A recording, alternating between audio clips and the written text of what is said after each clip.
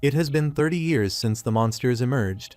But thanks to those who gained supernatural powers, they no longer pose a threat to humanity, paving the way for the rise of a new international sport, the Hunters League.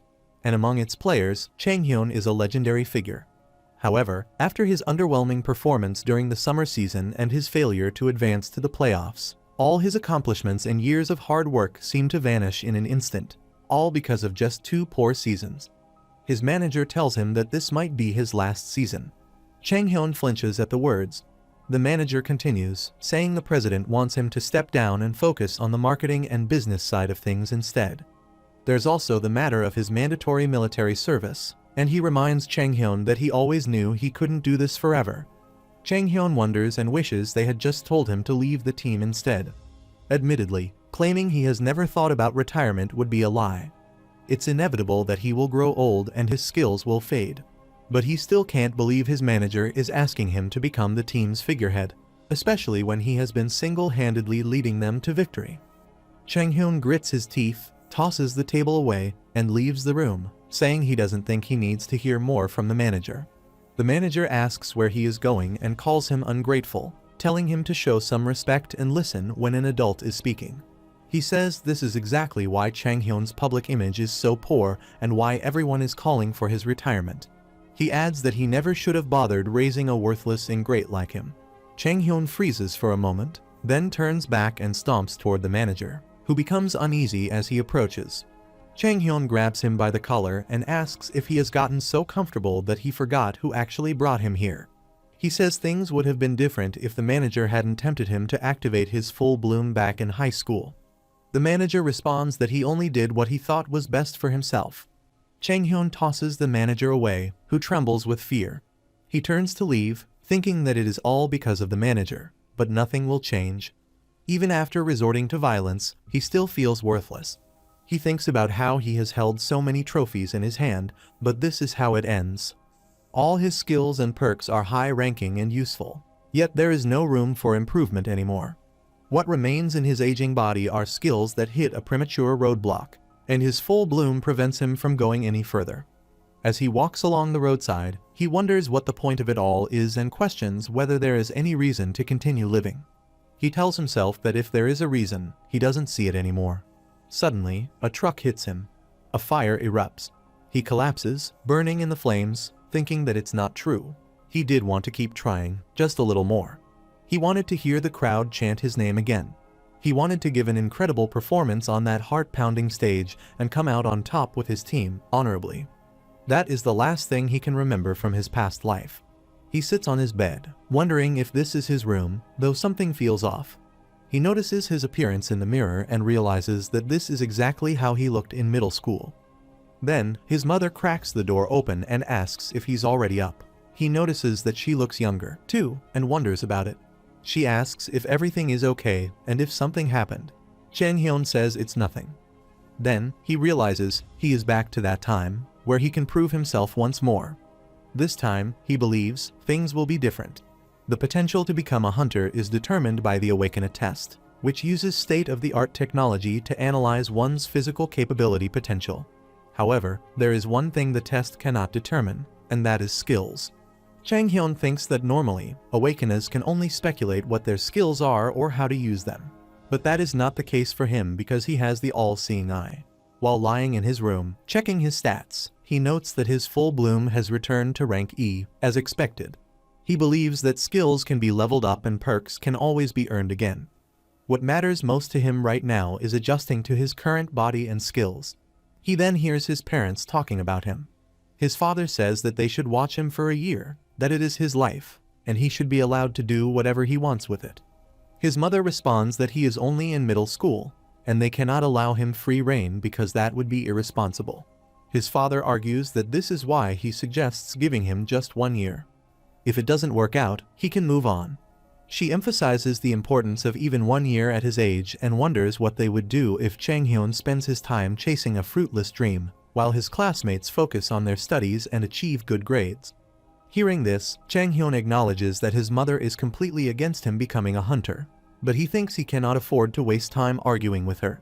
She adds that many things can change in just a year. Chang Hyun admits that she is right. Players can compete in dozens of matches in a year, gaining experience and improving their skills through each one. He believes that in his previous life, his full bloom would have been at least rank B if he had started just 1 year earlier, which alone would have made a big difference in how things turned out. He then comes out of his room and tells his mother that he does not need a year.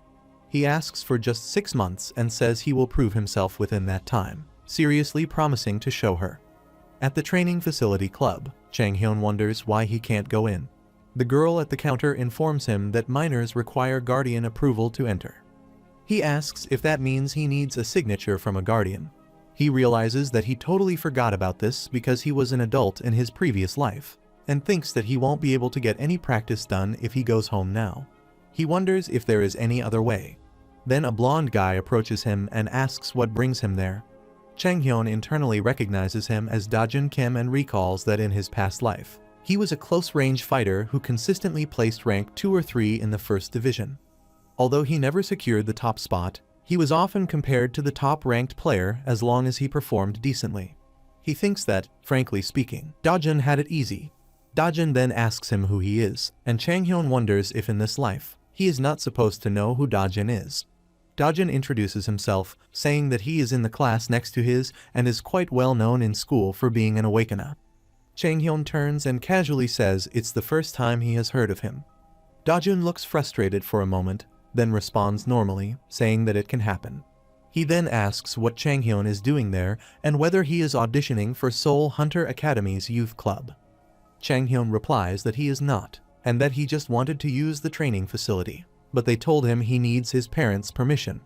Dajun offers to help, explaining that he is a member of the Academy's youth club and has free access, but in return, he wants to watch Chang Hyun practice.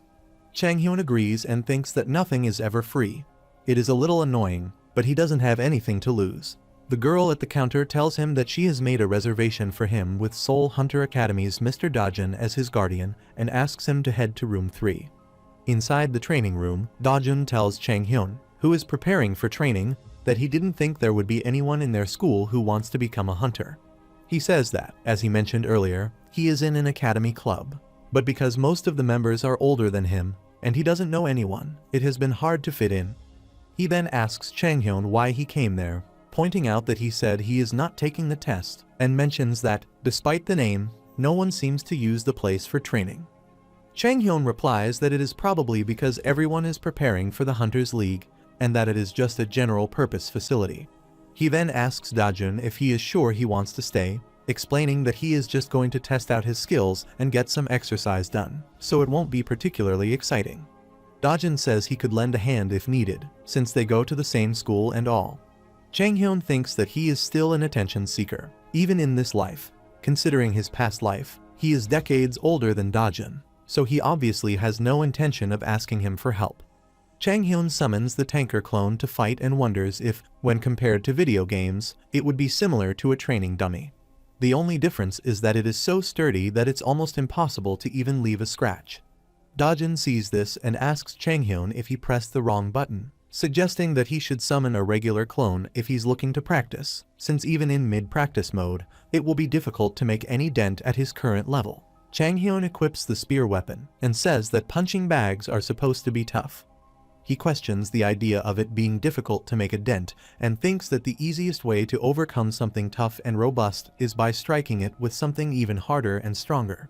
Though he isn't currently able to do that, he believes that doesn't mean he has no other options. He decides he needs to target its joints. As he does so, he realizes that he has good control over his body. He then uses his all-seeing eye to detect the joints and begins to charge at the clone, eventually defeating it. Dajun, surprised, thinks he didn't expect it to go that well and regrets not recording it. He then suggests that Chang Hyun must have set the clone's defense stats to the lowest, saying that a unique weapon would have been required to deal any damage otherwise. Chang Hyun wonders if Dajun is twisting what he saw because he couldn't make sense of it. Dajun admits that the moves were impressive and guesses Chang Hyun would pass the audition. He then asks if Chang Hyun has trained in sword fighting and says he also wants to give it a go before their team training session later. Chang Hyun tells him to go ahead and thinks that he doesn't need to explain anything. Dajun will see for himself when he tries it out. Later, Dajun, huffing as he fights the tanker clone, wonders if Chang Hyun did it just like that. He checks the system and sees that he has set its defense to the lowest as well, but still questions why the clone isn't taking any damage. He thinks he must have configured something wrong. His senior Jisoo comes over and asks if Dojin isn't going to greet his senior. Dojin turns back and bows in front of him, saying it's good to see him. Jisoo asks why he is hitting the tanker clone. Dojin scratches his head and says he is just warming up and getting some practice done. Jisoo laughs and mocks him, asking who the hell practices on a tanker clone to warm up, and says he won't be able to make a dent even at the lowest defense setting, telling him not to be silly. Meanwhile, while sitting on the train, Chang Hyun thinks that he is too weak. After Dojin leaves, he gets the chance to try out the monsters encountered in the Hunter's League or the AI Hunter hologram feature, which acts as a sparring partner, and comes to the conclusion that he is far too weak. His all-seeing eye is only at rank B, so he can't even deliver a powerful strike. His physical stats are only slightly higher than those of an average civilian who is in good shape. He thinks he needs to work on his physique if he wants more power. At least his full bloom is boosting his recovery speed. He believes that he can only overcome this by training, but he doesn't have enough time since the Hunter Center is only available to club members in the evening. And it's not like he can get permission from his parents every time he wants to train. He then starts looking at his phone and thinking that maybe he needs to find somewhere else that he can train alone. Then suddenly, Dojin calls him. He picks up the call, and Dojin asks if he is coming to train, and says he will buy him dinner if he wants to come. At the restaurant, Dojin is waiting for him. Chang Hyun comes there and says that he must have a lot of money. Dojin says that becoming a hunter is not feasible if one's family is not well off, as he is aware. Chang Hyun agrees and thinks that Awaken tests and the price of weapons are extremely costly. He wonders if Dojin is exactly the same as he was in his past life, as he always did whatever he could to get in the spotlight. He then asks why he would ask him to come and says he is sure he is not treating him to dinner because he thought he could not afford it himself. Dojin says he is right and that the dinner is just an excuse, and he wants to ask him a question. Chang Hyun calls the waiter for an order and asks Dojin if it is about the tanker clone.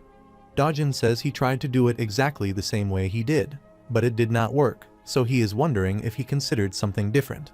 Then Dojin's eyes widen seeing Jisoo with his friends. As Chang Hyun turns back, he notices those guys wearing the same uniform as Dojin and wonders if they are his teammates. Jisoo is discussing that, as he is saying, the absolute baboon was hitting a tanker clone with a mithril sword. His friend asks if he was testing out the sturdiness of his sword. Jisoo says he was genuinely trying to break the tanker clone with it. He is at a loss for words, so he asks him why he is doing that, and apparently, he saw his friend do it.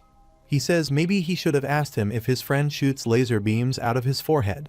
Hearing their conversation, Chang Hyun concludes that basically he was being a nuisance while Dojin was working hard, and he thinks he can't let that pass. He then loudly says to Dojin that the configuration for the tanker clone doesn't need to change, and that it is easy as long as one knows the tricks to it, and says it is still good for him for trying to figure it out. He says there are some guys out there who claim it is impossible just because they are incapable of doing it, and asks if no one in his academy knows how to do it, and if his friend over there paid his way in. Dojin, scared, tells Chang Hyun not to say that as he notices Jisoo coming toward them.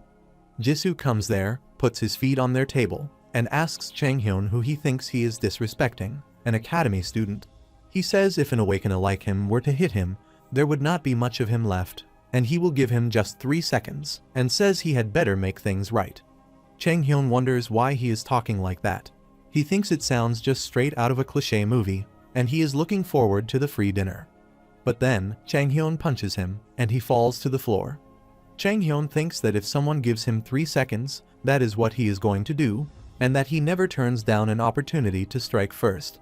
He then tells Jisoo that while he might be a senior to Dojin, to him, he is just a stranger, so he should not mess with him. Jisoo tries to punch him and asks what that was. Chang Hyun dodges and says that Jisoo had earlier claimed there wouldn't be much of him left if he got hit, but that is a big if. Jisoo, frustrated, begins to punch him again, but Chang Hyun dodges and punches him in the face. Jisoo staggers and says that Chang Hyun has really done it now, and starts awakening his aura. Chang Hyun wonders if Jisoo is really going to attack him, as his all-seeing eye is giving him a warning. He then leaps up as Jisoo's attack approaches, causing destruction on the floor with a gravity attack. Chang Hyun wonders if Jisoo is actually going to use a skill when there are civilians around. Jisoo gathers mana again and throws a strike at him. But Chang Hyun manages to dodge it and wonders why he was not going to go too hard on him. He then calls Jisoo's name and Jisoo mocks him, saying he is dead now, before throwing another attack. Chang Hyun jumps up and dodges it, and wonders that while he can dodge Jisoo's skill thanks to his all-seeing eye, he cannot close the distance. He then notices a plate close to him and throws it at Jisoo's face. Jisoo stops the plate with his skill, and it shatters into pieces mid-air. He mocks, asking whether Chang Hyun really thinks that would work against him. But then another plate hits him in the face. Chang Hyun continuously tosses plates at him, saying he should have dodged. He thinks that when someone uses a skill, they must wait before using it again. This is known as the skill going on cooldown. He notes that if a skill is used without considering the cooldown, the user will be left completely open to enemy attacks. Jisoo tries to block and realizes he can't use his skill. He shouts for Chang Hyun to stop with the tricks, but then suddenly wonders where he has gone. Chang Hyun appears and feints a hit to the head, but instead punches him in the stomach. Jisoo worries where the next blow will land, thinking it might be the stomach again, but then gets punched in the face. Chang Hyun then starts landing continuous blows to his face while sitting on top of him. As Chang Hyun looks around, he wonders what to do now. He isn't the one who wrecked the place, but he did hit first, and now Jisoo is the one on the ground while he remains unscathed. He mutters that Dajun and Jisoo's friends are gone too and wonders what he should do. Then he notices the police arriving and feels he has no other choice. He lifts Jisoo and lies on the floor instead. Jisoo ends up sitting atop him and begins to punch, but then notices that the police are approaching. He realizes that now he looks like the culprit. Meanwhile, Chang Hyun starts pretending to be the victim, pleading with him and saying not to be hurt anymore. The police instruct Jisoo to put his hands in the air and not resist. Chang Hyun thinks that it seems he has successfully deceived the police with his performance, as he is spared from any legal repercussions. He assumes Jisoo probably doesn't tell the truth either, since he wouldn't want to admit being defeated by a rookie. But even if he had, it would be obvious that he used gravity skills, which would have made him more liable either way. Later, Dajun says he gets an earful from the other team members, and there are rumors he might get kicked out. Chang Hyun nods and thinks that justice seems to have prevailed. As Chang Hyun begins practicing on the tanker clone again, Dajun asks if he is not going to take a break. Chang Hyun replies that he does not have time for breaks, then acquires his weapon and squeezes it, wondering how his full bloom grants him an awakened talent when he accomplishes a notable feat. In other words, he gains a new skill. He lands a hit on the tanker clone, and the system notifies him that when he announces the name of his skill or declares where he will strike before attacking, his power increases, and his words do not need to correspond with his actions. Chang Hyun wonders about this, thinking he does not expect what he did to Jisoo to be considered a feat, and that he has never seen this skill in his past life. He begins to leave, muttering that it is a perfect skill to make people think he is weird. At dinner, Chang Hyun's parents say he is going to try out for a hunter audition survival show. He replies that he will prove himself to both of them. He thinks that Hunters of the Next Generation, a television show dedicated to discovering and monitoring up-and-coming hunters, is finally open for registration.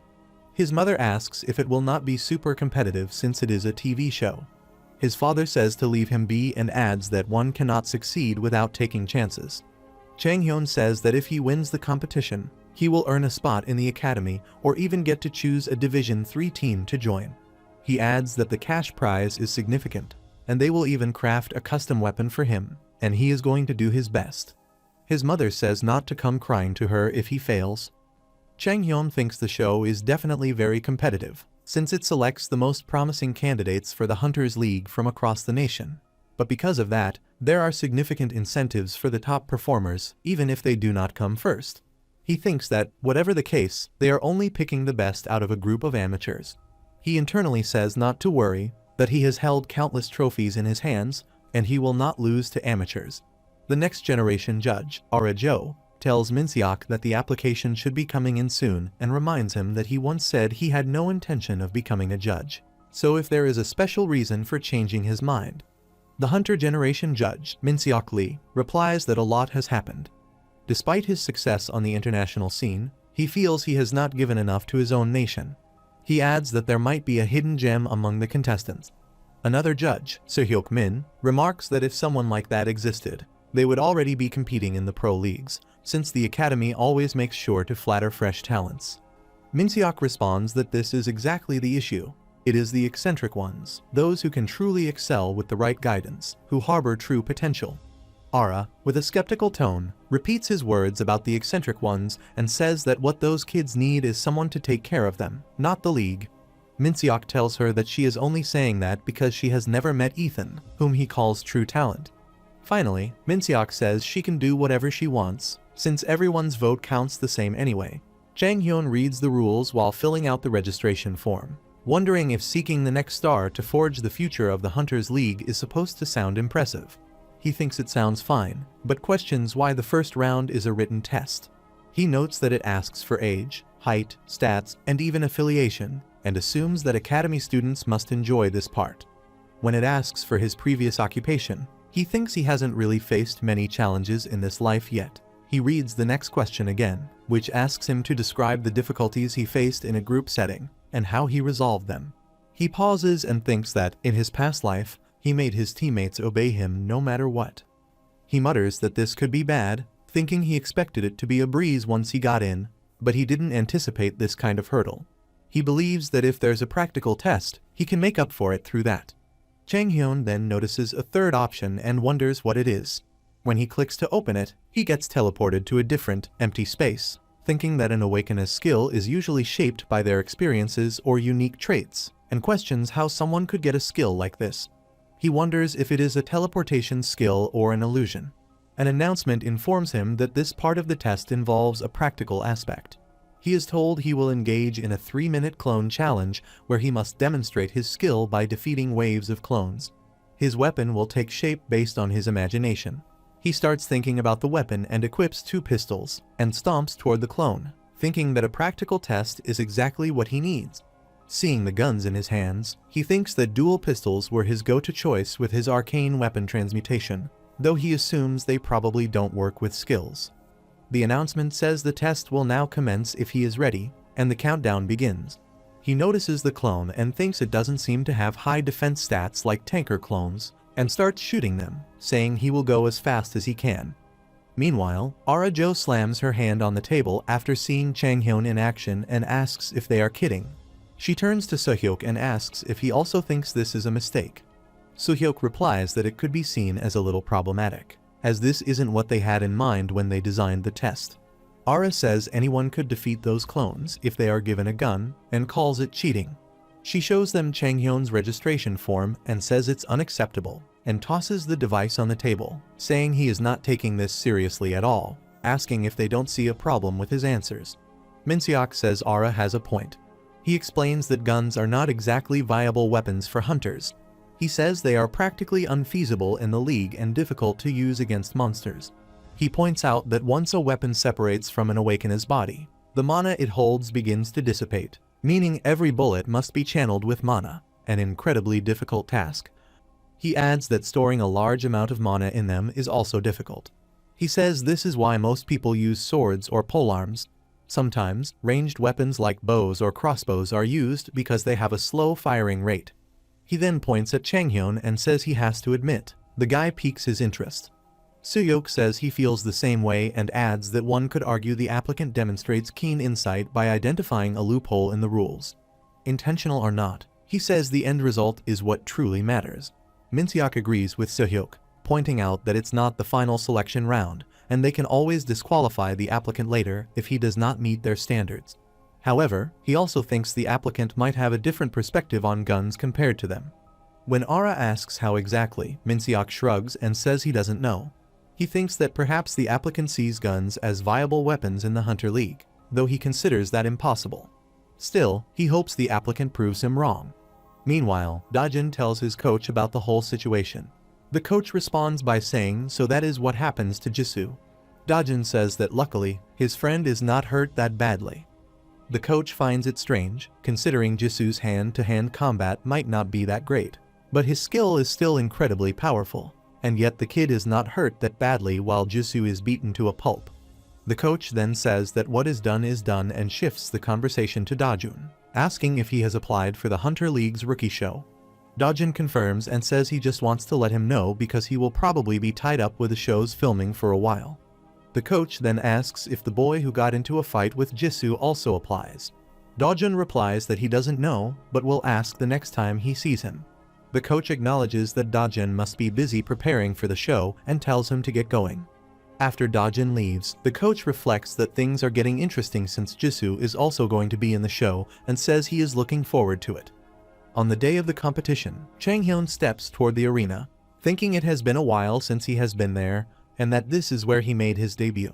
The Hunters League, he recalls, is split into 3 divisions. Division 1 takes place within a tower, while Divisions 2 and 3 occur in a virtual reality stadium. As he walks inside and sees the huge audience, he thinks he used to wonder why these stadiums were so big when hardly anyone used them. But now he supposes they are for occasions like this. He then notices the Hunters, the next generation qualifiers, Hangyul Yun, the girl Haiju Yu, and Min Seong Jang. He wonders how this show, which took place well before his debut, has so many familiar faces. He had not expected that, but there are actually quite a few, some promising people, too. He wonders who won last time, but tells himself it will be him this time. Dojin waves at him, and Chang-hyun sits beside him, asking how he has been. Dojin replies that he is fine and asks Chang-hyun the same, adding that he thought he would be in the hospital for quite some time. Chang-hyun thinks it probably looked like he got hurt quite badly, too. Dojin then whispers that Jisoo has been placed under probation and was given a 3-week prognosis for complete recovery. Chang-hyun glances back at Jisoo and asks Dojin how come he is here. Dojin says Jisoo has no choice. Apparently, pro teams have been on the lookout for talent among academy students, so Jisoo is going to make an impression on them. The announcer then appears and says there is always a need for new players, new faces, who will forge the future of the Hunters League. He welcomes everyone to Hunters, announcing that the making of a legend is starting now. He calls it the most spectacular show on Earth, where they shall discover the greatest wonder of the next generation. He adds that each participant present has outshone the countless awakeners across the nation, overcoming a mere 2% acceptance rate to represent the new era of Korea's Hunters, and asks the audience to join him in a round of applause. He then introduces the 3 judges, Ara Jo, a powerhouse in Korea's Hunter League with 3 national leagues to her name, Min Seok Lee, Korea's finest on the global stage and runner-up of the World Series Hunters League, and Soo-hyuk Min, a distinguished figure among Korea's national players. The audience wonders if that is really Min Seok Lee, thinking they believed he was busy competing in an overseas league. Chang-hyun also wonders about the judges, thinking that those are some big names, they are on par with who he used to be, although he does not think he would have lost to either of them. The announcer concludes by saying the contestants will undertake the challenges laid out by the judges, and the individual who secures the top spot will receive 500 million won and a custom-made weapon from the Mora's workshop. Chang-hyun hears about Mora's workshop and wonders about it. He knows that even their standard items are worth hundreds of millions of won, with custom-made weapons reserved only for those deemed worthy. He can't believe they are offering such a prize and thinks he might regain the strength of his past life sooner than expected. Judge Ara Jo begins explaining the first mission. She says that the 100 hunters present have outshone 4,350 other applicants to earn their places. However, she states that there are still far too many of them. She adds that they want a real hunter, so the first mission will be a survival game, taking place in a dungeon where real hunters once fought. She instructs that they must survive until only 20 contestants remain in the land of the lost souls. She also mentions that the top 5 contestants with the most eliminations will receive an advantage in the next stage. She then announces the beginning of the mission. Chang-hyun, excited, says that it is finally starting. Then, the players are teleported to the land of the lost souls. As he observes his surroundings, Chang-hyun wonders about the place, recognizing it as the one once used for the finals in his past life. He knows the area thoroughly, the dungeon's mechanics, ecology, and even the secret dungeon. He smirks and mutters to himself, wondering how he should proceed. Meanwhile, Ara thinks that Chang-hyun won't be able to loophole his way through this. She recalls how he passed the qualifiers without demonstrating proper skill. While some might say it's a testament to his intellect, she doesn't believe it. She reflects that in survival games, essential skills such as combat prowess, adaptability, reconnaissance, and survival ability become evident, and a phony won't stand a chance. She reminds herself not to underestimate the Hunters League. Sehyuk turns to Minseok and comments that the overall skill level of this batch is quite impressive. Minseok agrees and says it looks like Aura prepared something interesting, and it's a great way to eliminate hunters who lack experience or essential skills. Suddenly, the system starts beeping. Sehyuk says there might be a problem and notes that one of the contestants is leaving the stage area. He then instructs them to show what is going on there. Changhyun stands outside a gate. Aura wonders how he knows about that place. That is where the artifact of the Land of the Lost Souls is hidden. Artifacts, treasures hidden in dungeons, come in various shapes and forms. At times, simply obtaining the artifact can guarantee victory. She grits her teeth, thinking that this dungeon has not been used as a stage yet, so it should be unknown even to Division 1 players, let alone ordinary people. He should not have any way of knowing about this place. Minseok quietly asks Aura if she knows what is going on. He says that if this is a mistake, they need to get it sorted, so she needs to tell them now. She replies that it is not a mistake. The virtual reality is modeled after a real dungeon, and Changhyun is accessing a hidden area. It is unknown to everyone, even players of the Hunters League, which is why it is not showing on the map. Minseok says that she is telling him the virtual reality reproduces an existing dungeon, including its hidden area, which a contestant is now entering. He asks what is inside the secret dungeon. She answers that it is the Ether, an artifact so powerful that it is prohibited within the Hunters League. Minseok asks if they can remove the artifact. She says, not without stopping the match. Since it is virtual reality, they will not be able to bring it outside with him, but he will be able to use it in this match. Minseok says that for such a powerful artifact, there must be a keeper. Keepers are monsters that protect artifacts. The more powerful the artifact, the stronger the keeper. She nods and says he is right, and she will check.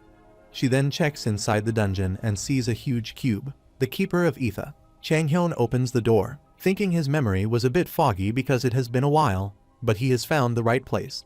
He believes that if he defeats the keeper and obtains the Ether, this round will be a piece of cake. He goes inside and finds the huge cube. A laser blast force from the cube emerges and hits toward him, but he manages to retreat, thinking he might have been eliminated if he hadn't faced it before. He identifies the cube as an advanced technological relic discovered in the ruins of a tower. He recalls that he once defeated it in the finals of a league to obtain the Ether and clinch the victory. Because he discovered it mid-match, he was able to use it even though it is otherwise banned. He equips his arcane weapon, transmutation, and smirks, guessing the same rule applies this time, too. He moves toward the cube and begins to strike it, managing to take out a piece. Suddenly, he loses his balance but manages to hold on and hit the ground. He thinks he got one. A monster-type keeper would be difficult to defeat with his current stats, but since the cube is a machine engineered to guard ancient relics, he believes it can be dealt with as long as the attack pattern is known. Then the cube boxes transform into two hands and begin to crash together. He retreats, thinking it was pretty close even though he knew it was coming. He smirks and says he didn't miss his chance. As the cubes start cracking and crumbling into pieces, he thinks that just before dodging the attack, he had thrown the broken fragment into its hands. No matter how sturdy the cube is, since it was a piece of its own body that is just as strong, it was only natural that it would break. He holds a piece, thinking again that it was only natural for it to break. He then moves forward, saying it is time to get the Ether. He finds the treasure there, which glimmers with shine. He opens it and says it has been a while since he last saw the Ether. Even if it is not the real deal, all is going according to plan. He then begins to equip it on his weapon. The system informs him that he may use his mana to conjure a replica of the Ether. He wonders if it is what he thinks it is. It is considered defeating the Keeper of the Feet, granting him another skill. He then grabs the arcane weapon, the transmutation gun, and says it's time to try this out. After using it, he happily thinks that he might be able to use his gun earlier than expected with this. The reason he could use guns in his past life was because of his extremely vast mana reserve, which allowed him to spray bullets made of mana. He has not activated his full bloom yet, so he doesn't have as much mana as he used to. However, he thinks he might just be able to pull it off with the Ether. Seeing the bullet marks on the wall, he notes that it's good enough for suppressive fire, though it will be tough to land his shots with this, but he can work with that. The judges observe him. Aura remarks that he's using guns again. Minseok asks if that's how he's planning to use the ether. But then he pauses, questioning how Changhyun managed to dodge the laser blast. Suhyok adds that he wants to know that too, noting that the cube isn't a living entity, so it likely moves in a pattern, but wonders what the chances are that Changhyun knows it. Ara says it's not possible even for pro hunters like them, so there's no way a contestant would know it. She speculates that it's more likely he has a skill, like clairvoyance, that can predict an opponent's moves.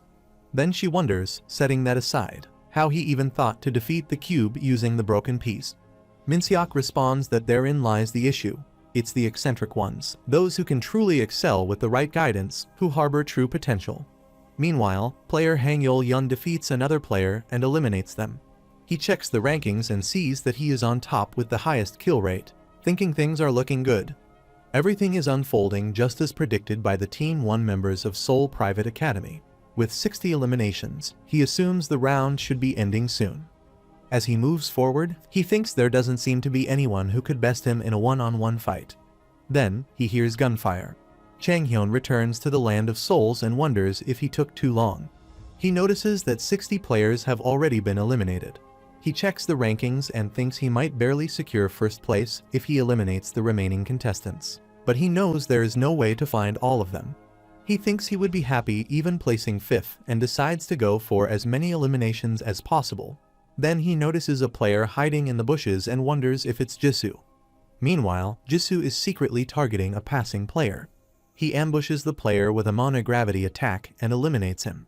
Changhyun approaches and taps him on the shoulder, asking how he has been. Jisoo looks scared upon seeing him and falls to the ground. Changhyun says he has a little problem and was hoping Jisoo could help. Jisoo springs and asks if he's kidding. Changhyun slides closer and says he came to ask for help, and asks if Jisoo isn't being a little rude. Jisoo gathers mana and throws Changhyun away. Changhyun stands and thinks that if he can make Jisoo use that skill over a wide area, but with reduced power, he could swoop in and take all the kills. He notes that Jisoo doesn't seem willing to help. He then leaps toward him, thinking he can change his mind, and starts punching him. After taking many blows, Jisoo stops him and asks what he wants. Changhyun says they should work together. Jisoo glares at him and says he is not going to do anything with him. Changhyun equips his pistol and shoots at Jisoo's leg, but Jisoo dodges by moving his leg aside. Changhyun puts the gun to Jisoo's head and says he will have to eliminate him unless he helps and stays alive. Jisoo, scared, asks what he wants him to do. Meanwhile, 2 players are fighting nearby, but a sudden monogravity attack hits them, and both are eliminated. Changhyun fires his gun into the air, cheering over the double kill. As they are eliminating players, someone spies on them and throws a sword from behind. But they suddenly notice it, and Jisoo uses his gravity to stop the sword midair. Changhyun says it seems like the gun was a bit too loud, and they've attracted a lot of guests. Then, Hangyul comes out with 3 other players. Meanwhile, since the Hunters League is a team sport, not every player is naturally built for offense. Despite Jisoo ranking 3rd with 8 eliminations, gravity is most effective as a support skill on the battlefield. Suhyok says Jisoo was doing quite well until Changhyun put an end to his streak. Ara says she doesn't think so.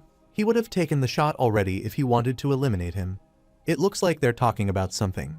She wonders if he's thinking of using Jisoo as a supporter. Minseok says perhaps, but questions how Changhyun found the right person for the task, since it doesn't look like they've met before. He wonders if Changhyun has a skill that can determine others' abilities, then tells himself he might be overthinking it. Suhyok says he thinks they would make a great duo. Jisoo could pin enemies with gravity while Changhyun finishes them off with his ether gun. It sounds great on paper. Minseok smiles and says he wouldn't be so sure about that. Their opponent doesn't look like someone who will be defeated so easily. Changhyun thinks about what the simplest method to gain the upper hand in combat is to outnumber the opponent. He has Jisoo on his side, who can use gravity skills, but since Jisoo is only a support, no matter how hard they try, they continuously fail to win against them. He smiles, thinking that this is probably what they are assuming. Hangyul throws a sword at him again. He leaps up into the air and dodges it, saying he hasn't felt like this in a long time, and that it must be the first time for Hangyul. Hangyul equips his sword and says he doesn't know what Changhyun has done, but he has gotten his hands on quite an unusual weapon, which is why he plans to take him down. He throws the sword again, saying no hard feelings. Chang Hyun shoots at the sword, thinking it is good. In his previous life, Hangyul was able to control multiple swords with sword telekinesis, but right now, he cannot. As he keeps shooting at him, he thinks it will be tough for Hangyul to defend himself from a volley of bullets. Hangyul immediately takes cover behind a tree. Chang Hyun says he can't say he has seen him use such a strategy before. Then a player begins to attack him with a sword, which he barely dodges, and he is about to shoot him, saying that the opponent, on the other hand, has a lot to learn. If someone comes that close to an opponent with a gun, there is no way the shot will miss. Then, Hangyul's sword comes at him again. He's running, using his all-seeing eye, and detects the hiding player, thinking he'll take out the rest while Hangyul is on the defensive. He leaps up, starts shooting at the hiding player, and eliminates them.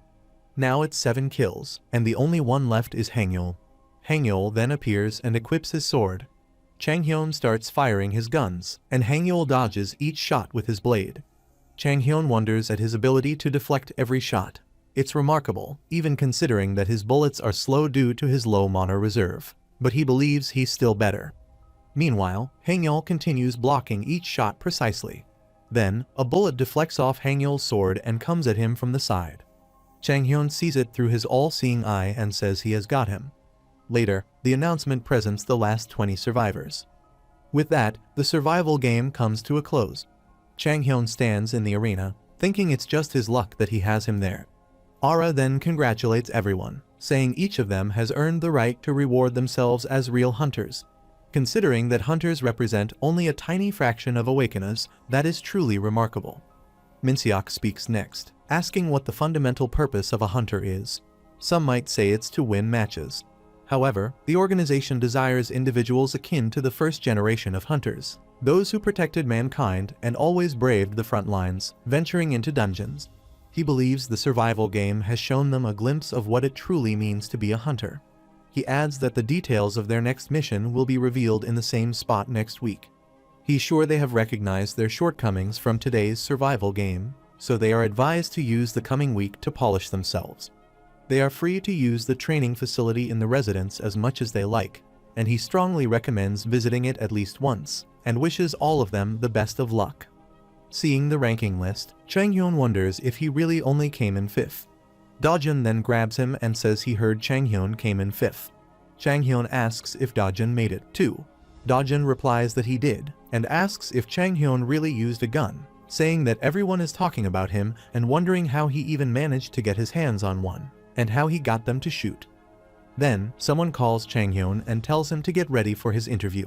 Later in the interview, the host asks Chang Hyun why he decided to join Hunters of the Next Generation. Chang Hyun replies that he thought there was no better candidate than himself.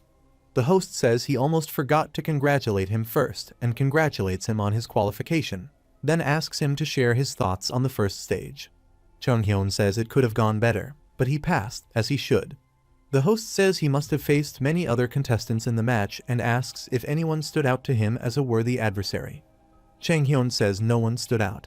He worries a little about Hangyul, but says he wouldn't go as far as to declare him his rival.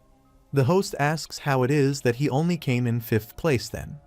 Chang Hyun says it's not fun if he dominates the show from the start. The recorder and host wonder what kind of kid he is. Later, while eating, Dojun seems exhausted, and Chang Hyun asks what's wrong. Dojun says the interview was a pain and that answering their questions was exhausting. Chang Hyun asks what they asked him. Dojun says they kept trying to compare him with Jisoo, and that it made him feel uncomfortable. Chang Hyun thinks it's probably because Jisoo always harasses him, and Dojun cannot speak ill of his senior either, though Chang Hyun knows he can't say the same about his own past. Dojun says he told them that his rival is not Jisoo but Chang Hyun. Chang Hyun thinks that's even worse, and that Dojun should have just said it was Jisoo. Dojun then asks what they asked Chang Hyun. Chang Hyun says they asked the usual questions, like who he thought was going to win. Dojun asks what he answered. Chang Hyun says, of course, himself. Dojun says he thinks he mentioned either Hangyul or Hyeju, and that while Chang Hyun is good, those two are on another level, even among the members of the Academy's Team 1. He asks if Chang Hyun has seen them, saying they're like the aces of the team and could probably play in the professional leagues. He says Chang Hyun would think the same if he had seen them in action at the Academy. Chang Hyun seems disappointed and asks if that's how Dajun has been thinking all this time, if he thinks they are on a different level than him. He then grabs his plate and says that if Dajun holds on to that kind of mindset, he will never accomplish anything, so he had better snap out of it. He tells him he is going to go practice first and to take his time. While leaving, he thinks that maybe he was too harsh on the kid, but it needed to be said. He believes talent is more or less the same across the board, except for a very select few. He thinks those who excel above all others are the ones who have their eyes fixed firmly on the summit, and that it's unhelpful to believe one is less capable than others, especially at Dajun's age. Then a player calls him and says his name is Han Jin. He says he heard he fought Hangul in the first round and asks how it was, whether he found him tough, and adds that he used to spar with Hangul all the time at the academy but never managed to beat him even once, then asks for his name. Chang Hyun hesitantly introduces himself and asks what he wants. Han Jin says Hangul was seething after the survival game ended. Hangul tells Han not to say anything unnecessary, grabs him by the shirt, drags him away, and apologizes to Chang Hyun on his behalf. Chang Hyun seems confused, rubs his head, and thinks he has no idea what just happened. He hears that both of them are from the academy and that they look like they get along well. He then checks their stats through his all-seeing eyes and thinks that because his full bloom is not activated, some of their stats surpass his by 50%, and even double in some cases. He thinks he managed to gain the upper hand in the survival game thanks to the Etha, but the next round might not be so easy. Meanwhile, the competition begins airing on television. The announcer says Hunters of the Next Generation, the dream stage for aspiring professional hunters, begins now. At the application screening, Judge Soo-hyuk says this is the boy from Seoul Private Academy. Ara says he's the cream of the crop in this batch. In his interview, Hangul says that becoming a hunter has always been his dream since childhood. However, it has not been easy for him. He failed the entrance exam to Seoul Private Academy twice. Nonetheless, he did not give up and turned his failures into learning opportunities. He says he realized that hard work always pays off and that he also learned how to assess and improve himself. That is why he firmly believes that resistance and an unshakable resolve are the keys to overcoming these challenges. Chang Hyun approaches Dajun, who is watching Hangul's interview, and asks if it has already begun. Dajun says yes and adds that he didn't think the show would start airing so soon. But technology has really advanced these days. It hasn't even been that long since the survival game ended. Chang Hyun asks how the reviews are. Dajun says they seem pretty good. A lot of people are saying Hangul's responses are too stiff and boring, but they appreciate his modesty. Then the host says that, on the other hand, another contestant opted for less traditional responses. Chang Hyun says it's him. Chang Hyun switches off the interview and says that it is enough, and they should get back to practice. Dajun replies that they haven't even gotten to the survival game part yet. Chang Hyun tells him to watch the rerun later. Dajun then asks why he is only training his legs. Chang Hyun asks what he thinks his role is, and Dajun guesses that he is a ranged fighter. Chang Hyun then asks what he thinks is the most important trait for a ranged fighter. Dajun answers high damage output, and Chang Hyun adds mobility. He explains that from the survival game, it can be seen that Hangul and the other elite melee fighters possess either exceptional mobility or a ranged attack option, which poses a threat to ranged fighters. That, he says, is why his mobility needs to be similar to, if not better than, a melee fighter. Dajun says that it is a fascinating take. Then an old man, Juntaek Lee, interrupts and says that contrary to Chang Hyun's statement, there are no real strategies that focus on taking down the enemy's ranged fighter in the Korean Hunters League, and asks for his thoughts on that. Chang Hyun wonders who he is, thinking he must not be an ordinary geezer since he has access to this facility. Chang Hyun says that while that has been true so far, if one looks at how teams play against Britain's EK or France's ALD, it becomes clear that they always prioritize their ranged fighters first. In other words, he says, it depends entirely on the ranged fighter one is up against, and that is more than enough reason for him to work on his legs. The old man then says that Chang Hyun is claiming his skill as a ranged fighter will make him a priority target for enemy melee fighters. He laughs and says that it is bold and very interesting, but also notes that overconfidence is among the primary reasons for failure. He turns back and says to take it as a system based on his years of experience, and that he will keep an eye on him. Dajun asks what that was about and who he was. Chang Hyun says that he doesn't know, but the man said he would keep an eye on him, so he guesses he will just prove himself to him. In the office of the chairman of the Hunter Association, Juntaek Lee, his manager asks if something is troubling him.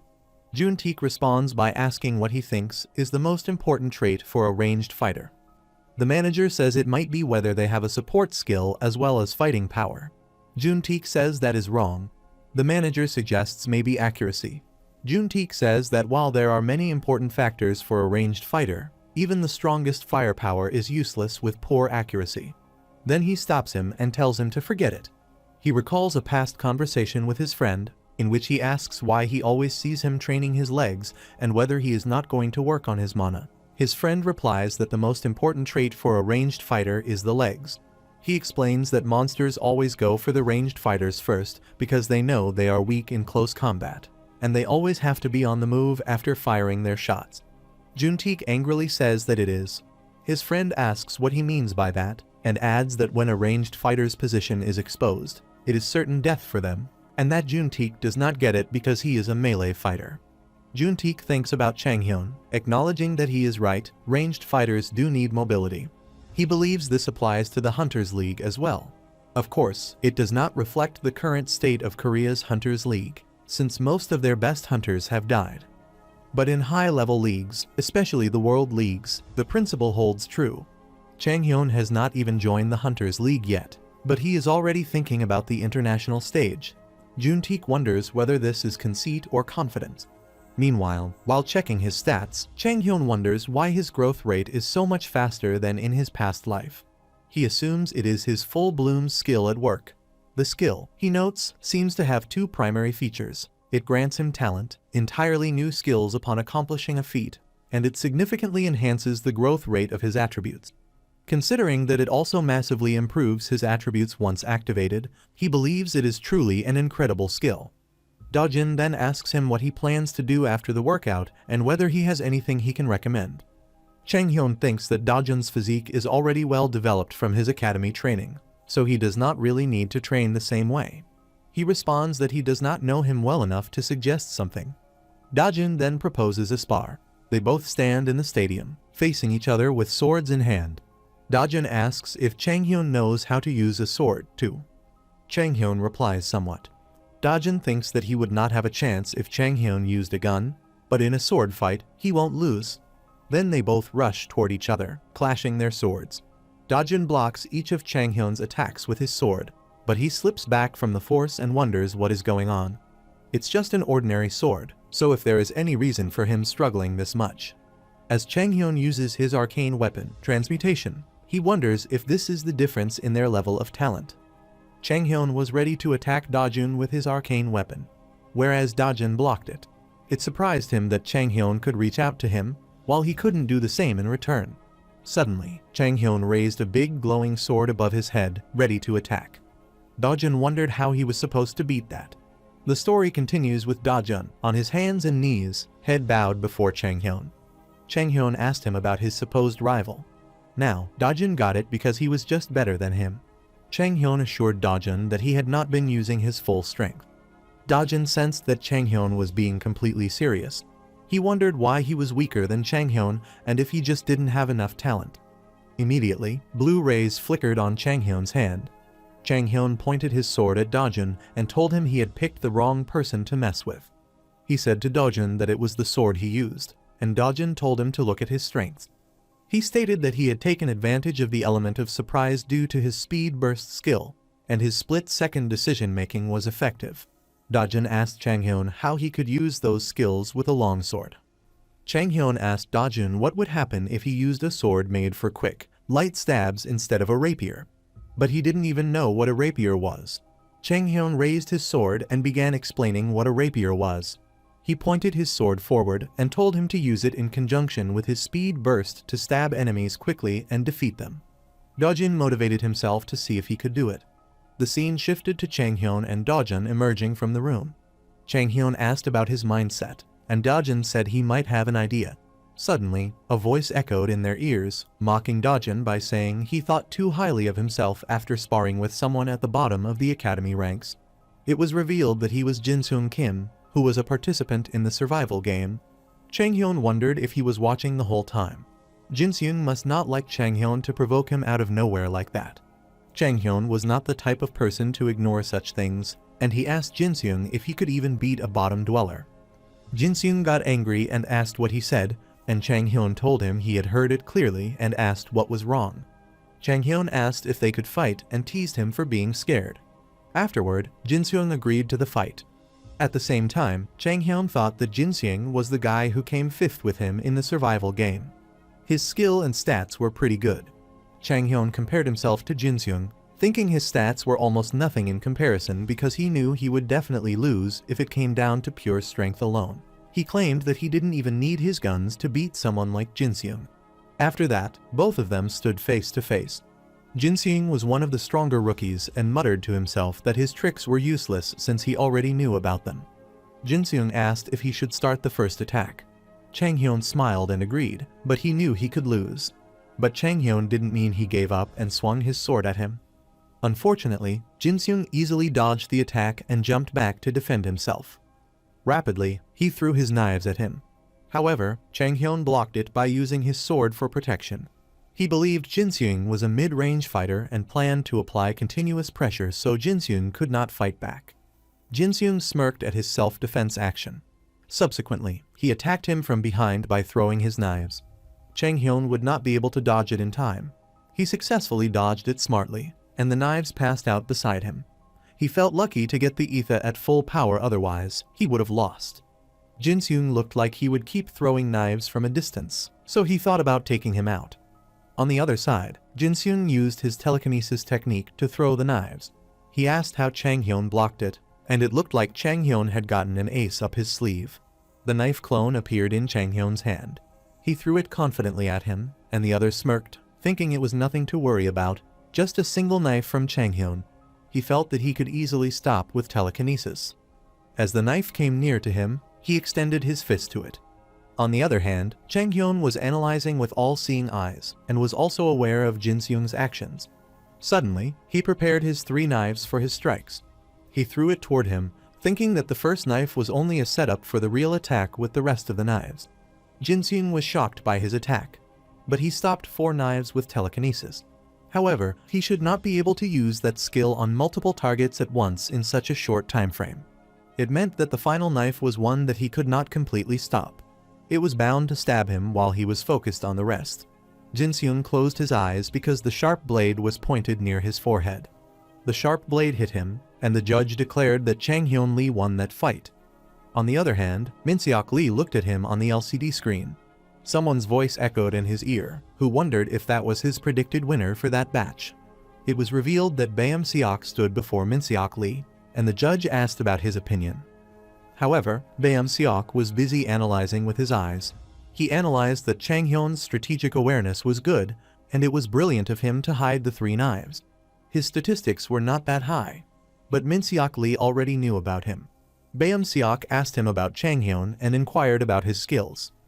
Baem-seok added that there was no way Chang Hyun could have pulled off that strategy if he did not already know of his opponent's telekinesis. He guessed Chang Hyun had something like the Eye of Analysis as compared to the first-generation hunter, Seung Uk Kim. The Eye of Analysis was a beneficial and rare skill known to have been possessed by only 2 individuals. Baem-seok asked the judge if Chang Hyun was getting too much credit just for guessing his opponent's move, but the judge said people might be underestimating him. He revealed that Chang Hyun was aware of the location of the hidden dungeon during the survival game. Chang Hyun had only targeted the clone's integrated circuits on the preliminary ground. Min-seok Lee believed that if Chang Hyun debuted in the Division 1 League, people would say he was the reincarnation of the legend himself, Seung Uk Kim. He asked Baem-seok if he didn't want him, and Baem-seok said he did.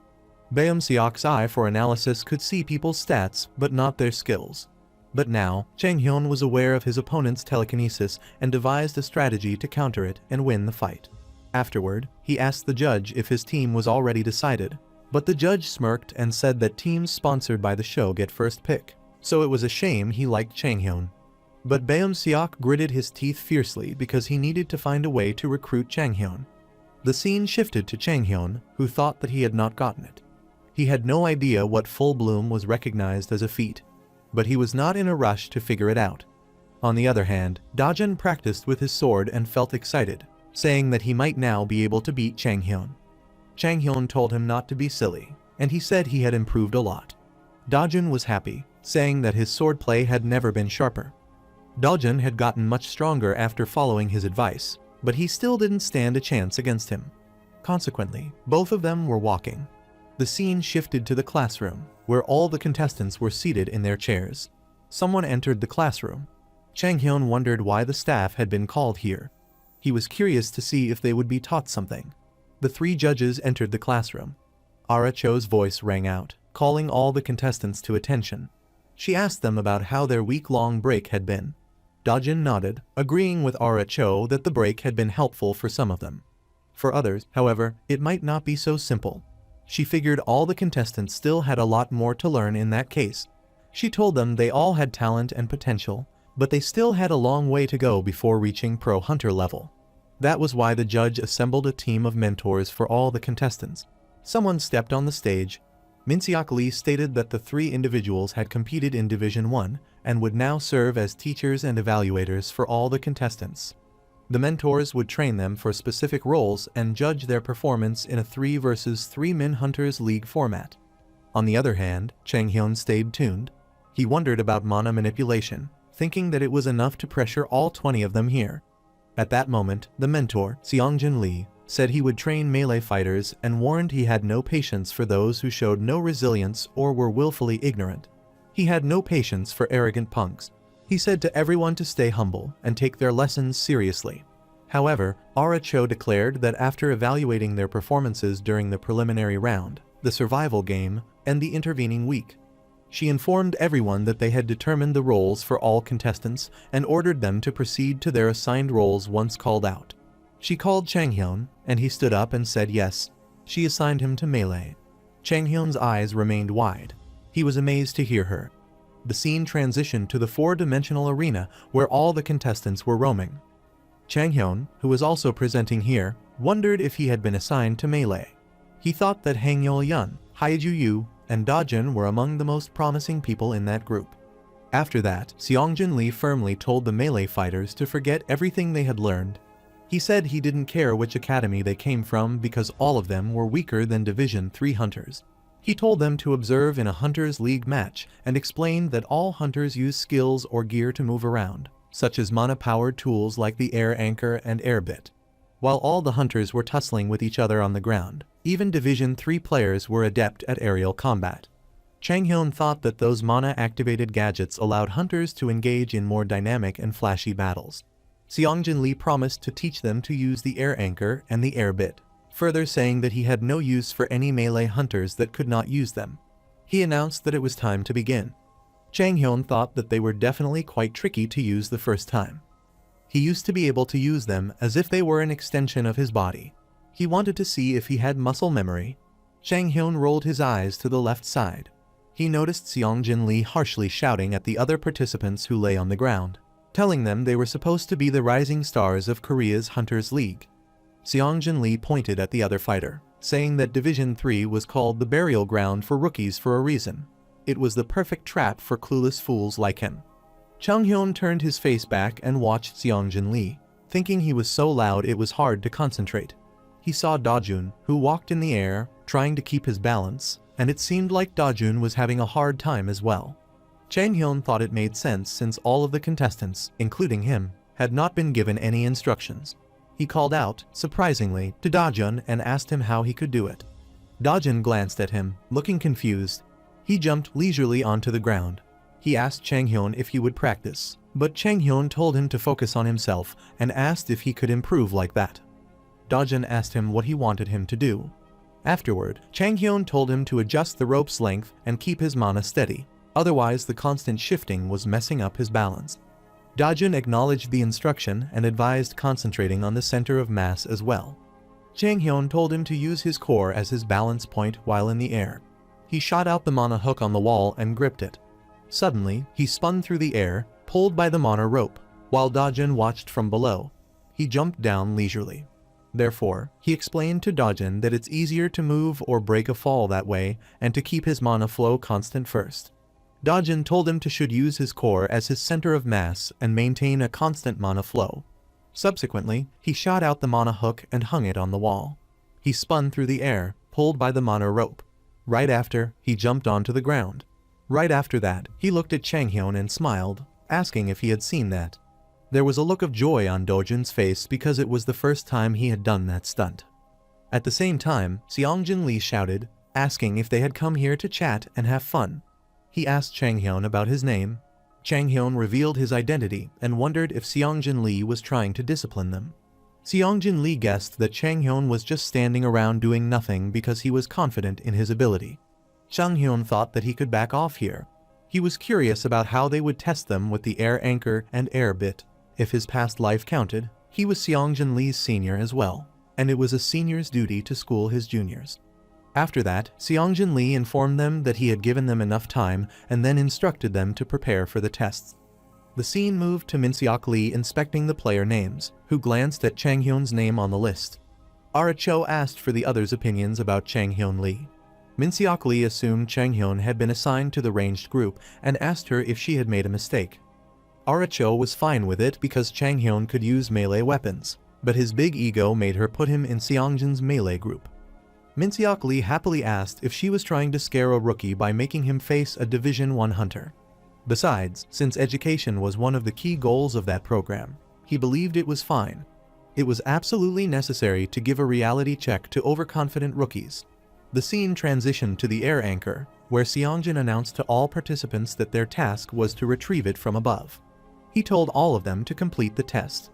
He hoped that Changhyun, who felt confident enough to laze about, would prove himself.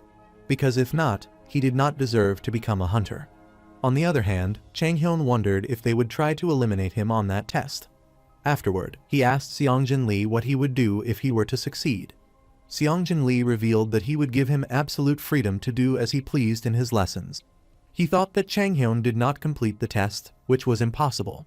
Subsequently, the air anchor sat 100 meters above ground. An impossible height for someone using the air anchor for the first time. Even intermediate users could not reach that high. At the same time, two contestants were hanging from glowing ropes and struggling upward on the air anchor, while Seongjin watched from below. But Seongjin Lee felt something had happened. He saw Hangyul, who confidently jumped onto the wall using his telekinesis skill.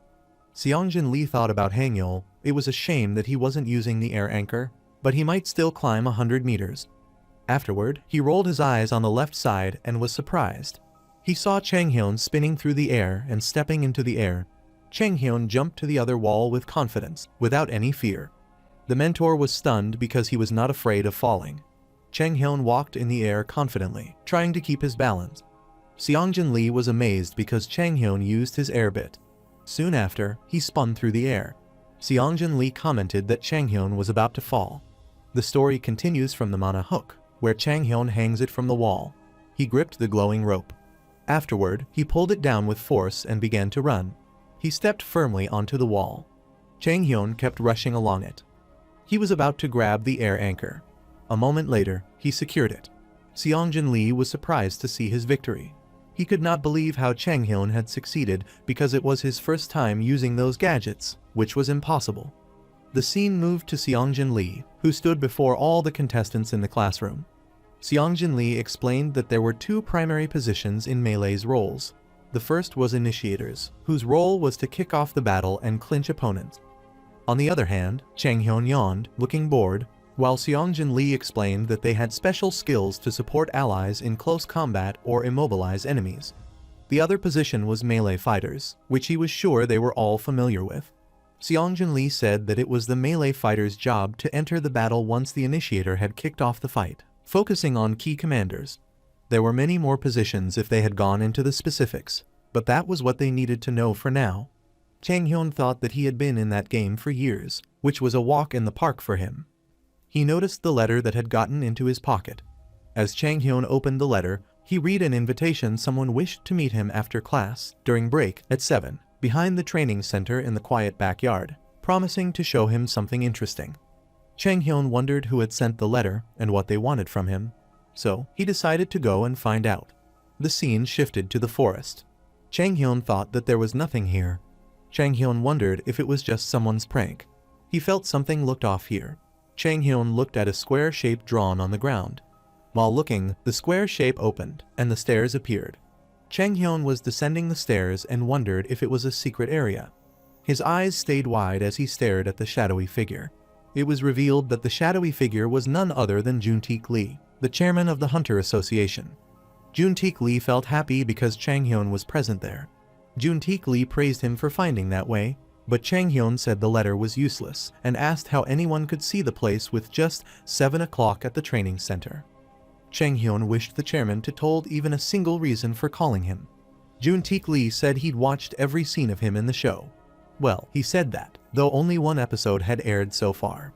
Juntaek Lee muttered that it was not all that he saw of Chang Hyun. He saw Chang Hyun in training, where he demonstrated incredible mobility and observational skills, as Chang Hyun had captured his interest. Juntaek Lee said he had tried to guess who would win the show. Chang Hyun asked him if he thought that would be him. Juntaek Lee said yes because he believed Chang Hyun would climb to the Division 1 league and perhaps even higher. Chang Hyun asked what Juntaek Lee wanted to show him, saying he had mentioned something interesting. Juntaek Lee nodded, agreeing that he had said that. He raised his hand and analyzed something. The door opened with his hand. As the door opened, there were collections of tier weapons and specialized mana equipment. Chang Hyun asked him why he was showing these to him. Juntaek Lee asked him if he wanted these collections. At the same time, Chang Hyun thought that he wanted these weapons obviously because he had used them in his past life. Caliburn was an incredible sword that Chang Hyun got to use in an exhibition match. As a prize, it felt terrific to wield. It was pretty extraordinary when it turned into a gun as well. Juntaek Lee asked for permission to borrow one of these weapons if he liked. Chang Hyun realized that if he knew the price of these weapons, they'd be worth much more than the one he'd get from the famous Mora's workshop. Chang Hyun smiled, saying that they had just weapons at the end of the day. He told Juntaek Lee to stop beating around the bush now and asked him what he wanted from him. Juntaek Lee nodded lightly. He thought people tended to butter him up once they learned he was a first-generation hunter and the chairman of the Hunter Association. But Chang Hyun was trying to get ahead of Juntaek Lee. Now, that was something he didn't see every day. He told Chang Hyun to join the Hunter Association not as staff, but as a hunter, adding that if Chang Hyun did, he would let him borrow any of the weapons here. Chang Hyun asked what he'd gain from it, and Juntaek Lee asked if he didn't know what it meant to join the Hunter Association. Chang Hyun said he knew what it meant to join the Hunter Association, but didn't see how it was worth it for him. If that were all they had to offer, he'd take his leave, adding that the following program was starting soon. As Chang Hyun was leaving, Juntaek Lee told him he might be overestimating himself and asked if he knew how many young talents had shone in Division 2 and 3 but never made it past that. But Chang Hyun refused, saying he wasn't interested in learning. He said the only thing that mattered to him was whether he could do it or not. He appreciated Juntaek Lee for showing him those things. After saying that, he left and climbed the stairs to get away from the place. Juntaek Lee was surprised. The scene moved to Dojun, who stood in front of Chang Hyun and asked where he'd been, saying he was worried he wouldn't make it back in time. Chang Hyun assured him he wasn't irresponsible, but Dojun said he always made him nervous, especially with incidents like the one involving Mentor Seongjin. Chang Hyun told him that they would not disqualify them for being late, and the show must go on, after all. Dojun asked him about where he had gone, and Chang Hyun told him that he had gone to an older man who wanted to see him. Chang Hyun decided to take Juntaek Lee's offer. But Chang Hyun would manage just fine without those weapons, given his extensive experience from his past life. He would receive a custom-made weapon from the Mora's workshop when he won the show anyway. He was going to wait until he was worth more before he played his hand. And if things did not work out, Chang Hyun could make his team. The story continues with Ara Cho announcing that it was time for the contestants to apply what they had learned in 3 versus 3 battles set in the aerial urban combat zone. Winning teams would move on, while losing teams would be disqualified. She added that the winners would get a special reward, a mana flow stone, to raise the stakes. Chang Hyun felt excited when he heard about the mana flow stone. It boosted both the amount and strength of mana, exactly what he needed to use Etha and new skills. Chang Hyun had to win that round. Min Seok Lee said this round marked the start of the real qualifiers, which would be broadcast live, and they were already on air. Ara Cho said their class results would decide the team draft order. The top scorer would pick their team first. Min Seok Lee said they'd meet again once the 3 versus 3 battles began and told them to head to the waiting room to choose their teams. Subsequently, a bright light flashed across the screen.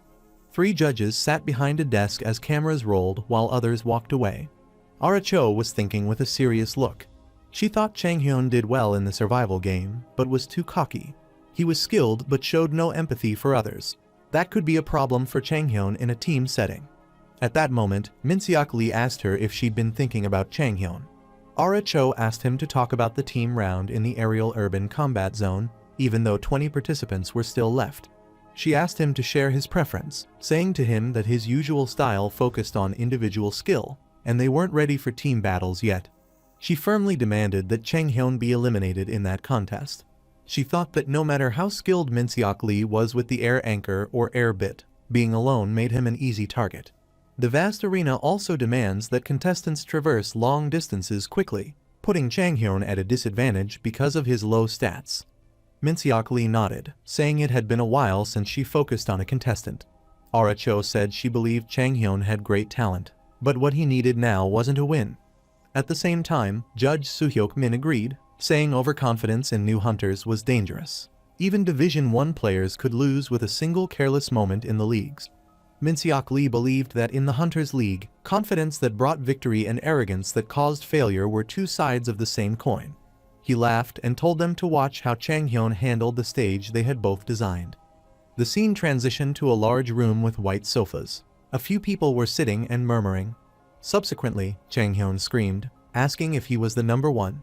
The guy in front of him nodded and said that since he had the highest overall scores, he would pick his 2 teammates first. Chang Hyun understood it and smirked. The scene shifted to Jin-seung and Jisoo standing together. Afterward, Chang Hyun felt excited and told them both to try their best. But Jin-seung shouted, asking why Chang Hyun chose him and if he was messing with him. Chang Hyun thought that Jin-seung looked like the prideful type.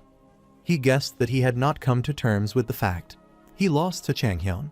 Jisoo would behave since he had already established his dominance over him. He thought Jisoo was just a kid, and he knew how to handle him, and he told them he planned to take the top spot in that round. He pointed at them, saying he believed in their ability.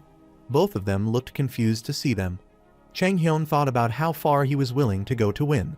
Jin-seung asked about the plan, and Chang Hyun said he wouldn't have chosen them if he didn't have one. But Jin-seung had to follow his lead. They were standing closely together in a huddle-like position. They were having a serious or private conversation. Consequently, Jin-seung screamed, saying to Chang Hyun that he was kidding him. Chang Hyun thought that he couldn't explain to Jin-seung that he came from the future. After that, he grabbed his shoulder and told him to follow his lead and not mess up. He told him to screw up, adding that they would only end up helping their opponents. Soon after, Jin-seung agreed to his plan. Chang Hyun commanded them to kick off the 3 vs 3 Mini Hunters League match. The arena was an aerial urban combat zone. Touching the ground or getting incapacitated meant instant elimination. Contestants who failed the mission would be eliminated from the show. Chang Hyun was summoned to a futuristic city, surrounded by beams of light. He teleported onto a rooftop of the building. He smirked and decided to get started. He was on the skyscraper at roughly 7 o'clock from the center. It did not appear that anyone else was in the building with Chang Hyun. He contacted the other teammates, asking where they were. They told him that they were in the southeast part of the arena 3 o'clock from the center, between the edge and middle, and Chang Hyun said they'd follow the plan he explained earlier. He told them to head to the center and regroup later, but not to get spotted. If they ran into anyone, they should retreat immediately. Gun in hand, he stepped onto the wooden floor, thinking the arena was too big to run into enemies by chance. He'd have to draw them in himself. Suddenly, someone fired an arrow at Chang Hyun. He dodged it and ran for cover. The teammates contacted him, asking if he was under attack, and Chang Hyun consoled them, saying that he was fine. He thought that whoever fired that arrow could not have grouped up with their teammates yet, so he could ignore it. He decided to head to the middle high-rise. The story continues on the roof of a tall building, where Chang Hyun approaches and speaks with his teammates. He asked if they had a clear view outside and whether they had seen him. The teammate assured him that while Chang Hyun couldn't see him, he could see Chang Hyun. Chang Hyun smirked and felt excited to start. He lifted his gun upward. He fired into the sky. He thought that it was time to wait. Someone walked through the air towards him and called out to Chang Hyun. He was Han, a participant in the survival game, and he asked if he was doing well. Chang Hyun looked at him, confused. Han asked if he was alone, saying he was lucky because he'd been waiting for this.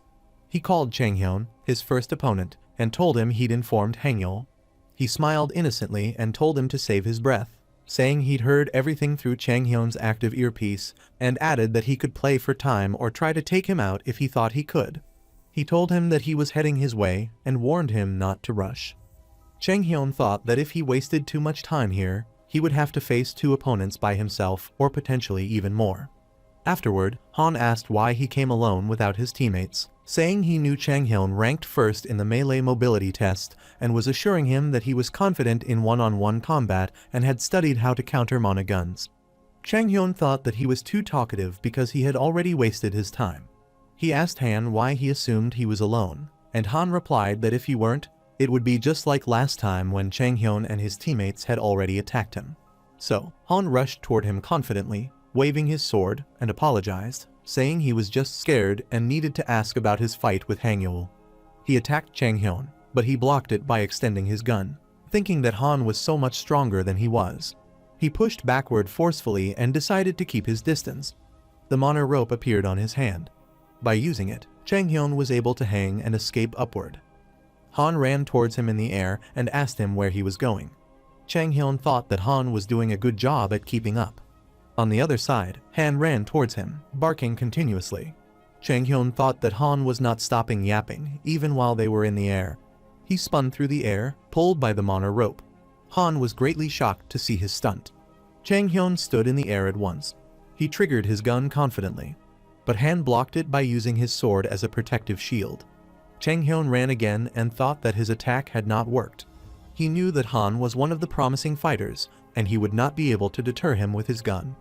Changhyun's etho was not as powerful as the real deal that he had in the survival game. His gun did not pack enough power to take Han out because of his low mana capacity. As Changhyun ran, someone was monitoring him from the top floor of the building. It was revealed that someone was Hangyul Yun, who ordered Han to go down. On the other side, Changhyun contacted Jisoo from his earpiece. Jisoo stayed alert and told him something. Jinseung stood inside the building. He asked his teammates to get ready. Hangyul jumped from the building and rushed towards Changhyun. He turned his face toward him and called out to Jisoo to take cover. At the same time, Han and Hangyul froze, staying tuned. Hangyul felt it was just a bluff. He threw his knives towards him. But Changhyun successfully dodged it, thinking that Guy used his sword telekinesis. He smirked and called out to Jisoo again. Hangyul stood frozen, threatening him that he would not fool him again. He felt something at once. He immediately sensed it was a gravity attack. At the same moment, Changhyun spun through the air. At last, he smirked, certain that his plan had succeeded. Hangyul understood and alerted all his teammates that Changhyun was trying to take them down with him. Consequently, all of them fell to the ground. Afterward, Jinseung raised his hand towards Changhyun, and a green aura was released from his hand because it was time to save him.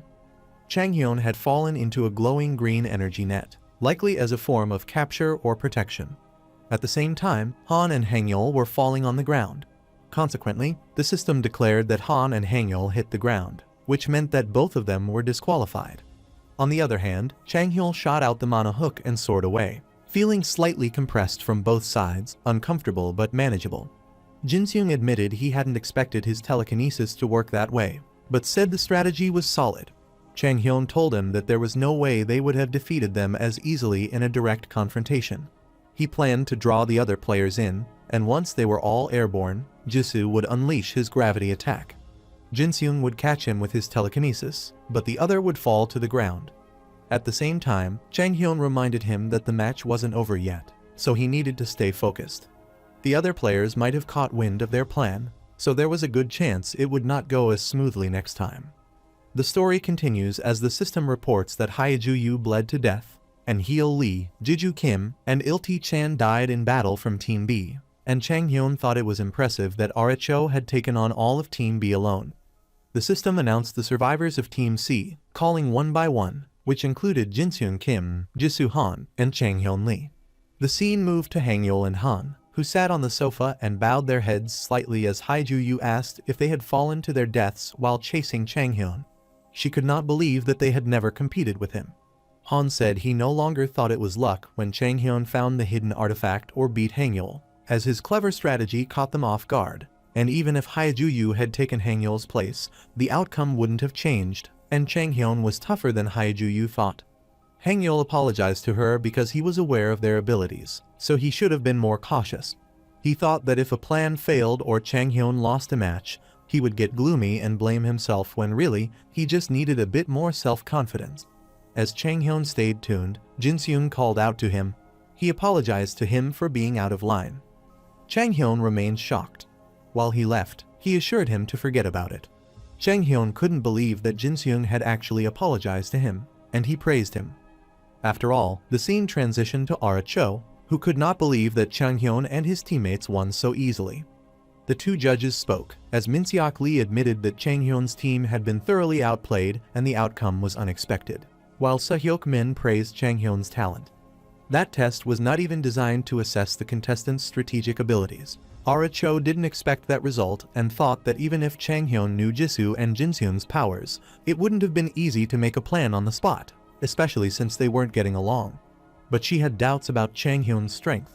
The scene shifted to the stage, where the man announced that the first round of the main qualifiers was over.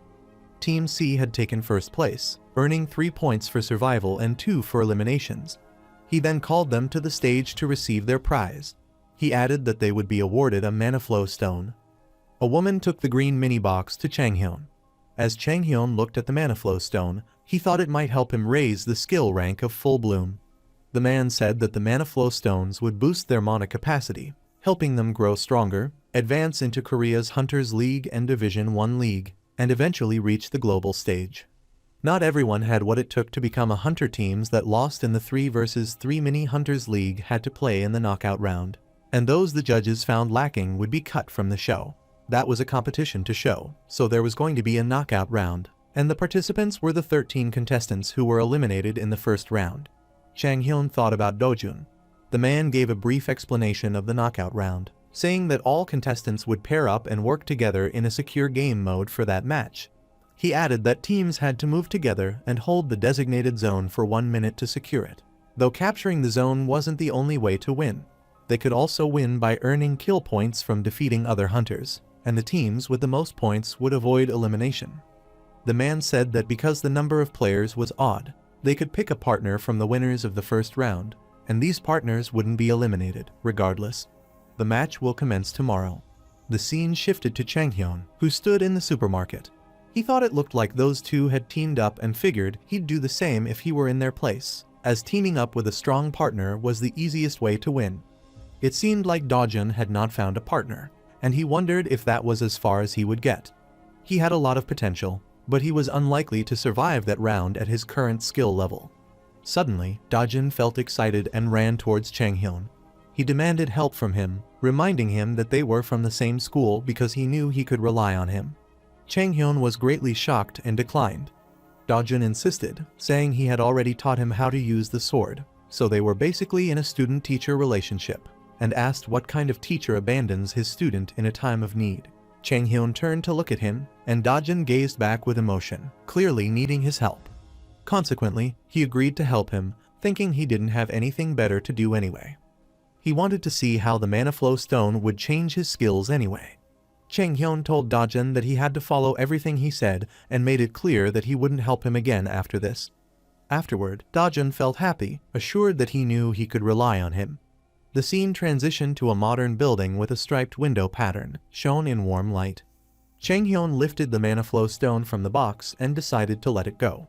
The system stated that while holding the mana flow stone, Changhyun would slowly absorb it to boost his mana capacity, and swallowing it would upgrade his skill ranks. Changhyun thought that it was exactly the same as the one he had seen in his past life. He ate the mana flow stone and swallowed it. After that, his all-seeing eye, arcane weapon transmutation, and full bloom skills were upgraded. The system narrated that his perks would be enhanced as a result of full bloom's increased rank. It said that with full bloom awakened, Changhyun gets stronger when he calls out his skill or says where he'll strike, even if he doesn't mean it, and he can use mana to summon a relic of the Ether. His core skills ranked up, and his mana attribute increased by 1 as well. All the perks he obtained from full bloom had been upgraded. That could make his Ether as potent as the original that he found in the survival game. Afterward, he lay on his bed and thought that he had a long day ahead of him tomorrow, so he should get some rest. It was definitely going to be a busy day. He saw his past in his dream when he joined post-awakening, but it did not take long for him to distinguish himself. Coach Ui Young Kim invited him to join his team and promised to make him a star. He wanted Chang Hyun to activate his full bloom, but Chang Hyun would not survive in the leagues at his current level. Coach Ui Young Kim didn't know about it and thought it might not be helpful at the moment, so he wanted to wait a bit longer. While sitting on the bench, he thought they accepted him, but never let him play because he wasn't at his best, yet it was the coach's way of pushing him.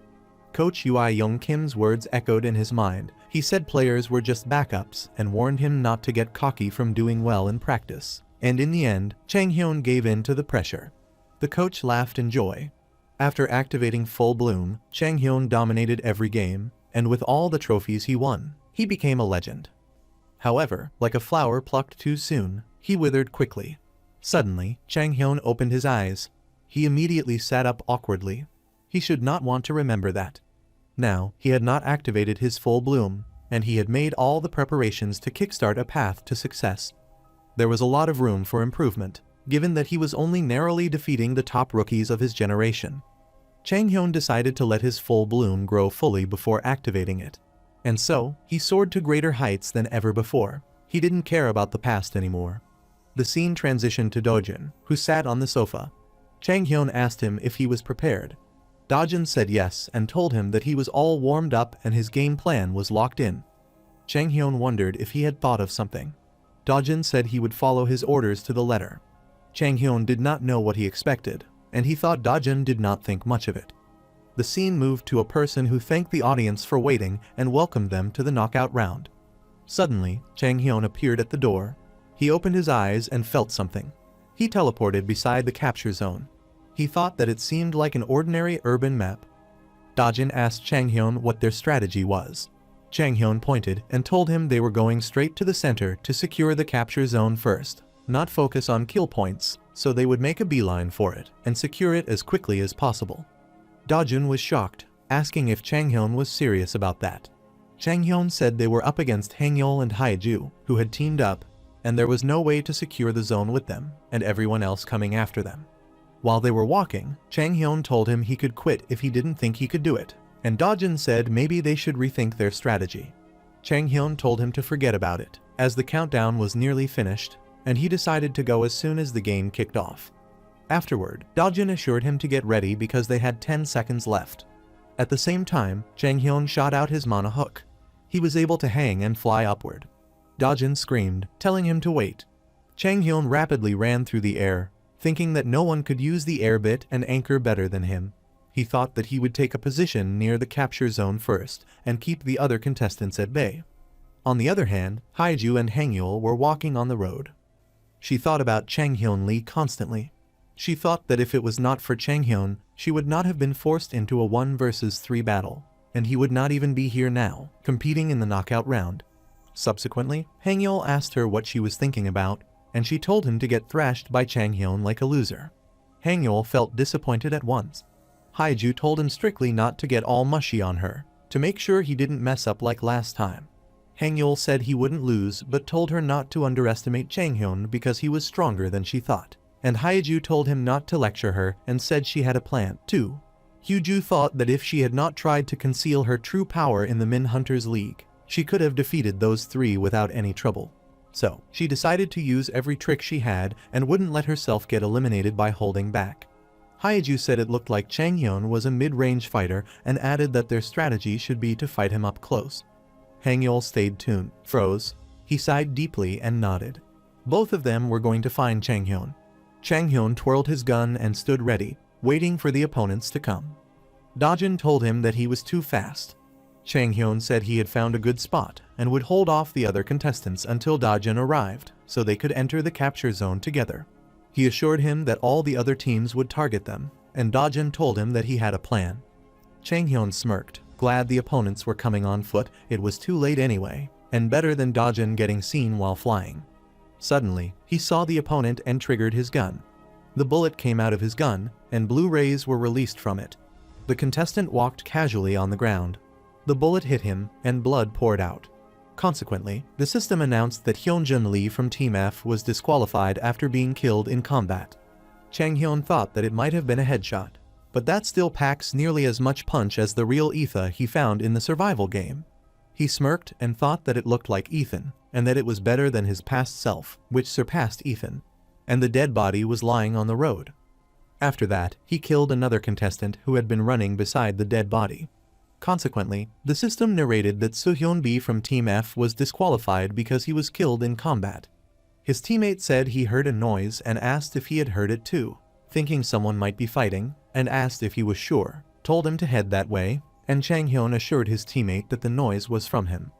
Chang Hyun told him to take a left when he reached Block 3, and he would be on the second floor of the blue building in that area. He motivated himself to farm some kill points. Ara Cho put both his fists on the table. She couldn't believe how easily Chang Hyun defeated the other contestants. Min-seok Lee asked if he did not say Chang Hyun might have an ability tied to a gun. Ara Cho assumed that Chang Hyun had acquired that ability recently. Min-seok Lee stated that Chang Hyun performed proficiently with firearms in the first audition. But Ara Cho said that otherwise, he would not have had to search for the hidden artifact during the survival game. Even during sparring, he used the gun to disrupt his opponent, but it was not as potent as it was now. That likely means Chang Hyun acquired it after meeting a certain condition, and Chairman Jun-taek Lee stood behind them. As Ara Cho saw him, she asked what he had brought here. Jun-taek Lee appealed to both of them not to stand up and assured them that he was only an older man. He stated to both of them that he thought he had come to watch because he had noticed an interesting fellow. Min-seok Lee asked him if he was also interested in taking Chang Hyun. Jun-taek Lee bowed slightly, saying that Chang Hyun had already turned him down because he was quite bold. He wished that he had offered Chang Hyun something better. He assured them that he didn't dwell on the past and only focused on how to do things better in the future. Jun-taek Lee would like to participate in that show if that's okay. All the judges remained shocked to hear his statement. Jun-taek Lee asked if it seemed sudden, but made it clear he was completely serious. Min-seok Lee nodded, saying to him that they would see if they could make it happen.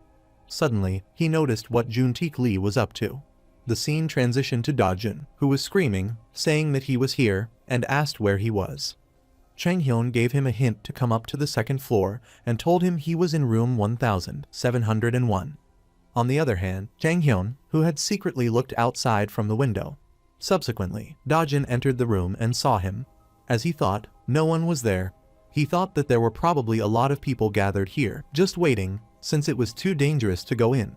He asked Chang Hyun about his plan and whether he was going to share it. But Chang Hyun told him they only needed to worry about 2 people, the other didn't matter. Chang Hyun asked Dojun which one was easier for him to handle, Hangyul or Haeju. After his question, Dojun remained standing. He asked him if he wanted him to deal with them. Afterward, Chang Hyun told him to wait for a moment, and Dojun asked him what he was going to do during that time. Chang Hyun told him that he would capture the zone. Dojun looked confused and asked with a fake smile if that was his plan. He held both his hands on his forehead. Chang Hyun ordered him to go with him. Dojun stopped him, asking if he was serious. Chang Hyun smirked. While both of them were walking, Dojun gave up because he could not believe he was doing that. They were entered into the house clone. Chang Hyun opened the door. Both of them saw a glowing hologram that appeared above a desk in an empty room. They run towards the hologram. Consequently, the system narrated that Chang Hyun and Dojun had occupied the capture zone. Suppose another player entered the capture zone, or if one of them leaves, the timer will be reset. 1 minute until capture. Chang Hyun decided that it was time to play. The system once again announced that Chang Hyun and Dojun Kim had secured the capture zone. Haeju felt nervous and wondered what Chang Hyun was thinking and why he occupied the capture zone, and thought that Chang Hyun had been sniping people from cover. Hangyul asked her if Chang Hyun could have found a hidden treasure, and Haeju assured him that it was impossible. She told him that this map wasn't a replica of the tower dungeon, it was just a normal urban area, so there couldn't be any hidden treasure. She asked him what he was thinking because Chang Hyun was practically begging everyone to attack him by entering the capture zone. Hangyul said that if Chang Hyun hadn't found the artifact, he would have easily beaten him in the survival game, but admitted his quick thinking and movement were impressive. Chang Hyun's mobility was the reason they couldn't catch him during the Mini Hunters League. Without it, they wouldn't have fallen for his trap. Otherwise, if Chang Hyun entered the capture zone, he would not be able to make use of his mobility.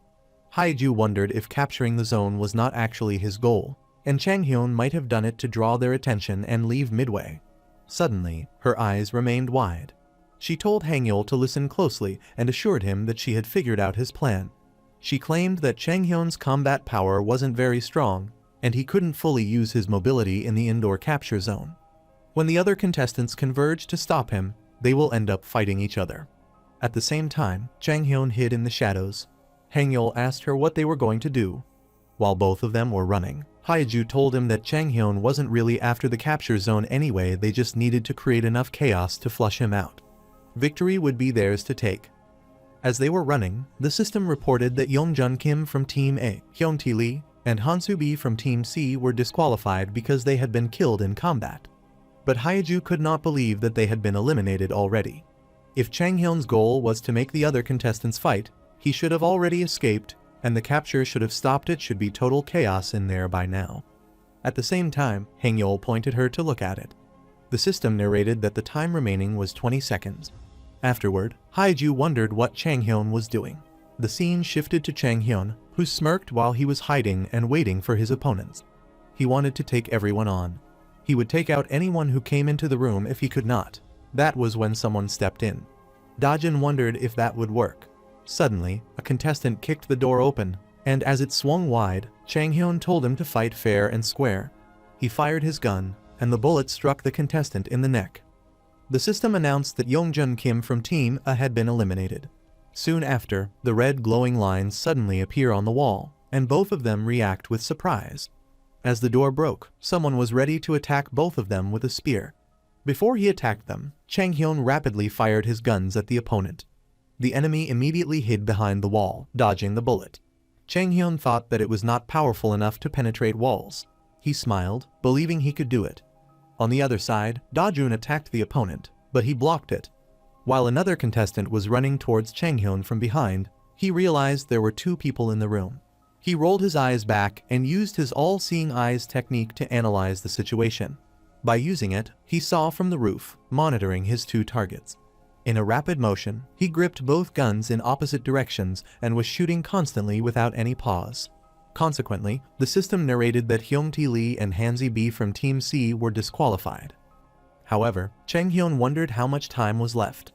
The system informed him that the time remaining was about 32 seconds. At that rate, he believed that they were on track to win the round. But that was not Chang Hyun's goal because he wanted total annihilation. At that exact moment, Haiju and Hangul approached. Haiju was shocked to see that destruction. She also saw the two shadows, who confidently stood together. They stayed alert to Chang Hyun's attack and looked afraid. Before they could do anything, Chang Hyun targeted his gun towards them and triggered it. The red rays occur from the gun, but they dodged them easily. However, the fight did not end there. Chang Hyun shot again from it. They jumped on him by waving their swords. But suddenly, an explosion erupted against the wall, cracking it along its circular edge. Dajin's eyes remained wide, and he did not understand what was happening here. On the other hand, Chang Hyun smirked confidently. The building started to collapse, cracking apart into two pieces. Haiju tried to see Chang Hyun and wondered if the capture zone was falling apart, and asked what had happened now. The system reminded that the time remaining was around 17 seconds. Afterward, Haiju said the clock was still ticking, reminded them they didn't have time, and ordered Hangul to come with her. Chang Hyun kept firing, and bullets flew through the air. Moments later, the system announced that Nara Lee, Hyunju Lee from Team B, and Jinjung Kim from Team D had been eliminated. Dust filled everywhere, and Haiju wondered how she could fight against the gun and where Chang Hyun was shooting from. Chang Hyun fired again. The system declared that Hanul Lee from Team D had been eliminated. Haiju wondered how she was supposed to find Chang Hyun in all that dust. Chang Hyun thought that he was capable of fighting these numbers in a direct confrontation. He used the all-seeing eyes technique. He fired his guns at the opponents while lying on the ground. He felt that he brought back memories. It was when his team was in a lot of trouble. They needed someone, anyone, to carry their weight so that they could avoid 9th place. RIX had outplayed LTD. 4 players were down, the rest were scattered, and only Chang Hyun Lee was left as the others were eliminated. Chang Hyun motivated himself to win because he did not want to come in 9th. So, he made the building collapse back as well. He stayed tuned, and someone felt that it seemed Chang Hyun had given up. But Chang Hyun promised himself that he had not given up. He shot at the opponent constantly. He got a kill, hold that thought, a triple. Only one player remained on each team, and if Chang Hyun achieved a heptakill, it would be the first in Hunters League history. He triggered his gun. He felt that he was out of mana. Unfortunately, what could have been a historic record slipped away as Chang Hyun Lee fell to Gilhen Lee's blade, concluding the set 2-0, with LTD dropping to 9th place and RIX securing first. Chang Hyun was reminded of his past as he sat on the bench, believing he was just one step away. He thought that single step had led to his current circumstances. Chang Hyun aimed his gun from behind, and Haiju felt scared. As she turned her face back, he shot at her constantly. He thought he wouldn't run out of mana, and the system declared that Hangyul and Haiju from Team E had been eliminated. The judge's mouth hung open, and their eyes stayed wide as they looked at Chang Hyun. Ara Cho could not believe how Chang Hyun eliminated everyone. She thought that while the match was designed to encourage battles at the capture point, she could not believe Chang Hyun managed to secure it and eliminate everyone. She sighed deeply and thought that she had to hand it to Chang Hyun because his skills were at least on par with a pro player already. But Min Seok Lee's expression was one of happiness. He told her that Chang Hyun knew how to use a gun and had shown potential from the start. Soo-hyuk Min was curious about how Chang Hyun landed all those shots even in that smoke. Min Seok Lee asked him what ability he thought would have driven him to use a gun from an early age. Min Seok Lee said that precision was just as important as mana capacity, and Chang Hyun likely had an ability that enhanced his aim. He added that Chang Hyun was confident that he could make his shots, regardless of the conditions. The scene moved to the seats where the remaining players sat, especially Chang Hyun. He looked at his mobile phone and thought that it seemed people were going wild on the internet. If he were a spectator, he would have enjoyed watching it too, because it was an utter massacre. Though it seemed one-sided to the spectators, the reality was far more complex beneath the surface. His familiarity with that strategy was a big help, and if Chang Hyun had fought them head-on, he could not have taken out even half of them. After defeating all enemies and capturing the point, Chang Hyun's system said he had made an outstanding achievement. Full Bloom ranked up, boosting his stats and giving him better long-range accuracy and guided shots. Dajin smiled and asked if Chang Hyun had been holding back his skills all this time, saying he was amazing with the gun and wondering if he had ever tried using it before. He added that Chang Hyun should have let him know if he had enough mana to wipe out everyone, and asked how he landed all his shots in that smoke. Chang Hyun said it was instinct. Dajin reminded him of his best friend, assuring him that he did not think he was like that. Chang Hyun wondered about Dajin. He thought that he had not really made any acquaintances with anyone besides him in that life. He did not know it was that bad. Subsequently, the three judges stood on the stage. Judge Araju declared that not everyone had what it takes to become a hunter. It all came down to talent, even if some might dismiss it as worthless. In the next generation of hunters, the judges sought those who would one day reach the pinnacle of the leagues. That was why their standards were even higher. She praised them, saying that each and every one of them still had a chance left. She asked if that meant they should celebrate because the contestant had reached the starting line. Min Seok Lee welcomed them to the Hunter League again, saying the new generation was about speed and simplicity, and they had already spotted contestants with the potential to be the best. Chang Hyun smirked, and Dajin felt excited. The judge announced that the next round would be the finals, marking the last match of the competition. The format would be a standard 7 vs 7 Hunters League match. Teams would be randomly chosen today. The match would be held in a week, and the MVP of the winning team would be the winner, with the next best player getting second place. Additionally, he said a very special guest would join them for the finals, so they should look forward to it. Chang Hyun wondered who the very special guest was. The scene transitioned to Chang Hyun, who walked beside Dajin. Suddenly, recruiters from Team LHR and PER approached. Hangul Lee from LHR asked to speak with Chang Hyun, while Jongju Lee from PER said he'd been waiting longer. Chang Hyun wondered about recruiters, thinking that he wanted to find a team that was willing to meet his conditions. After thinking it over, he decided to have the conversation inside. The scene shifted to the sofa, where Chang Hyun was about to sit down. The recruiters waited for Chang Hyun's declaration. Chang Hyun knew that many people were there to hear what he had to say. He asked them why they had not laid out Chang Hyun and his team's conditions up front. One of them, Yuichial Shin, a coach at Seoul SMA Private Academy, introduced himself and said he had been watching Chang Hyun's matches with great interest. He assured him that he had already heard of their academy and they could help Chang Hyun debut in Division 2 and 1, and perhaps even the international stage through their exchange programs. He added that if he joined their academy, they could arrange an international exchange program for Chang Hyun and assign him a teacher who would personally coach him in overseas leagues. However, Chang Hyun refused their offers and explained that they had a lot of people to get through. He then asked Yuichial Shin if he could summarize what made his offer unique. Yuichial Shin told him they were offering a signing bonus of 100 million won and an annual salary of 200 million won. One of them offered him a 301 signing bonus in a single lump sum, adding that while they couldn't reveal the exact salary yet, it would definitely not be disappointing. Chang Hyun thought that it was a question about a 300 million won signing bonus. It was definitely a good offer. He needed to be able to choose his own teammates. He thought it was better not to join a team at all. While the other recruiter offered him a 300 million won signing bonus and told him that they could negotiate the salary, and assured him that they were also happy to accommodate any additional terms he was looking for. However, Chang Hyun wanted to assemble a team of his choosing and asked if it could be arranged. Both recruiters stayed tuned. Jong Jae from PER gave Chang Hyun his business card and appealed to him to feel free to contact them if he had a change of heart.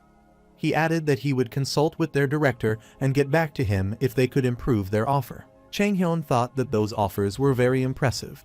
He asked the recruiter from PER if there was something else he wished to discuss. Jong Jae reintroduced himself to Chang Hyun and told him that they might be able to accommodate the condition he had mentioned. Chang Hyun put his business card in his hand and looked at it carefully. He thought that if they ever competed in Division 1 or even Division 2, he would have at least heard of them. But since he had not, they must be a Division 3 team and a mediocre one at that. Jongju Lee from PER told him that, while they didn't have a high budget and couldn't offer a large signing bonus like the other teams, they were willing to build the entire team around him. Chang Hyun asked him about the existing players, and Jongju Lee explained that most of their contracts would expire next season, and it was uncertain whether they would even renew. Therefore, Jong Jae Lee and his teams were prepared to factor in his input when they recruit new players. Chang Hyun thought that they did not have a high budget, but they were willing to give him some level of control. He asked if his input mattered, saying it sounded vague, and wondered if he'd only get to pick rookies, meaning the team would consist entirely of rookies. The recruiter from PER asked if Chang Hyun had spoken directly with their president, saying he seemed very interested in him and had insisted on recruiting him regardless. Chang Hyun nodded. Jongju Lee stood from the sofa and said they'd be grateful if Chang Hyun could consider their offer and at least meet with their director to take time to think it over properly. Subsequently, all the recruiters left, and Chang Hyun sat on the sofa alone. He considered choosing between top Division 3 teams with big bonuses and teammate options, or PER, a low-tier Division 3 team that would allow him to assemble a team out of rookie players. Ultimately, it all hinges on how well he does. He stood from the sofa, walked to the door, and wondered what he thought of it. As he opened the door, Daejun appeared in front of him and asked him if he had gotten anything out of it. Chang Hyun asked in surprise if he'd been waiting for him, and Daejun nodded, explaining that since he was staying at Seoul Private Academy, he'd been waiting outside. Daejun asked him excitedly if he had chosen his team and what the offers were like. Chang Hyun told him that they were offering him the 300 million won signing bonus in addition to the salary, which was about the average figure. Daejun was greatly shocked. It should be considerably higher than Daejun's earnings at the academy, but the academy serves as a nurturing ground, while the offers he received were for competing in the Division 3 league. Daejun asked him if he had chosen which team to join, and Chang Hyun replied that he was not sure yet. Daejun thought that the offers sounded amazing. Chang Hyun told him that he had told the recruiters he wanted to choose his own team members. Daejun asked if Chang Hyun was serious, saying he might have stood out but was still just a rookie, and Chang Hyun replied yes, admitting it was a tough demand. Chang Hyun thought that maybe he was, considering his current situation. He wondered what if he proved himself even further, the teams would have to accept his terms. Chang Hyun assured him that he was right, and Daejun asked him if he had given up on that. But Chang Hyun told him that he had never given up. Chang Hyun said that, if that was asking for too much at his current standing, he just needed to elevate his worth. The scene transitioned to Hangul, who opened the door. He sighed deeply. As he opened the door, a man appeared, asked what he thought, said no other team could match the offer, and told Hangul they'd even cover his academy contract fee on top of the bonus, asking him to give them a chance. He told him that they would not listen to him. Suddenly, a message was received from Hyeju, who said he should not have even given them a chance to talk to him. Hangul felt happy and thought she had said it at the perfect time. He wondered where Changhyun was going. He believed that Changhyun was practically the first sniper in Korea's Hunters League. He could not believe that Changhyun nailed all those shots in such a high-pressure situation. After Changhyun completed his audition, they reunited on stage in Division 3, or perhaps even beyond. It should be a ton of fun, and Hangul was looking forward to it. The scene transitioned to the building. Dojun asked Changhyun why he was going to the maintenance shop and asked if he had something to fix. Changhyun turned his face to him and said yes. Changhyun said they were competing in a Hunters League match and needed more mana gadgets, and Dojun asked if the air anchor and air bit weren't enough. Changhyun asked him if he had never paid attention when watching a pro match. The mana-activated gadgets come in various shapes and sizes, and choosing the right gadget for his opponents and the situation was also a key skill. Suddenly, a girl appeared and welcomed them, asking if it was their first time there. She asked if she could help them today with gadget maintenance or repair their weapons. She pointed to the weapons door and told them that, since it was their first visit, she asked if they were interested in buying some new gadgets. As the weapons door opened, a futuristic shop display with swords hanging on the wall and jewelry on shelves. Dojun was shocked to see it, wondering how she stored the swords. Dojun was amazed to see a blue, ornate shield with curved tips and decorative patterns inside the mirror.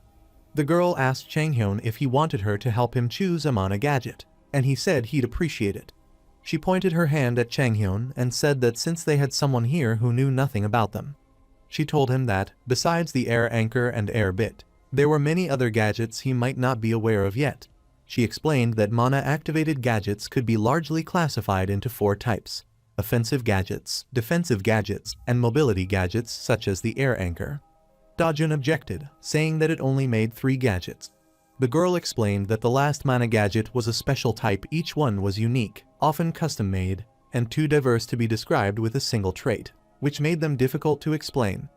Dojun asked if Changhyun was there for specialized gadgets, and Changhyun reminded him that the girl had said they were custom-made, hard to create, and not versatile, so they needed to buy widely used gadgets instead. Specialized gadgets were used primarily for specific strategies or to counter certain players, while standard ones, such as the air anchor, worked well for anyone. Afterward, the girl held out her hand and showed them a mana shield, explaining that when activated, it surrounded the user with a protective barrier. Dojun interrupted her and said that if it made them immune to attacks, he would have seen it used more often in matches. She said that was because they needed time to regenerate after breaking, so they were usually only used in emergencies. Dojun turned to Changhyun, who told him he was clueless because he'd never had a chance to use them. Changhyun said the gadget was mainly for ranged fighters, since melee fighters could defend themselves, and it was perfect for protecting Dojun in a tough spot and launching a counterattack. He said Dojun needed to understand which gadgets suited each fighter type, their abilities, and how to utilize them effectively in conjunction with their kit. The story continued with a bomber that flew away.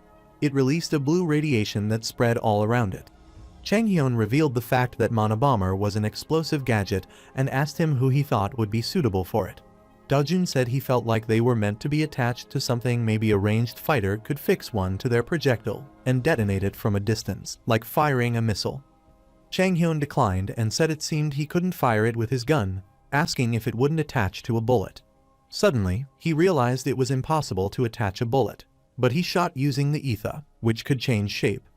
At the same time, Dojun showed him the air dash he was holding, and asked about it, sharing his thoughts that ranged fighters could use it to distance themselves from their enemies.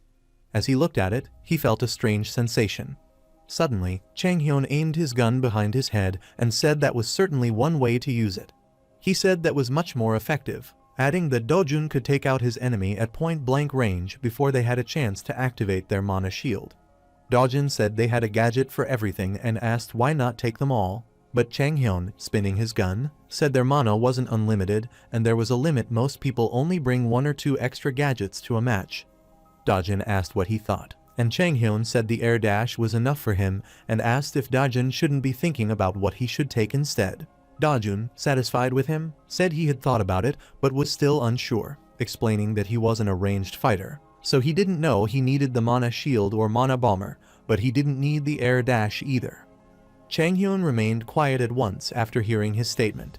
He was about to tell him something. Suddenly, he pointed to the gadget and asked about it. At the same time, Dajin's eyes remained wide for his question. The scene moved to the stage, where all the contestants, especially Chang Hyun and Dajin, stood before the judges. Ara Cho thanked all the contestants for waiting and announced that the grand finale would be held in 6 days. Now, it was time to announce the teams and the arena for the final match. The final game would take place in the battleground of the gods, a rugged mountainous terrain with forests adorned with statues of deities. Chang Hyun wondered if the arena would be based on a tower dungeon. It seemed like a fun concept. He had competed there a few times before, so he was familiar with the place. Soo-hyuk Min announced the first blue team. The blue team consisted of contestants, including Hai Ju-yu, Han Jin, Jisoo Han, and others. Afterward, Min Seok Lee announced the red team. The red team consisted of contestants, including Chang Hyun Lee, Hang Yeol Yun, Dajin Kim, and Jin Seung Kim. Ara Cho said that the teams had been revealed, and they look forward to seeing their teamwork in the final match. She claimed that they had a surprise announcement to make, and Chang Hyun wondered if they were honestly thinking they could build teamwork in just a week. Soo-hyuk Min announced that the match would have a special game rule and revealed that Juntaek Lee, the first-generation hunter and chairman of the Hunter Association, would appear as a neutral enemy. Chang Hyun and Dajun were shocked to hear that. Chang Hyun looked confused, wondering how it could do that. Unexpectedly, Juntaek Lee appeared on the stage. He said he had high hopes for the next generation of hunters and called it a small gift to give them valuable experience, telling the contestants not to stress and to enjoy the final. He added that they would see all the contestants next week. They hoped that all the contestants would get the opportunity, and told to come with, truly shine on the stage. Suddenly, someone called out to Juntaek Lee. Juntaek Lee turned his face to the back. He looked at Chang Hyun and asked if there was something he needed. But Chang Hyun looked at him fiercely. Juntaek Lee extended his business card and told him that he wanted to return it to him, and Chang Hyun asked him what he meant. Chang Hyun told Jongju about the president, who had asked him to meet with the president and inquired about who he would be. PER was a team that always placed last. Even in Division 3 usually, Chang Hyun wouldn't even remember such a weak team. At some point, it was revealed that Juntaek Lee was the president of the PER, which caused a lot of buzz. Now, Juntaek Lee had something on his mind. He stared at Chang Hyun fiercely. Suddenly, Chang Hyun was greatly shocked. He inquired of him about how he knew that Yoongjun Lee was the president on paper, and Chang Hyun assured him that he could see it all. Chang Hyun thought that those words carried significant implications. Juntaek Lee might have thought Chang Hyun could see through him, even his personal details, and Chang Hyun wondered what Juntaek Lee was planning to do. Juntaek Lee laughed loudly. He said that he did not think there was a skill that allowed Chang Hyun to see that. Juntaek Lee requested permission to formally introduce himself. He revealed his identity, saying that he was the real president of PER and the chairman of the Hunter Association, and that Chang Hyun had turned down his offer as well as Lee's and asked if he had changed his mind. Chang Hyun smirked, knowing exactly what to do in that situation. He told him that he was willing to join, but in return, he wanted the PER. The story continues at the table, and someone tapped his finger constantly. Jongju Lee stood before Juntaek Lee, who was seated, and handed him his business card. Jongju Lee asked Juntaek Lee if Chang Hyun's condition wasn't a bit unreasonable, and said he wasn't convinced Chang Hyun's value was that high. Juntaek Lee thought that Chang Hyun had asked for ownership over the team's management and business operations, even if he was the first sniper in Korea that was asking for too much. Chang Hyun might have performed well in the show, but they were still amateur games at the end of the day. Juntaek Lee was satisfied with Jongju Lee and informed him that Chang Hyun had come up with a new proposal. Juntaek Lee said that Chang Hyun placed a wager on the final match because Chang Hyun claimed that he would not only win, but also defeat him. Suddenly, Jongju raised his voice in protest, stating that it was utterly unreasonable. Juntaek Lee said that he would not be using his full power, but if Chang Hyun pulled it off, recruiting someone like Chang Hyun for that price might be a bargain. Jongju agreed, saying it was a big if. Juntae Lee asked him if he knew what the best part was. Right after agreeing to his terms, Chang Hyun had said it. He reminded Jongju of the past, when Chang Hyun had appealed to him, saying that if he pulled it off, it would mean he had chosen Juntae Lee, not the other way around.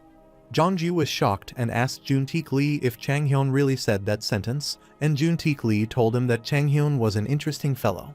He said that if things really turned out that way, Chang Hyun would be right, and asked if Chang Hyun could actually pull it off. The scene shifted to Chang Hyun's teammates, who sat in front of him, and Chang Hyun said he assumed there were no objections to him being the team captain. He thought that Hangul just stared at him with glimmering eyes, which gave him the creeps. Chang Hyun ignored it and decided to discuss their strategy. He drew two figures on the board and explained to his teammates that everyone agreed Hangul and Chang Hyun were the team's strongest players. After that, he drew the blue, red, and central zones on the board and said their strategy would revolve around the two of them. Chang Hyun said that their opponents were probably thinking the same, but in the battleground of the gods, it was best to build up their powers before fighting, so that would be their game plan.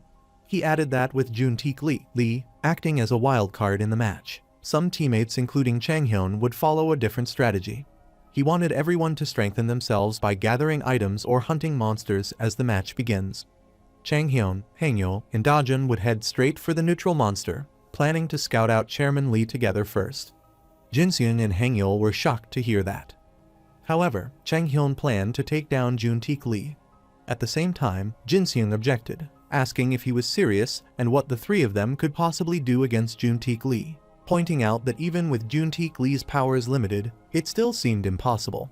He had gotten that Chang Hyun did really well in the elimination round and the survival game match. He added that it did not mean Chang Hyun was a top player in the entire Korean hunter scene. Jinseung told Chang Hyun not to get ahead of himself. Chang Hyun looked like he had gotten under his skin since the elimination match, but he didn't have time for that now, so he would move on. Hangul said everyone knew about Chairman Lee's strength, and he was sure Chang Hyun was no exception. He had carried his team in every match, including the elimination round, so he knew what he was doing. Chang Hyun couldn't believe the guy he'd been competing against all this time was now on his side. He said that he was not saying they were going to fight him in a confrontation. He slammed his fist on the board and told them to listen. He would explain everything once they did. The scene transitioned to Ara Cho, who introduced herself to the gadget and asked for permission to briefly explain the upcoming match. The Hunters League typically features a 7 vs 7 format, and while the specifics could vary by arena, the core strategy remained the same. The matches generally begin with the farming stage, where players defeat monsters to level up and gather items, followed by the mission stage, where teams seize the neutral monster or zone.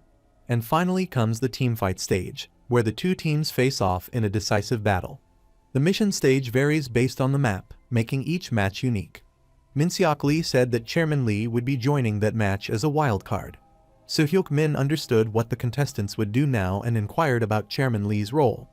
Interestingly, Juntae Lee had decided to take on the role of a neutral monster so that he would be playing as a monster of sorts. However, Chairman Lee was a first-generation hunter, considered one of the greatest, and asked if their contestants could stand their ground against Juntae Lee.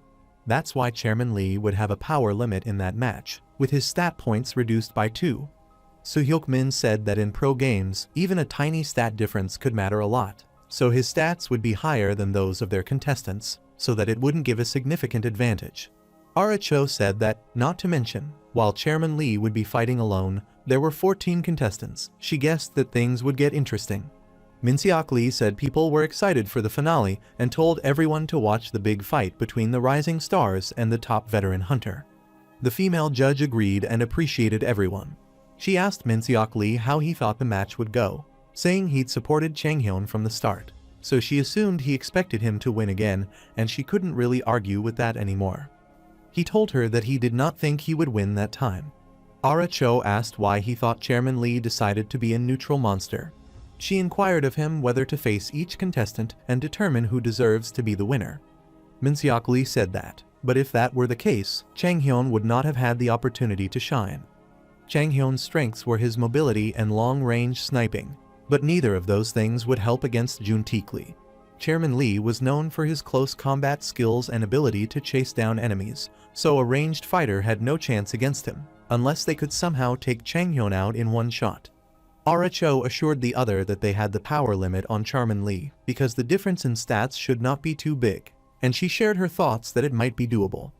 Min-seok Lee agreed that there would be a power limit on Chairman Lee, but that also means Chairman Lee would not be holding himself back. Although nothing was ever guaranteed in a Hunters League match, so who knew? Se-hyuk Min agreed with Min-seok for the most part, but he still thought that Chang Hyan had a shot. After all, the finale would take place in the battleground of the gods. The scene moved to the time that only 9 seconds remained before the show started. As the time was over, the show had begun. The logo of the Hunters, the next generation, was shown on the big screen. The audience commented on social media, excited to see Chairman Lee joining as a contestant in the match. Afterward, blue lights surrounded the hall, filling the entire space. The judges sat in their seats in line. Chang Hyun was relieved that the arena was just as he remembered, which meant they could stick to the plan he had made. On the other hand, Min-seok Lee walked onto the stage. Afterward, he announced to all the contestants that it was time for the final match. The arena was the battlefield of the gods. The rules followed a standard 7 vs 7 Hunters League match, and the game would continue until one team was annihilated. He screamed excitedly to all the contestants to start. In the past, dungeons, known as towers, appeared across the world, leading to conflicts between hunters from different nations that formed the foundation of today's Hunters League. The towers held artifacts of immense power, ensuring inevitable disputes. The hunters had to battle each other to seize treasures on battlefields overrun by monsters, which was the origin of the Hunters League. That was why most arenas in the league were exact replicas of existing towers. Naturally, that also meant that first-generation hunters would be far more familiar with the arenas than newer hunters. The scene shifted to Chang Hyun, who stayed alert on the battlefield. He approached the trees. Hang-yeol asked him if they were going ahead with the plan. Chang Hyun commanded Hang-yeol and Dojin to go. He thought that there was no turning back now. The system was reported to check in on the players. Team B was clearing out monsters with Haiju Yu leading the way, seemingly planning to power up by hunting before facing Chang Hyun Lee. Even with a 2-point stat reduction, Chairman Lee still had a clear advantage, while Team A followed a different strategy, with only 4 members hunting monsters. There were 3 other players. Chang Hyun, Hang-yeol, and Dojin had completely deviated from the standard path. Min-seok Lee thought that they were heading in the direction of Jun-taek Lee. He said it seemed they were aiming for Chairman Lee, and Ara Cho remarked that, given their current stats and only 3 members, asked if it was nearly impossible for them to defeat him. Min-seok Lee agreed and told her to see what they were planning. The scene transitioned to the neutral monster zone. Jun-taek Lee looked confident and ready to fight, holding a large axe and a round shield, dressed in casual clothes and wearing sturdy boots.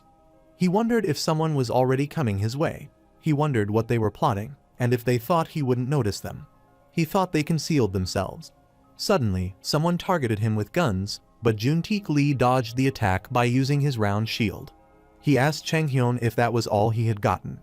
Chang Hyun again shot him, but he extended his shield for self-defense. Jun-taek Lee ran away, and Dojin was ready for his action. He jumped at him by waving his sword, but unfortunately, he froze at once. Jun-taek Lee spoke to Chang Hyun, saying he had high hopes for him, but if that was all he had, it was disappointing. He had expected something more interesting, not wild haymakers. Suddenly, a giant shadow appeared before Jun-taek Lee. A giant stone warrior with glowing eyes stood towering before Chairman Lee, who looked up at it. They were the battleground of the gods. A civilization of giants once fought in that tower, but for some unknown reason, they turned to stone, still alive, even in their petrified state. Since it was common for the Hunters League finale to be held in a real tower, Chang Hyun was familiar with that arena. Chang Hyun knew how to awaken the giants. While they were running for their life, Dojin asked him if he was going to awaken the statues. Hang-yeol asked Chang Hyun if he had noticed something, and said it felt like Chang Hyun was in a survival game. Chang Hyun assured him that he could feel it. He said that if they precisely broke the fractures on the statues, the giants inside would awaken like hatching from a shell, but Dojin objected, asking if he wasn't just guessing. Hang-yeol said that it was probably one of his skills and asked him if that was right, and Chang Hyun agreed with him.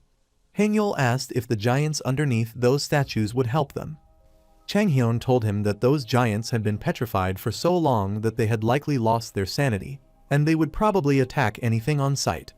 Dojin told Chang Hyun he didn't sound very confident and asked if Chairman Lee wasn't supposed to be a neutral monster. saying he got what Chang Hyun meant, but asked what if the giants didn't go after Chairman Lee when they woke up. Chang Hyun told him that if he were right, it wouldn't be the case, and Dojin told him to say he was right, asking if that meant they wouldn't be in danger. Chang Hyun said that was why the gadgets were for. Dojin agreed with him and said that this might be a viable option. On the other side, the giant warrior, wearing a golden helmet with glowing eyes, stared forward with a serious expression. After that, Juntaek Lee thought that Chang Hyun was not after him at first. That was just a diversion. Chang Hyun's real goal was the fractures in the statues, but he did not know that these statues could awaken until after entering the arena. He wondered how Chang Hyun had come here and awakened them as if it had been planned beforehand. The giant warrior's eyes were glowing with light, screaming in rage. He attacked Juntaek Lee. But Juntaek Lee blocked his attack. He remembered his past when Dojin jumped at him in an attempt to attack, and he thought he could deal with the giant. But the problem was that 3 of them vanished without a trace, and he wondered where they had gone. He wondered whether they were using the invisible clock because the invisible cloak allowed them to conceal themselves temporarily. But due to their limited versatility and the fact that Chang Hyun would be discovered with enough time, they were not widely used. The ability to block the giant's attack was weak. On the other hand, Chang Hyun was holding a gun and peeking out from behind cover. He fired the gun at Juntaek Lee. The bullet was flying toward Juntaek Lee, and he thought it seemed they weren't planning to give him any time. Juntaek Lee screamed. He utilized his close combat skills, and the red rays emanated from his body. The dust enveloped him everywhere. The bullet flew towards him. But Juntaek Lee raised his large axe and screamed, "Chang Hyun," saying that he had managed to back him into a corner. He said to him that no one had done that to him in a long time. He targeted the axe at the giant warrior and appreciated Chang Hyun. He said that Chang Hyun had not beaten him yet. Juntaek Lee said they were on even ground now and told Chang Hyun to show him what Chang Hyun had. The scene transitioned to the screen where Chairman Lee appeared. Min-seok Lee was shocked to see that situation.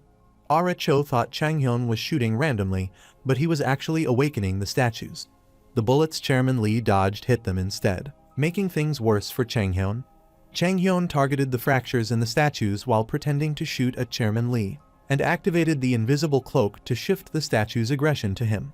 Chang Hyun had really done it now. Min-seok Lee looked carefully at Chang Hyun on the screen. He thought that Chang Hyun was not a first-gen hunter for nothing. He would have to step up his game to beat him. Juntaek Lee jumped onto the giant and attacked it. Chang Hyun attacked the giant by firing the guns. The bullets flew at the giant. Before the bullets hit the giant, Juntaek Lee stepped in with his shield, and the bullets struck it. While jumping onto the giant, he told Chang Hyun he wouldn't fall for the same trick twice, and asked if that was the best he had. Chang Hyun understood and thought he saw what was going on. He used the all-seeing eye technique. He analyzed while Juntaek Lee ran at the giant. He was holding a gun and peeking out from behind cover again, and he fired the gun at Juntaek Lee. However, unexpectedly, Juntaek Lee again blocked it by using the shield for self-defense and assured him that it would not be effective. The bullet collided with the shield and flew away. Chang Hyun fired his gun at his bullet, and the 2 bullets collided. As they collided, a small blast appeared in the air, sending the bullet flying toward the giant.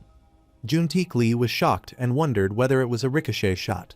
Suddenly, the 2 giant warriors appeared, ready for attack. Chairman Lee said things had just become more complicated and thought that 2 giants would be tough even for a first-gen hunter, but it seemed like Chang Hyun was going for it. On the other side, Chang Hyun contacted his teammates and asked if they were listening.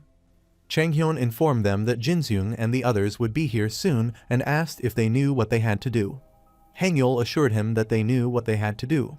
The scene transitioned to several wolves lying on the grass, seemingly defeated, while Jin-seung and the others approached from the background. Jin-seung thought that he did not know exactly what Chang Hyun wanted from them. He recalled the past when Chang Hyun told him he was the only one he could trust out of the 4. Chang Hyun gave them 3 instructions. First, defeat monsters and gather items without any casualties. Second, avoid the blue team. And third, if they encountered them, retreat immediately. He even made a getaway plan for Jin-seung and the others. Meanwhile, Haiju and the others from the blue team set out to find the red team, and Haiju ordered her teammates to search for them.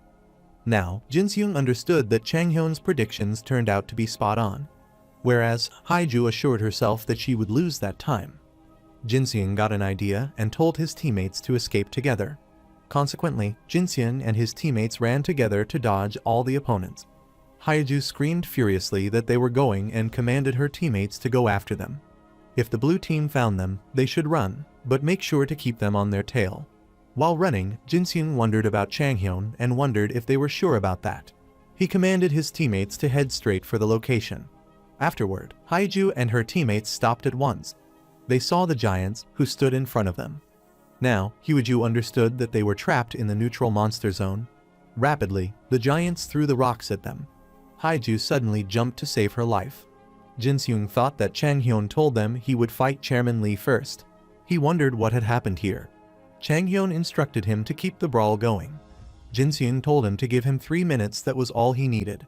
He asked him what he was doing, and Changhyun consoled him to see. Changhyun commanded Dojun and Hangyul to act while they were still hidden. He told them that they would take out Haiju and her team on his signal. He counted down in reverse to launch the attack. As the countdown finished, Dojun and Hangyul rushed together. Haiju was shocked to see them, and someone attacked the teammate behind her. She turned her face to see her teammate. She told her teammates to avoid the giants and boulders, said it would be a brawl, and ordered them to focus on the red team. She placed her hand on the ground and activated the sanctuary technique, creating a healing field around her. On the other side, Changhyun aimed his gun at her. As he triggered his gun, the bullet flew towards her. Suddenly, Haiju blocked the bullet with a shield clone. She asked Changhyun if he really thought she would not have prepared for him. Changhyun thought that it looked like he had underestimated her. So, he showed his mana bomber, an explosive gadget, and decided to apply Plan B. He extended the mana bomber and decided to break off a piece of it. Afterward, he would apply his artificial ether and change its shape. He felt that it was pretty heavy. Suddenly, the blue radiation was released from the gun barrel. He targeted his gun towards Haiju while releasing the blue rays. Haiju pushed back and stopped herself due to the effect of his attack. His teammates asked Changhyun what he had shot, and now they understood it was the mana bomber. Changhyun felt happy and couldn't believe it had worked. The blood dropped onto the ground from Haiju's shoulder. She thought that her wounds were healing quickly thanks to the sanctuary. But she still had to deal with the blue team. She stood on the sanctuary shield while Dojun and Hangyul looked at her. Now, Changhyun realized that there were 2 ways to power up in the Hunters League. The first method was to defeat minions or monsters that spawned in the arena's dungeons. The second method was to defeat his opponents. Suddenly, Changhyun launched a powerful attack on her, striking with such force that she was violently knocked backward. He believed that Haiju's team was nearly finished. At that moment, Chairman Lee descended from the sky. As he came onto the ground, he guessed that Changhyun had done so too. He said that it had been a long time since he had a proper fight. He told Changhyun he was eager to hear what he had to say. Changhyun replied that he did not think there was anything for them to discuss. Juntaek Lee told him not to act that way and said he was impressed with his strategy, adding that the Hunters League now focused more on raw power. He added that in the past, when hunters had to clear towers, strategy was the key to success. At the same time, he gathered energy in his body, released a red aura, and his glowing red eyes stared fiercely at Changhyun. Suddenly, he hurled a large axe, but Changhyun quickly blocked it and fell to the ground on the left side. While gripping the mana rope, he wondered if Juntaek Lee figured out his position from his voice. The presiding officer should be exhausted at that point. Changhyun flew away from the rope and assured that they could overpower Juntaek Lee. On the other side, Dojun and the other teammates rushed toward Juntaek Lee. He swung his sword constantly, but Juntaek Lee dodged it calmly. He launched a powerful attack on Dojun, striking with such force. Meanwhile, Changhyun kept firing at him relentlessly, but Juntaek Lee blocked every shot with his protective shield. He realized that this was the difference between an elite hunter and those barely reaching Division 3. He reminded himself that they were doing the best they could, after thinking that Juntaek Lee had attacked his teammate with a large axe. Consequently, Changhyun pointed his gun at Juntaek Lee, thinking it seemed like only the 2 of them were left. Juntaek Lee asked if Changhyun was surprised. Changhyun said that it was all within his expectations. Juntaek Lee laughed, saying he hoped Changhyun had a plan to overcome that as well. Suddenly, he called out to Hangyul, because Hangyul had rushed at him with swords, using his gravity attack. All the swords surged through the air toward Juntaek Lee. With swift precision, he raised his shield and deflected them effortlessly. He jumped and rushed towards both of them. First of all, he swung his axe into Hangyul's chest. As a result, he was eliminated from the match, and Juntaek Lee confirmed that only Chang Hyun remained. While waving his gun, Chang Hyun felt a sense of confusion. The story continued with Chang Hyun, who raised his gun toward Juntaek Lee. He realized that Juntaek Lee was not only a melee fighter but also a tank, the perfect counter to ranged fighters. He had a huge disadvantage. Suddenly, Juntaek Lee leapt toward him, swinging his blade and declaring that victory was his. He swung his large axe at Chang Hyun's chest. In those circumstances, Chang Hyun smirked. He held the Manhwa bomber and wondered if Juntaek Lee was sure. A large burst of energy or shockwave emanates from the arena. That move made the entire audience roar with excitement. Ara Cho looked visibly confused. Dust swirled through the air, clouding everything around. Chang Hyun and Juntaek Lee were lying unconscious near a cracked crater on the ground. On the other hand, Min-seok Lee stared at that scene in disbelief. Min-seok Lee could not believe how Chang Hyun had done it. He knew confidently that Chang Hyun used the Manhwa bomber to force a tie. The true monster in that match turned out to be that kid. The scene turned to Chang Hyun, who ascended the stairs after the match ended. He thought that if he had dodged his spear and thrown the Manhwa bomber, he would have clinched the win. Afterward, Dojun praised him for his victory and said he deserved to feel a bit happier. But Chang Hyun asked why he should be, pointing out that he had only tied with Juntaek Lee. Hangyul asked Chang Hyun if he hadn't heard. When Chang Hyun asked what he meant, Hangyul dismissed the matter with a smirk. The blue team stood on stage, and Chairman Lee and the judges walked toward them. Juntaek Lee turned his face towards Chang Hyun.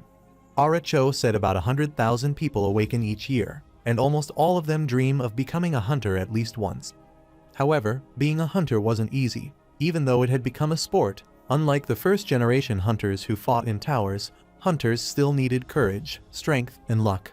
Only those who possessed all these qualities could truly become a hunter. A contestant from the next generation of hunters had proven themselves to be one today. She called out to Chang Hyun Lee. She congratulated him and said that he had proven himself to be the finest hunter of the competition. Chang Hyun stood on stage under a spotlight, facing a cheering crowd. He felt something strange. Ara Cho gave him a trophy. As he held the trophy, he thought he had held trophies like this countless times in his past life. He confidently raised his trophy to the audience, thinking he hadn't felt this way in a long time.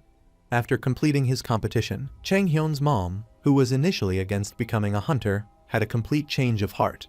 Her mother said that, although Chang Hyun's father might not admit it, he was always the most excited whenever Chang Hyun did something impressive.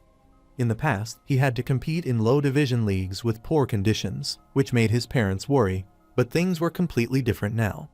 The scene turned to someone setting down 2 cups. Chang Hyun picked up his cup. Juntaek Lee asked what Chang Hyun was doing here.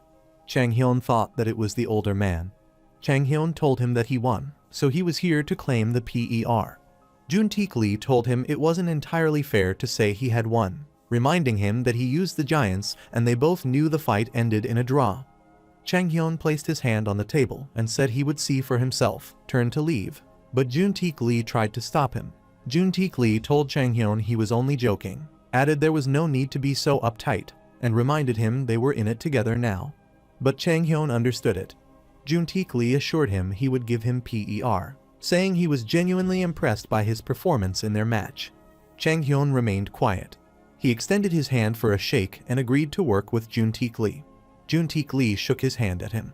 The scene shifted to Chang Hyun, who stood alone. The Mora's Workshop was an internationally renowned business specializing in high-end hunting weapons, also offering comprehensive assessments for hunters. Chang Hyun came out today to place the order for his prize.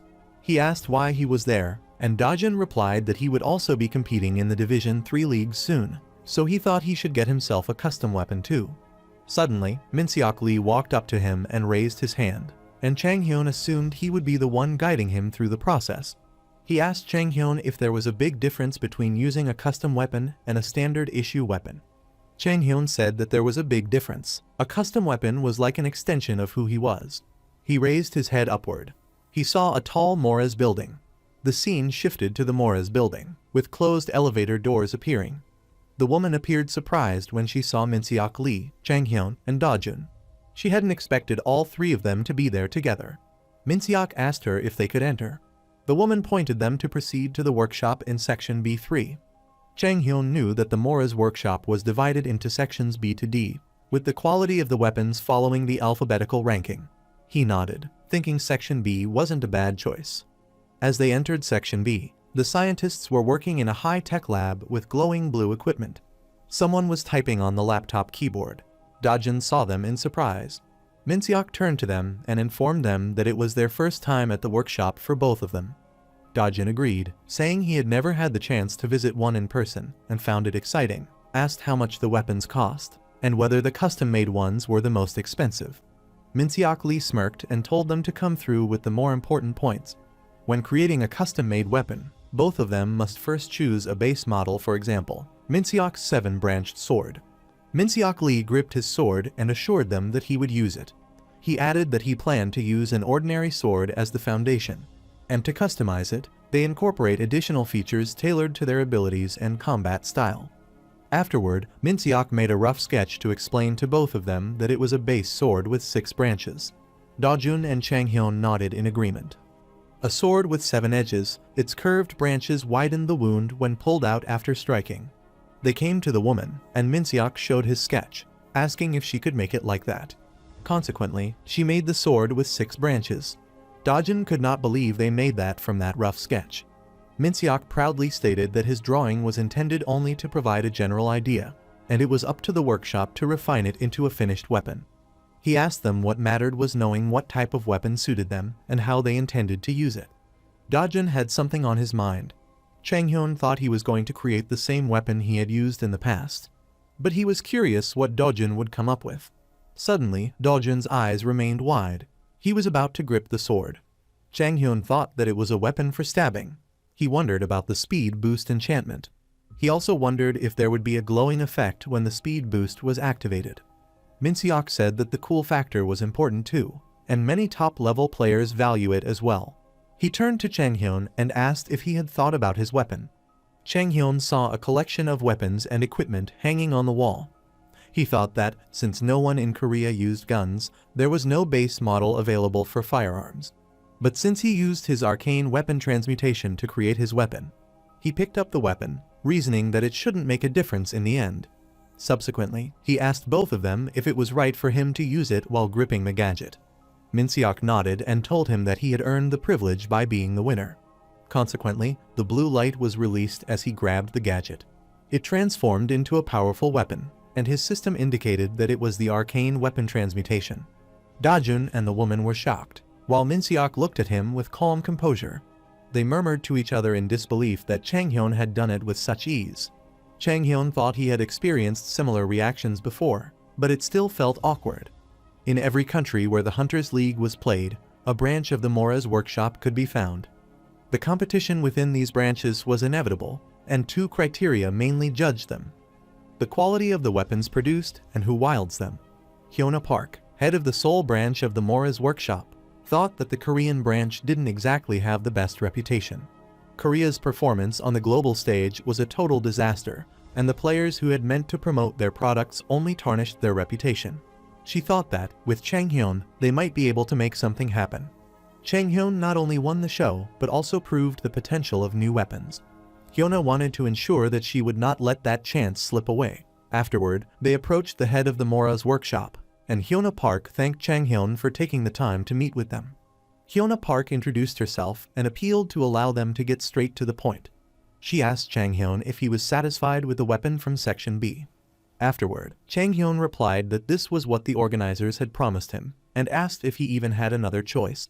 She picked up the box and told Chang Hyun that if all he wanted was a mana ingot, they had something pretty special for him. As she opened the box, the mana ingot appeared from it. Chang Hyun was shocked to see that. Hyuna Park said that she would like to make him an offer using that ingot. She happily assured him they would give it to him on an indefinite lease, hoping he'd use it to create his weapon and gain recognition with it. She added that, in exchange, they'd like Chang Hyun to work with them periodically to develop new weapons using his ability, and asked if he agreed. Chang Hyun was satisfied with her, but he had one objection. He then smirked and asked her if it would be right if it became known that he was one of the creators of the weapons. Hyuna Park wondered if Chang Hyun figured out her plan and if he used that ingot to create a weapon. She thought that the public would believe that their branch could not refine top-grade mana ingots. After that, he was going to have him forge more weapons to create a collection made from A+ ingots. Hyuna Park apologized to him, explaining that she had forgotten to mention that Chang Hyun would need to sign a non-disclosure agreement. Chang Hyun smirked and said, in that case, he should take his skills directly to the main branch of the workshop. Hyuna Park gritted her teeth. She asked him furiously what he wanted. Chang Hyun wanted a sponsorship, but Hyuna Park objected, asking if they were already sponsoring him by providing him with a weapon. She claimed that their branch could arrange an individual sponsorship for him, and Chang Hyun refused, saying that it was not for him. He shared his thoughts, saying that he was going to join PER and wanted Hyuna Park to become PER's sponsor. Hyuna Park looked at him furiously. She thought that Chang Hyun wanted them to sponsor a Division 3 team that finished last every season. Hyuna Park asked why she had to be PER, and said that if he joined another team, they might be more open to the idea of sponsorship. Chang Hyun laughed and said that it would not happen because he had already signed a contract with them. Hyuna Park was shocked, thinking about what he could do. She said that the sponsorship of PER would not do much to promote or build their brand image. Chang Hyun offered his weapon forging skills exclusively to her branch. Hyuna Park remained quiet at once. She was satisfied and said they would send a representative to PER to go over the sponsorship details then. Both of them shook hands, signifying their agreement. The scene transitioned to Chang Hyun, who stood and looked at the stage from the audience seats. He thought that was about the expected audience size for a Division 3 league. While descending the stairs, he thought that the next match would be PER versus ESP. He smirked, thinking that last place against ninth was doable. He sat in the audience seat as one of the judges announced that, despite their struggles so far, PER still had a good shot against ESP and had to win that match to make a comeback. Unlike Division 1, the matches in Division 2 and 3 were held in virtual reality. Division 1 matches take place inside real dungeons, so the risk of getting injured was a genuine concern. Chang Hyun believed that was not the case in Divisions 2 and 3. He wondered what they were so scared of. Chang Hyun looked at the screen where a guy was running. He was surprised and wondered if they called that a fight. He came to see if there were any hidden talents in PER. Consequently, the judge declared that PER had lost the fight and was forced to retreat, and they had to withdraw. Chang Hyun was stunned when the judge added that the PER closed out the season without a single victory. He wondered how they had ended the season without a single victory. He saw a leaderboard where PER had a score of 0, whereas other teams had multiple scores. Chang Hyun regretted having made a grave mistake by choosing the PER. He wondered if it would have been smarter to join a team with decent prospects and players, then transfer to a Division 1 team later. He motivated himself to the point that he could not give up.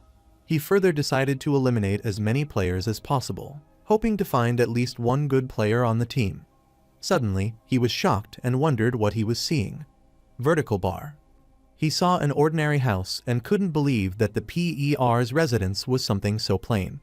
Afterward, Chang Hyun thought that his first team hadn't had proper sponsorship either, so they had slept in an ordinary home like this. He thought it might not be as bad as it seemed after all. They had given her the code earlier. He put the PIN code on the door. As he opened the door, he heard someone telling another that if he hadn't screwed up back then, they wouldn't have lost so badly. The other guy from PER said that all of them were running with their tail between their legs until they got taken out. Jongju stepped between them, urging them to stay calm and assuring them that they could work out the matter. On the other hand, Chang Hyun wasn't surprised that there was tension between the players, given the team's poor performance. At the same time, Jongju saw him. He completely revealed Chang Hyun's identity to their teammates and announced that Chang Hyun was joining their team. The girls from PER looked at him fiercely. One of them, Gilhan Lee, glared at him with anger. Chang Hyun smirked and told them that he had seen their match, and it was pretty good. He mocked that the match was completely useless, and Gilhan Lee glared at him in fury. He gritted his teeth furiously. Afterward, he walked up to him and asked who he thought he was, talking trash to a pro player. Chang Hyun mocked him and asked if he had hurt his feelings. He challenged Gilhan Lee to a fight and declared that if he lost, he'd be removed from the team, but if Gilhan Lee lost, he'd be the one to go. Chang Hyun again mocked him and asked the guy if he was frightened. The scene transitioned to the arena where the four persons stood side by side. Chang Hyun believed that a fresh recruit had walked in and provoked them by saying they sucked. He thought that only 3 people from PER took the bait. Everyone else who shrugged it off clearly lacked the drive. Afterward, he continued speaking to them, saying he hoped they weren't planning to turn off their sensory feedback setting after claiming they would have beaten him up. Gil-hun Lee, in a fit of fury, told him not to worry about them and warned that he'd better do it right, or he was done for. Chang Hyun thought that Gil-hun Lee was the one who charged in by himself and died in the match. He activated his analysis technique, and his system revealed that Gil-hun Lee can charge forward and unleash a powerful shockwave upon impact. His stats were even lower than those of the contestants on the show, and Gil-hun Lee had not been putting in the necessary training. His skill was actually pretty good, but he wasn't using it effectively. It was genuinely hard to believe these people had managed to become pro players. Chang Hyun sighed deeply after thinking. The scene turned to the roadside, where Chang Hyun stood holding an ingot weapon. He felt something rapidly. Suddenly, he saw the blast on the building, but he already knew it had to be. His system informed that it was a destructive charge, and he knew that Gil-hun Lee had charged in from the get-go. As he attacked, Chang Hyun swiftly dodged it. Gil-hun Lee smirked. Chang Hyun knew that Gil-hun Lee intended to trap him. Suddenly, a crack appeared on the tiles of the ground. As it blasted, Chang Hyun flew away and thought that the shockwave's range was much larger than he had expected. It was actually a decent skill. Gil-hun Lee looked at him with an ugly smile, and Chang Hyun thought this would make him believe he had played right into his hands. Immediately, Gil-hun Lee charged at Chang Hyun, convinced he had already won. But in that moment, Chang Hyun smirked, knowing that everything was going exactly according to plan. He fell and targeted Gil-hun Lee. Gil-hun Lee was shocked. But Chang Hyun Lee stared back at him without a trace of fear. When Gil-hun Lee's teammates approached, their eyes remained wide in disbelief at that scene. It was discovered that Chang Hyun was tied to Gil-hun Lee with a mono rope and left hanging down. He told them they were late and asked who wanted to go first. He smirked and said that he was hurt quite a lot. But Gil-hun Lee's teammates were frightened, their eyes filled with fear. The scene transitioned to the apartment, where both of them prostrated before Chang Hyun, a clear sign of their defeat. Chang Hyun reminded them of their condition, which stipulated that whoever lost had to leave the team, and consoled them, pointing out that they had never agreed to it. Consequently, he firmly instructed them to leave. Both of them were shocked. After that, they went out. The scene shifted to Gil-hun Lee, who remained standing, feeling disappointed. Chang Hyun called out to him and questioned whether he hadn't heard what had already been said. He gripped his shoulder and asked if he was not to leave. Gil-hun Lee gritted his teeth. He apologized to him. Chang Hyun felt he had successfully brought him to the correct line. Gil-hun Lee realized his mistake and told Chang Hyun that he completely acknowledged it, so he appealed to Chang Hyun not to kick him off the team. He assured him that he had a pretty good skill. He revealed that it was his one strong suit. Chang Hyun realized that Gil-hun's skill was good. He asked him if he didn't even know how to use it properly, and honestly assured him that he wouldn't listen to Chang Hyun. Gil-hun Lee assured him that he would listen and asked Chang Hyun if he would stay if he did. Chang Hyun firmly told Gil-hun Lee that he was to heed only his words and no one else's, and then asked if he was truly sure he could commit to that. Gil-hun Lee nodded and assured him that he would do it. Chang Hyun couldn't bring himself to believe he would obey him, but truthfully, the entire team was useless, and their recruitment budget was already stretched thin. So, he thought that he might as well set an example with him. Out of the 7 players, he had already dismissed 2. Now it fell to Chang Hyun to find suitable replacements. He sent a message to Haiju to recruit for the PER, but she refused his offer. Haiju had incredible potential, so he wanted to recruit her if he could. Someone sent a message to him from Messenger. He stayed tuned at once. It was revealed that Hangyul had messaged him, saying he'd heard from Haiju and asking Chang Hyun if he was recruiting the players, but what truly surprised Chang Hyun was that Hangyul had taken the initiative to contact him first. Chang Hyun knew that Hangyul was a star player on Seoul Private Academy's Team 1, so he was certain Hangyul would remain loyal to them, although he supposed it was hard not to be impressed after what he pulled off. He messaged him, asking about his academy and LHR, and Hangyul replied that he would have to discuss it with them first. Chang Hyun thought that it seemed like playing well on the show paid off. The message received from Hangyul would be a huge score. While scrolling on his phone, he was suddenly shocked. He thought those guys had also been added from his contact list. The scene transitioned to Chang Hyun, who sat beside the computer, flipping through the page as he wondered what he should do about it. He believed that the most crucial aspect of building a team roster was ensuring synergy between the members' skills. Unfortunately, that was non-existent in that team. Everyone's stats were the bare minimum, and the skill synergy was far from ideal. He came across Yeonju-ji's introduction from PER on the page and wondered if her skill was positional awareness. He thought that Hangul was more than capable, and with the two who reached out to him yesterday, they might have Hangul able to take the Division 3 leagues by storm. The story continues as Chang Hyun arrives at Jun-taek Lee's office, where he asks Jun-taek Lee what he thinks of his new team. Jun-taek Lee asked if the new team was any good. Chang Hyun smiled and informed that the presence of every exceptional player was thanks to him. Jun-taek Lee apologized to him, saying that he had not had the time to manage the team. He remarked that he'd noticed Chang Hyun working hard to find new members and was surprised that he'd secured Seoul's Mora's workshop as a sponsor. Chang Hyun explained that he'd just done what he had to do to save the team. Jun-taek Lee asked him if he thought about the kind of team he wanted to build. Chang Hyun assured him that he had gotten the two ideas. He said that the first idea was the one-person army approach, as Jun-taek Lee expected. Jun-taek Lee said the idea was too predictable and asked Chang Hyun if he knew how easily a team could fail if it relied on just one strategy in the Hunters League. Chang Hyun agreed and decided to tell the second idea. He assured him that the idea was still in development. He told Jun-taek Lee that he could think of it as a bomber strategy. Jun-taek Lee's eyes remained wide as he heard about the bomber's strategy. However, Jun-taek Lee was unaware of the bomber's strategy and decided to leave it in Chang Hyun's hands. He took the document paper to him and cut to the chase. This document confirmed that all team authority would be transferred to Chang Hyun.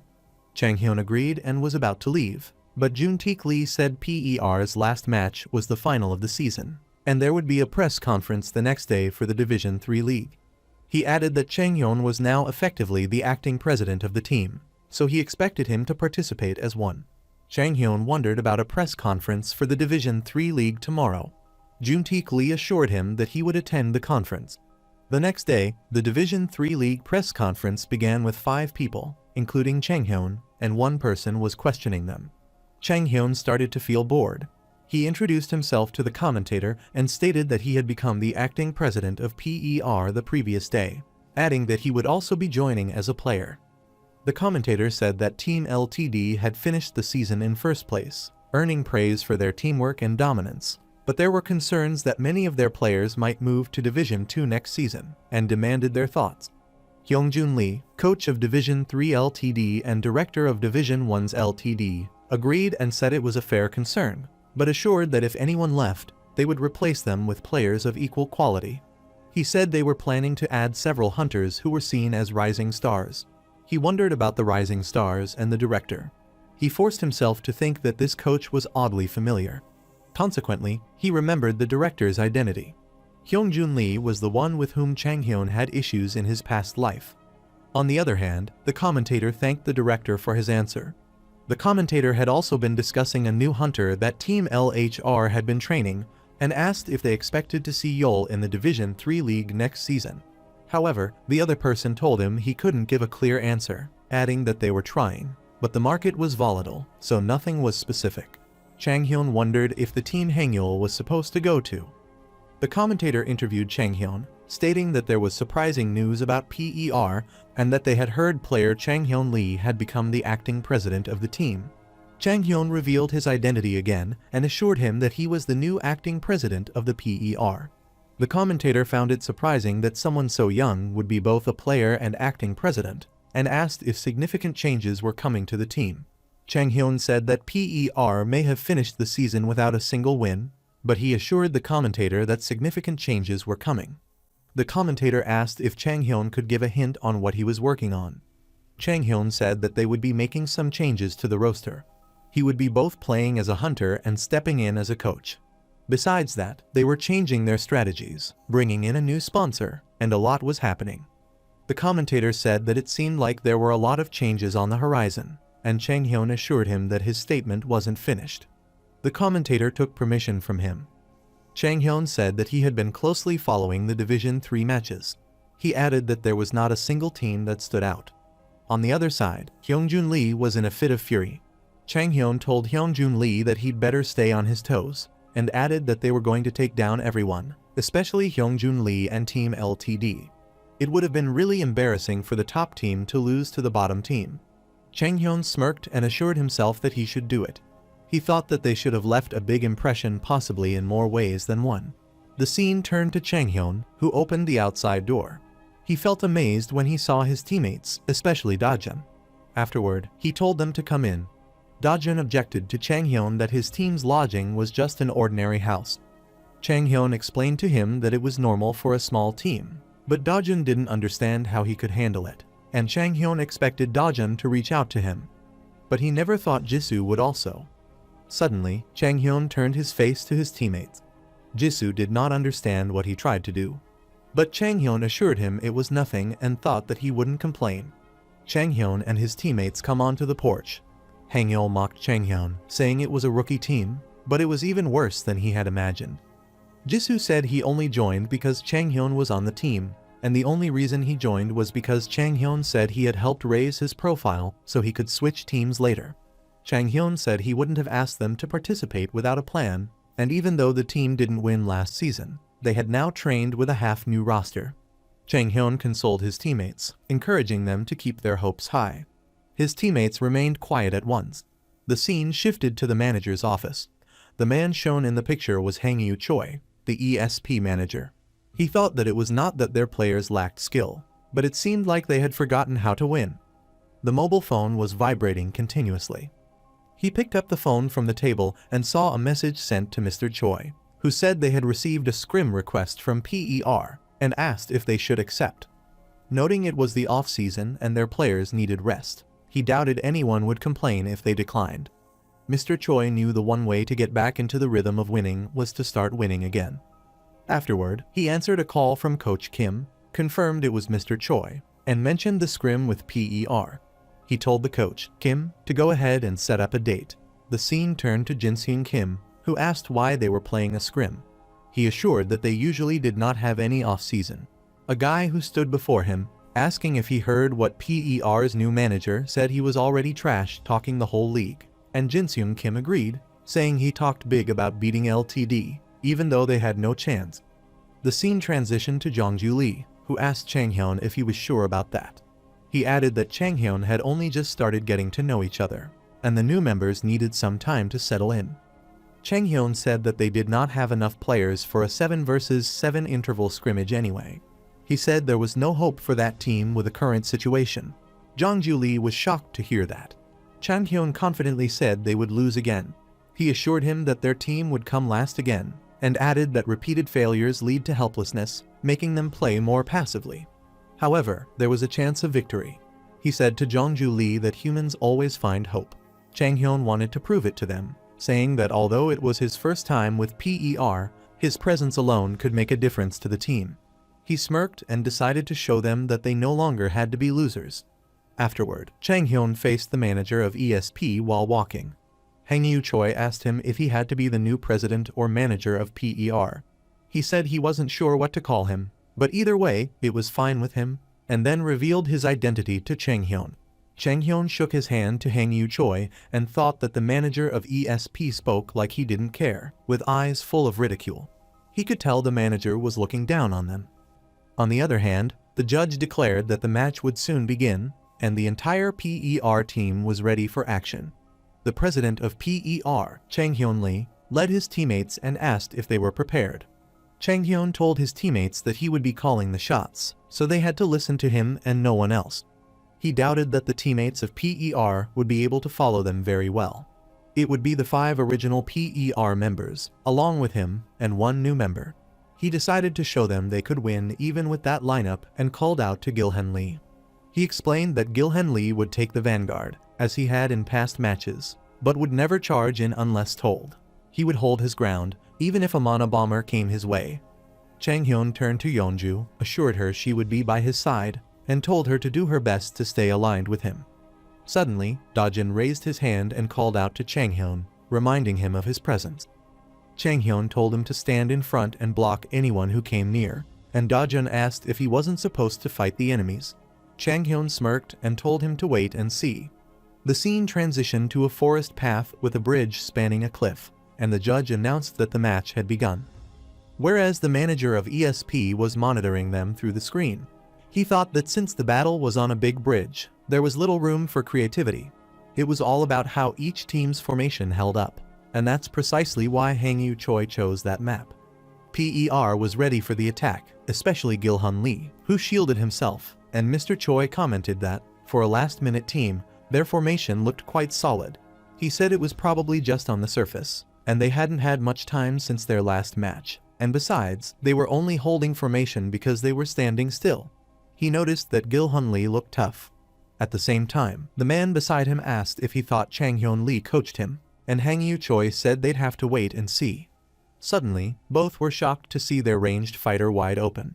Hangyu Choi felt excited, thinking Chang Hyun had lost track of his own position while managing the others. While the ESP member dodged the attack, Hangyu Choi believed he wouldn't let that chance slip. He jumped at the PER member, twirling his spear.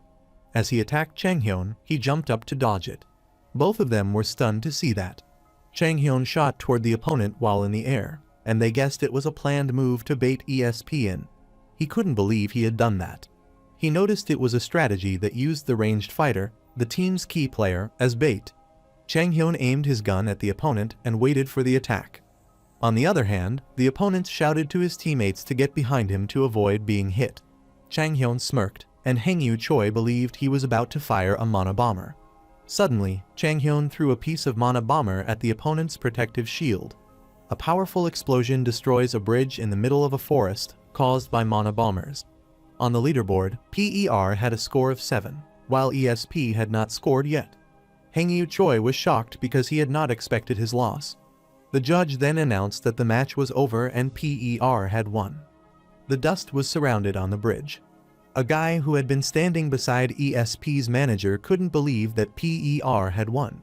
He was wondering why Chang Hyun left himself wide open, but he really made it work. On the other hand, Chang Hyun put his gun on his shoulder and smiled, and the guy was stunned to see their victory. After that, the players murmured to each other, not believing how long it had been since they last won. On the other side, Chang Hyun was listening to their conversation and felt happy about their victory. Suddenly, Gil-hun Lee asked him how he did it. He still couldn't believe how Chang Hyun had led them to victory. But Chang Hyun asked what mattered most in a fight between formations, and Gil-hun Lee replied that it was obviously keeping the formation together. So he asked him again how he had dismantled the enemy. Gil-hun remained quiet at once. Chang Hyun said to him that he either made them fall apart on their own or just overpowered them. Gil-hun felt awkward and wondered why that scene never crossed his mind. Chang Hyun told him that he had lured the ESP team into switching to an offensive formation, then hit them during the transition. He understood that was why Gil-hun broke away from their formation and exposed himself. Afterward, he asked him if he was surprised by his answer. Suddenly, Hangul interrupted and stated that the correct answer was one that anyone who heard it would agree with. He asked them if they practiced before he joined the team. Chang Hyun explained that he chose a straightforward formation.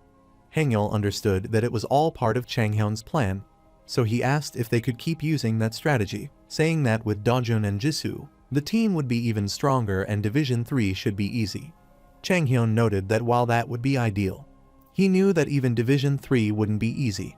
They were unsure that ESP had a strong record of wins, and they still found themselves in 9th place at the end of the day. The strategy might work against some of the lower-ranked teams, but it was unlikely to hold up against the better ones. Chang Hyun said that using the same strategy repeatedly would make it less effective. Jisoo told him worriedly that he had joined the PER because he trusted Chang Hyun, and said he hoped Chang Hyun had a better plan. Chang Hyun thought that, unlike the others, Jisoo only joined because he had promised to raise the team's standing. So, Jisoo could later leave with a better offer and more promising career prospects. Afterward, Chang Hyun explained the reason that they had to prepare another strategy. But Jisoo shouted that the team barely had anyone with good skills and asked what other strategy they could even use. Chang Hyun stepped forward and said that skills weren't the only tools they had. Jisoo was surprised to hear that statement. He showed the mana bomber before them. He threw it to Jisoo to catch and said they would use these instead. Chang Hyun said that their team would become experts in mana bombers. The scene transitioned to the president of PER's door. Hangyul sat in Chang Hyun's office and was shocked, asking Chang Hyun if he really wanted him to practice using multiple swords at once. Chang Hyun asked him the reason why he did not like his training plan. Hangyul said that if he controlled multiple swords at once, he would not be able to control them precisely, and asked him what the point was. Chang Hyun had understood that effectively pressing the enemy using sword telekinesis, controlling multiple swords at once, was not ideal, as it scattered Hangyul's focus. He knew that in his previous life, Hangyul could maintain at least 7 swords at once, and he could handle up to 3 with advanced sword skills. If Chang Hyun wanted him to improve quickly, he could not leave him in that state. However, Chang Hyun would not say it was pointless, but if Hangyul did not do it, then he would not. But Hangyul listened to him carefully. It seemed like Hangyul joined because he respected Chang Hyun, and that should have made the point clear. At the exact moment, Hangyul agreed, saying that he knew he had to do that sooner or later. He asked him how many swords they were talking about. Chang Hyun explained it to him by raising his finger and said it was 7. After hearing that, Hangyul looked confused. Chang Hyun smirked and noted that 7 was enough. The scene transitioned at night, where Jisoo was surprised to hear Chang Hyun's statement. Jisoo asked if Chang Hyun wanted him to practice dropping distant objects with precision. Chang Hyun told him that the more accurate he was, the better. Jisoo said his gravity skill was too weak to help in attacking the enemy. Chang Hyun curiously asked if he was thinking about it, saying he could choose whether Jisoo wanted to do it or not. So, he decided to tell Jisoo. However, Chang Hyun pointed at him and said he was going to make him drop bombs using his skill. He assured him that he had made the plan, including the mana bombs. He said he would attach the bombs to Hangyul's sword, with Jisoo using his gravity skill at the same time. He assured Jisoo that he would drop the bomb attached to the sword while it was flying. He explained that Jisoo of Hangyul would become artillery on the battlefield. Jisoo understood his plan and asked him if he meant the new strategy. Chang Hyun assured him that the new strategy was called the bomber strategy. He told him that Hangyul would control multiple swords first, each carrying fragments of the mana bomber. With Jisoo's control, Chang Hyun and his teammates would drop bombs precisely on the enemies, but they still needed one more key piece to complete the strategy. They would not be able to deal significant damage from a distance without knowing the enemy team's location. She wondered where Yeonju Lee had come from.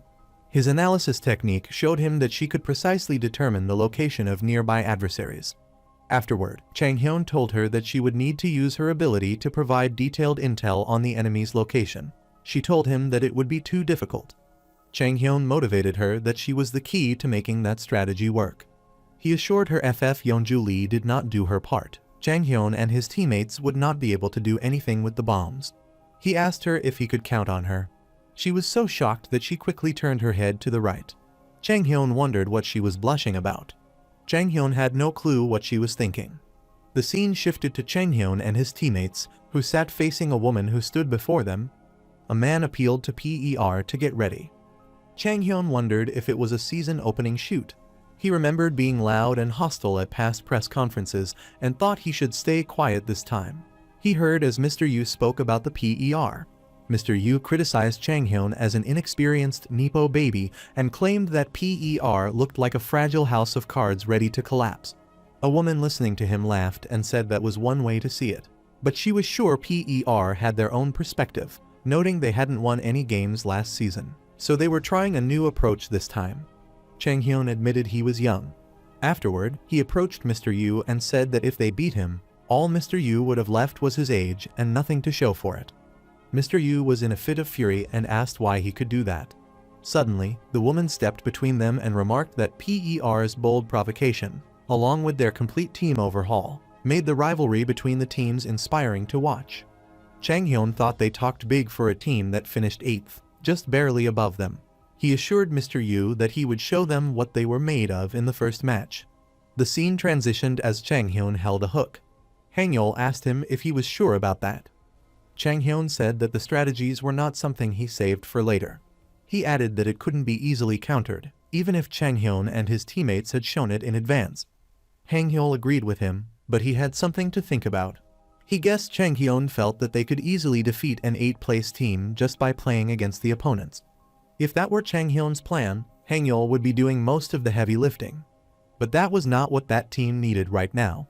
However, Chang Hyun assured him that he was the key to that strategy. Hangyal told him that he would do his best. Chang Hyun agreed and ordered to go. Chang Hyun and his teammates would show them what they had gotten. The system stated that in the Hunters League, the team with the lower ranking gets to choose the arena. Since PER was ranked lower, the decision was in their hands. Chang Hyun's team picked the simplest option, such as the city at arena. Chang Hyun called out to Yeonju, Jisoo, and Hangyal, instructing them to take their positions and reassuring them that they would proceed with the plan. While secretly hiding behind the wall, Chang Hyun peeked out and ordered the remaining members to regroup and pick off enemies if possible, otherwise, to focus on staying alive. On the other hand, Yeonju informed the leader that she was on the 23rd floor of the 7 Stars Electronics building at the eastern edge of the map. She would be waiting in the leftmost office for them. She activated her positional awareness skill, enabling her to pinpoint the location of nearby enemies. She reported the enemies' locations in coordinate form one by one. Chang Hyun told him to watch out for those coordinates. Now, Chang Hyun realized that Yeonju's ability truly shone in large arenas like this one. He located the enemy's rendezvous point 145-255-5 and immediately took off running. As he ran, he instructed his system to bring up the map clone. He marked the location on it. His teammates alerted him to their presence, and Chang Hyun gave the signal for the next phase by bombing the arena and bringing down the building. He would snipe anyone who tried to escape. If the opponents tried to dodge Chang Hyun's shots, the entire PER struck them head-on with their formation. Consequently, Chang Hyun asked if they were ready for the strike, and PER responded that they were already in position, just waiting for his order to drop the payload. He appreciated them because he believed that the PER would win. At the same time, he commanded his whole team to get started with the strikes. Suddenly, Hangyul threw 3 swords into the air, where the mana bombers were attached to them. Chang Hyun aimed his gun at them. He fired at them. The mana bombers dropped one by one as he hit them. On the other hand, the entire Team TGD was alerted to the opponent's attack inside the building. Ki-won thought that Mr. Yu had already told all of Team TGD to stay cautious against their opponents in that match. Mr. Yu had even mentioned the opposing team's leader, claiming it was Chang Hyun. He, with curiosity, warned them not to let that make their Team TGD careless. Ki-won doubted they needed a strategy against a rookie like him. He motivated himself to ensure that his team would continue to strive for their best. He decided to use his devastating stride skill when the PER revealed themselves. He was waiting for the opponents to show themselves. Suddenly, the Team TGD saw the mana bombers from the sky. Someone felt that the ceiling was shaking, whereas Ki-won screamed, ordering to deploy the mana shields above. The ceiling was cracked, and the entire players deployed the mana shields for their self-defense. Chang Hyun brought down the building last time, so the boy figured Chang Hyun had pulled a similar stunt again. Chang Hyun had used his ether bullets to get the job done. He must have burned through most of his mana for that. They saw the 3 swords, which stayed in a frozen position. The swords rushed towards them. It seemed that Hangyul was using his sword telekinesis, while the other man noted that PER was watching them from a distance before making a move. As the swords approached, they decided to hold off. Ki-won tried to block the blades, but the swords automatically dodged his attempt. Suddenly, a sword released a mana bomber, and they dropped down. They were in fear of seeing that. A hazardous blast appeared in the apartment. They fell to the ground, and the dust enveloped them everywhere. Ki-won tried to stop himself with his foot. He couldn't believe the sword had exploded. The scene transitioned to Chang Hyun, who stood on the rooftop of the building. He aimed his gun at the enemy and decided to attack. Consequently, he fired at the opponent. Chang Hyun guessed that he did not need to step in. The Team TGD could not fight the swords up close, so they planned to use ranged attacks instead, but with Hangyul controlling the swords, that was no easy task. Finally, Chang Hyun realized that the game was over, and PER had won. The leaderboard showed PER with 7 points, while Team TGD had not gained any score. The scene instantly cuts to Jinhen Lee, Team LTD's Division 1 manager, his face frozen in shock. He never expected to see a bomber strategy from PER in a Division 3 match. Afterward, he asked the other if it was Chang Hyun who had stirred up trouble in Division 3. The guy figured Chang Hyun wasn't just talking. They praised Chang Hyun as unbelievable, saying they had never seen a player like him before. Jinhen Lee asked if Chang Hyun was not on their recruitment list. It seemed that Chang Hyun already had ties with PER, and Team Ltd's manager offered him the best deal in the industry, but he did not even consider it. After that, Jin Hyun Lee told the man not to dwell on it now and said to ask their Division 2 recruitment team to reach out to Chang Hyun. Afterward, the status window indicated that PER had won. Gil Hyun Lee felt emotional, unable to believe they had achieved such a big victory. On the other side, Yeonju was amazed by their victory. Chang Hyun informed her to save the celebrations for later and reminded her that they had an interview to attend. He guessed that MVP would be Hangyeol. After some time, the announcer greeted all their viewers nationwide and announced that they were joined by the MVP of today's winning team for an interview. Afterward, Hangyeol appeared in front of the commentator, and the commentator expressed his pleasure at meeting him, and Hangyeol thanked him for the invitation. The commentator told him that PER had finished last season without a single win and asked Hangyeol to share how PER had prepared for today's match, which led to such a turnaround. Hangyeol told the commentator that they won because of Chang Hyun. The commentator objected, asking if he meant Mr. Chang Hyun. Hangyeol said that he only followed his instructions. The commentator spoke that the PER's strategies had been creating quite a buzz, with many comparing it to artillery strikes and guided missiles. Hangyeol nodded and said that was how Chang Hyun described the bomber strategy. He praised Chang Hyun, saying his plan was flawless from start to finish. That's why Hangyeol respected him. At the same time, Chang Hyun watched Hangyeol's interview on the screen, surprised by his statements and wondering why Hangyeol was talking about him. The commentator asked Hangyeol how Chang Hyun predicted everything accurately. Meanwhile, Dajun guessed that Hangyeol was portraying Chang Hyun as a cult leader during the interview. After that, both of them turned their face backward and felt something. Gil Hyun Lee rushed over, sighed, and said that cult leader suited Mr. Chang Hyun well. Chang Hyun noted that Gil Hyun Lee referred to him as Mr. Chang Hyun. He had no idea why he was addressing him in that manner. However, Chang Hyun appealed to him to call him by his name because he meant that Gil Hyun was older than him. Gil Hyun laughed with disappointment. Chang Hyun believed they must be overjoyed to have finally broken their losing streak. He felt that PER was going to get stronger. He also knew that the champions of Division 3 would be PER. The scene transitioned to Dajun, who was eating the noodles. He looked at Chang Hyun. Dajun asked where Chang Hyun was headed and pointed out that it was a holiday. Chang Hyun replied to him that he was meeting someone and told him not to sit around all day because it was the weekend, and added that his PER was still in the middle of the season. Before he left, he told Dajun that he would meet him later. Afterward, Dajun drank the soup from his noodles. Once he finished, he decided it was time to catch up on his TV shows. Suddenly, the scene turned to the Hunters League Stadium. Min-seok Lee called out to Chang Hyun by pointing at his hand. He showed the stadium tickets to Chang Hyun and insisted that he come right away. But Chang Hyun asked him if they had started letting people in, and Min-seok Lee assured that they could go inside the stadium now. Consequently, both of them reached the stadium, and the audience was roaring.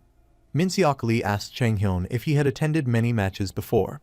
Chang Hyun briefly thought he had lived there in a past life, then said he had participated in it during Division 3, but assured him he was still a pro player. Min-seok agreed and expressed his happiness at having reached this point, but he was worried about Chang Hyun, who had other plans since he was in the middle of the season. Chang Hyun thanked him for the invitation in the stadium and asked Min-seok if there would be a match between Japan and Korea. He asked if it was worth coming in person to watch the match, and Min-seok replied that it was still Korea. Min-seok Lee explained that Japan may be dominant right now, but the Korean national team had some of their best talent from Division 1. However, Chang Hyun was not happy about it either, but that was the reality of Korea at the time. Min-seok Lee informed that Korea's players were not necessarily lacking in abilities or stats. He wanted Chang Hyun to watch the match because he believed he would one day stand on that stage and exact revenge for the judges. Min-seok Lee had a friend on Japan's national team and assured Chang Hyun that they would meet after the match. Chang Hyun nodded. He guessed that Min-seok had high expectations for him. His motive was to pay close attention to where his PER stood right now.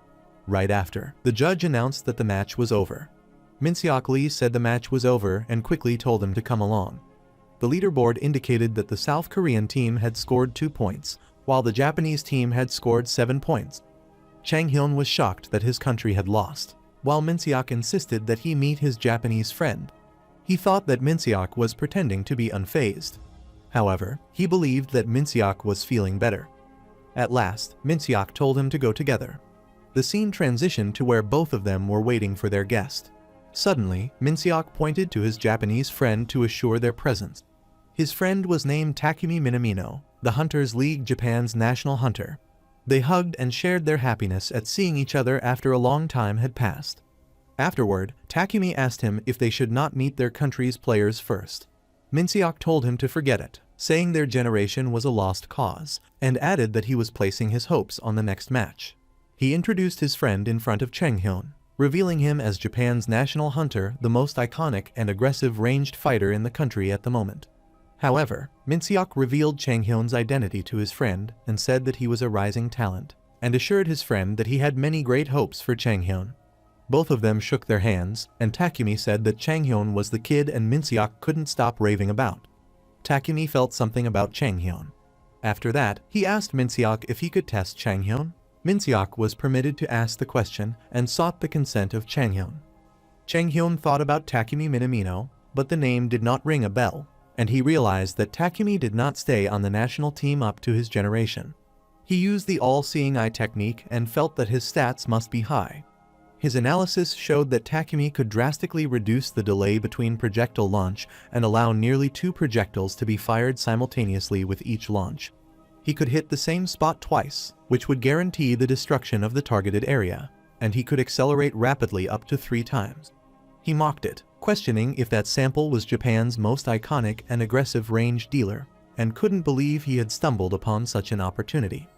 After a long analysis, Changhyun was challenged to clear the test. Takumi told him that he had a lot of spirit. Changhyun said that was not the only thing he had gotten. The scene shifted to the leaderboard. The judge told Junhyuk Kang that they had closed the gap. Junhyuk Kang said that they came within a hair's breadth of at least 3 eliminations, and the judge asked how difficult it was to overcome that hair's breadth. The judge shouted and showed favoritism by giving Junhyuk the best treatment early on, warning that it would only bring humiliation and stating that if it continued, they wouldn't send any players to the national team. After speaking his statement, he left. So, Junhyuk turned to Director Lee and said to him that it seemed he had gone to Scout Divisions 2 and 3, and asked if he had found any promising talent in LTD's lower division teams. The Director Lee objected to promising talent. He believed that the PER players were different from the Team LTD players. If Director Lee could pair up Hangyul with that kid who had gravity control, he could use them as occasional wildcards even in Division 1. He guessed that even Hangyul, the winner of the next generation. The Director Lee did not understand what that country needed at the moment and wondered if someone like Changhyun Lee was available. He expected that they were just some kids in Division 3. The scene transitioned to the dimensional area, where Changhyun, Takumi, and especially Minseok Lee were standing. Minseok Lee knew that Takumi was up to no good again. He caught a glimpse of the past, remembering when the two of them were equals, playing together on the international team. Takumi had been a little overzealous. He called it a test, but in truth, he had simply loved the fight. Minseok told Takumi to go easy on him, and Takumi assured him that he was aware Changhyun was a Division 3 player in the Korean League. Takumi consoled him that he would not push Changhyun too hard. Changhyun smirked. Takumi asked him what was so funny. The scene transitioned to the night. Takumi teleported into the void arena through a wormhole, surrounded by crackling energy. He wondered why Changhyun had picked that arena. He believed it was a unique arena with a wormhole mechanic, full of unpredictable factors and rarely seen in the Hunters League. He wondered if Changhyun was trying to throw him by picking an uncommon map. On the other hand, Changhyun's shadow appeared at the glowing portal. He thought that it was rare for 2 ranged fighters to face off in a one-on-one duel. The reason was that the ranged fighters typically stay in the back, focusing on the enemy's front line. Changhyun had never lost a duel against another ranged fighter. He used the all-seeing eye technique. He had memorized every wormhole on that map, where they were and where they led, which meant as long as he knew where his opponent was. Suddenly, he fired his gun at the wormhole. The bullet entered it. Right after, it comes from another portal where Takumi stood. He turned his face back and was shocked to see it. Then, he used the speed boost power to reflect the bullet on the left side. The bullet hit the wall, cracking it, and Takumi wondered if Changhyun shot him through a wormhole. Takumi had been just a second slower. Takumi guessed that the bullet's trajectory turned a little because of the wormhole's vibration. He had no idea how Changhyun had found his location, but it was clear he had taken the shot knowing exactly where he was. He was impressive for Changhyun, who was only in Division 3. Takumi held his weapons in both hands and was ready to attack. He fired at the wall constantly. However, once all the walls were down and it came down to just Changhyun and Takumi, the game was over. On the other hand, Changhyun ran away. He heard a sound. He believed that Takumi was breaking down the wall from a spot the wormholes could not reach. He felt that Takumi was probably breaking down the walls. Afterward, he smirked and thought that Takumi would crush him in a confrontation. The scene shifted to Min-seok Lee, who monitored both of them. Min-seok Lee did not expect Changhyun to land the first hit. He wondered how Changhyun shot his opponent by using a wormhole. Suddenly, Jin Tae-jin, Korea's national hunter, opened the door and walked towards Min-seok Lee. He called out to him. Min-seok Lee was surprised and assured that today was a bad match. Both of them watched the game on the screen, and Jin Tae-jin asked him if Takumi was not in the game today. He asked who was fighting against Takumi, and Min-seok said it was Changhyun, a rising star. But Jin Tae didn't believe it. Jin Tae asked if Min-seok was mentoring Changhyun and why he hadn't heard about Changhyun, and Min-seok explained that Changhyun was a pro hunter who debuted that season in Division 3. Jin Tae was shocked and couldn't believe how Changhyun had passed the Division 3. He commented that the match was tough. He asked Min-seok why he hadn't stopped by to see them, saying that many people wanted to see Min-seok. He added that if Min-seok had come by before that match, it could have boosted their team's morale. Suddenly, he came in front of him and asked why he was not answering. Right after that, Min-seok told him curiously that the match was more important than he was. Jin Tae was astonished and asked if he was serious. He glanced at the screen and said that the match was over already. He was shocked to see Takumi unconscious but lying on the ground. It was discovered that Changhyun had won the match. On the other hand, Jin Tae and Min-seok kept a close watch on the screen. The story showed a recap of how Takumi was defeated. Takumi fired at the last wall, and it cracked. He thought that the walls had fallen. He believed that Changhyun had not lost his drive. He thought Changhyun was done, just as Takumi was ready to strike with his slingshot. He fired through the slingshot weapon, and one arrow fell down the wall, while the other was targeting Changhyun. Changhyun was ready for his attack. He smirked and dodged the arrow easily. Takumi wondered how Changhyun dodged it. His ambush failed, but time was still on his side. He decided to destroy the nearby wormhole with his next attack. Changhyun fired confidently at the wormhole constantly.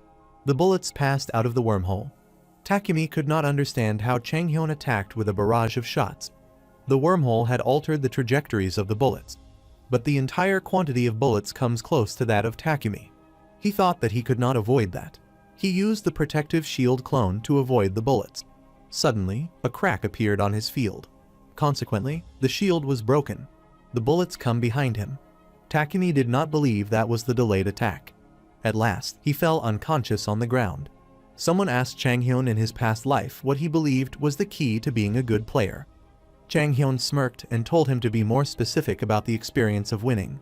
Consequently, the system declared Changhyun the winner of the match. The scene transitioned to Min-seok, who approached Takumi and asked what had happened. Takumi, his eyes fixed on the screen to see his recent match. He said that Min-seok had set a monster loose, and that was what had happened. Min-seok couldn't believe it and wondered how Changhyun had beaten him by skill alone.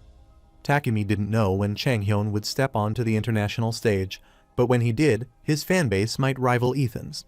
Min-seok was stunned after hearing his statement. The scene turned to the hole, where water was emerging.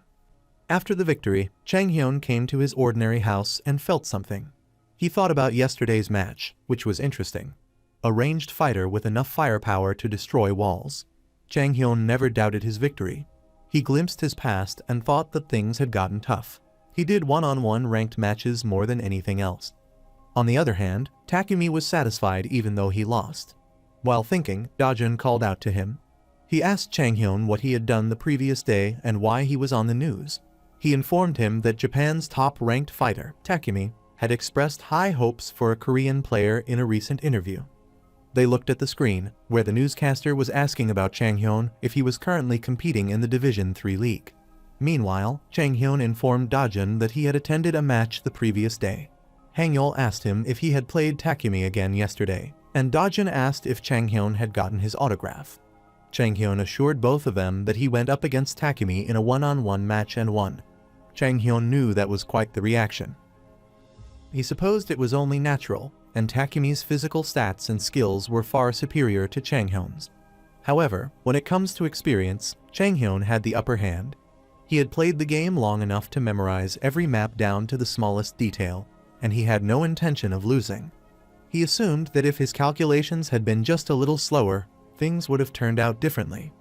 Afterward, Hangyul knew it from the start. He assured Changhyun that they had to listen to him, and Changhyun wondered if his eyes were always so sparkly. Dojin objected that Changhyun should have brought him along if he was meeting Takumi. Changhyun said that he would have gone with his sword and beaten Takumi as well. Dojin lightly struck his own head with his fist because he objected to Changhyun. At the same time, Changhyun thought that Dojin did not stand a chance right now. Suddenly, his system enhanced the power of his all-seeing eyes. He already knew about it because he used it to its limits in his match with Takumi. He had the ability to target the hunter's maximum ability stats and also tracked the trajectory of enemy projectiles. He felt happy because there was no better way to train his teammates. The scene shifted to the PER office. Changhyun initiated the conversation with Jongju Lee, informing him that it was part of the team's plan. He asked about how he felt about their current situation. Jongju Lee said that the PER kicked off the season with a win. He shared his thoughts. It was fine to continue as they were, acknowledging that they lacked many strategies but had built a solid win condition. He guessed that PER was stronger than it had been last season, but Changhyun disagreed. Changhyun said that it was enough. Changhyun asked what alternatives they had if their strategy failed and said that if he had to carry the entire team on his own, it would be a guaranteed loss. He shared that the moment the strategy failed, they had exhausted their options, so they needed to either refine it or develop a new strategy. He added that what they needed right now was individual growth for each member. He decided to start with ranked matches. The scene turned to the hall where Changhyun stood in front of his teammates. He asked about what they heard from the Jongju. Dojin asked him if they would be training through ranked matches, and Changhyun agreed. Dojin objected on his behalf, asking why it would not be better to focus on team-based training. Changhyun said that individual growth must come before teamwork, otherwise, there is no point in fighting as a team.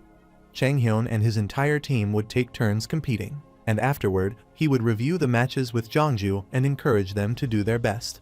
The scene transitioned to coach Jongju Lee, who stood behind Changhyun. Changhyun noticed that many people had come to watch the match. Afterward, he asked about the match between the famous players of Division 1 and 2. At the same time, the match started between Hangul Kim and Minsol Lee. Hangul Kim, a melee tanker, had a ranked score of 4,813. In comparison, Minsol Lee, a mid-ranged fighter, had a ranked score of 4,727. Changhyun thought about Hangul Kim, who later became known as the Knight, and Minsol Lee, who earned the title of Chain Bomber. Suddenly, Hangul Kim used his speed boost skill to rush his opponent. Minsol Lee denoted the Mana Bomber using the enhanced firepower skill. She rapidly jumped on the enemy. On the other hand, Changhyun knew that she had detonated the Mana Bomber using her skill, turning it into an explosive accelerant. It seemed Hangul's plan was to quickly close the gap using his speed boost to avoid being bombarded by Minsol's Mana Bombers, but Minsol had a considerable edge. Hangul tried to block the enemy's attack. However, his strength began to fade gradually. A big blast occurred, and the judge announced that Minsol Lee had won. According to Changhyun, Minsol dominated the match, even though Hangul was rated higher. If Hangul had dealt with the Mana Bomber used as an accelerant when he first rushed in, or found even a single chance to get close to Minsol, he might have come out on top. Changhyun thought that the ranked matches were where matchups and combat dynamics were most pronounced. To an untrained eye, it appeared that Minsol dominated the match, but in reality, it was very close. Anything could happen in ranked matches. The scene shifted to Minsol, who was standing at a distance, while Changhyun and Jongju remained focused on the screen. Changhyun turned his face back to see her. Minsol Lee asked which division Changhyun was in, what team he played for, and what his rating was. Changhyun thought about what she had heard him say. It was a close fight. Changhyun replied that he was in Division 3, played for PER, and had a rating of 1,000.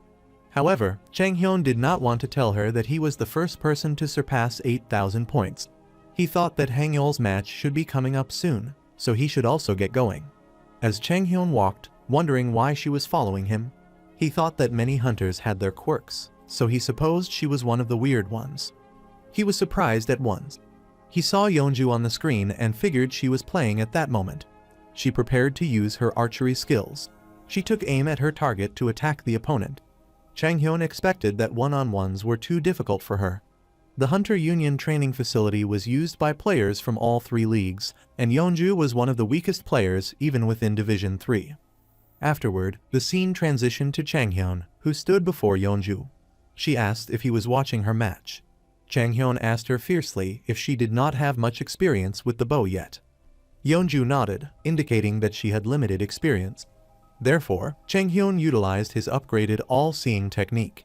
His analysis system showed him that Yeonju had the ability to precisely determine the location of nearby individuals and could fire in rapid succession. She could temporarily immobilize living targets in the designated area. Chang Hyun was shocked because he did not expect that, since her rank was also a plus.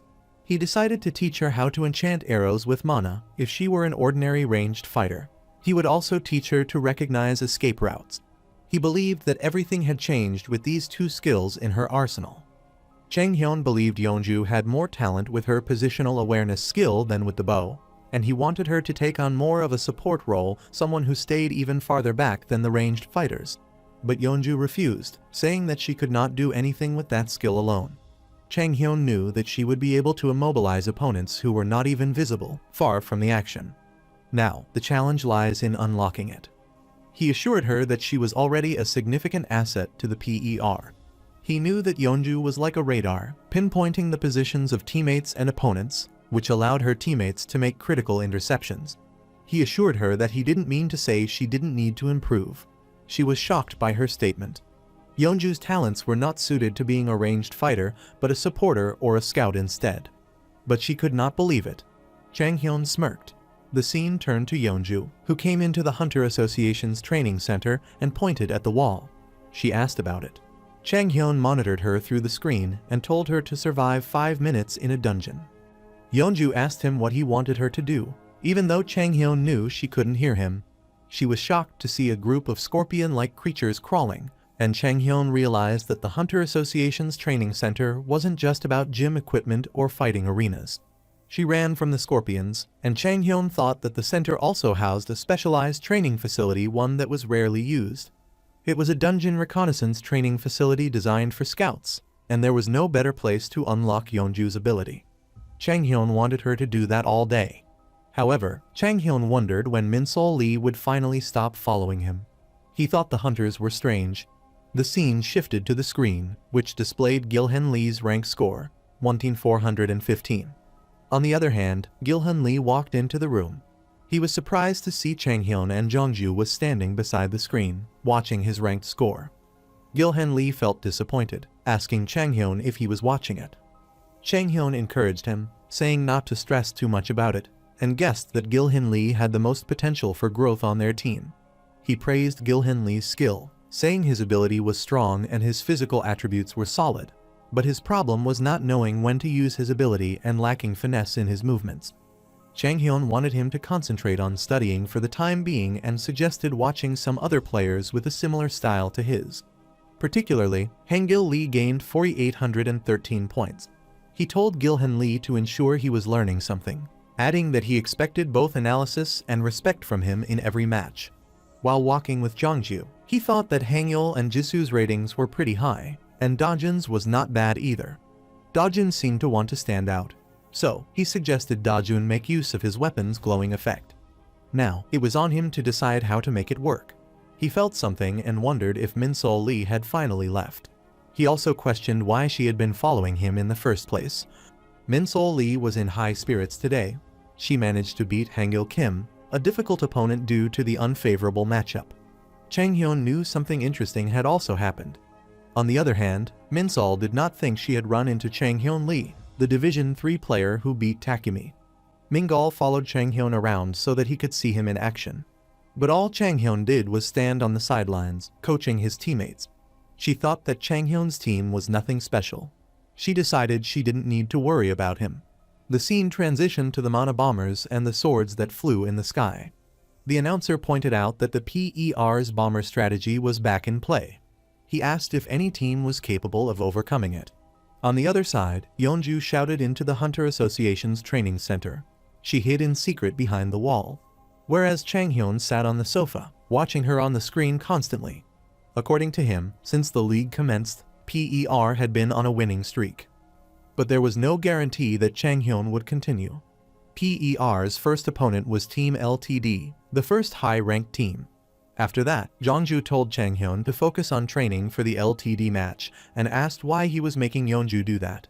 But Chang Hyun wanted to capture a monster or a small minion inside the arena.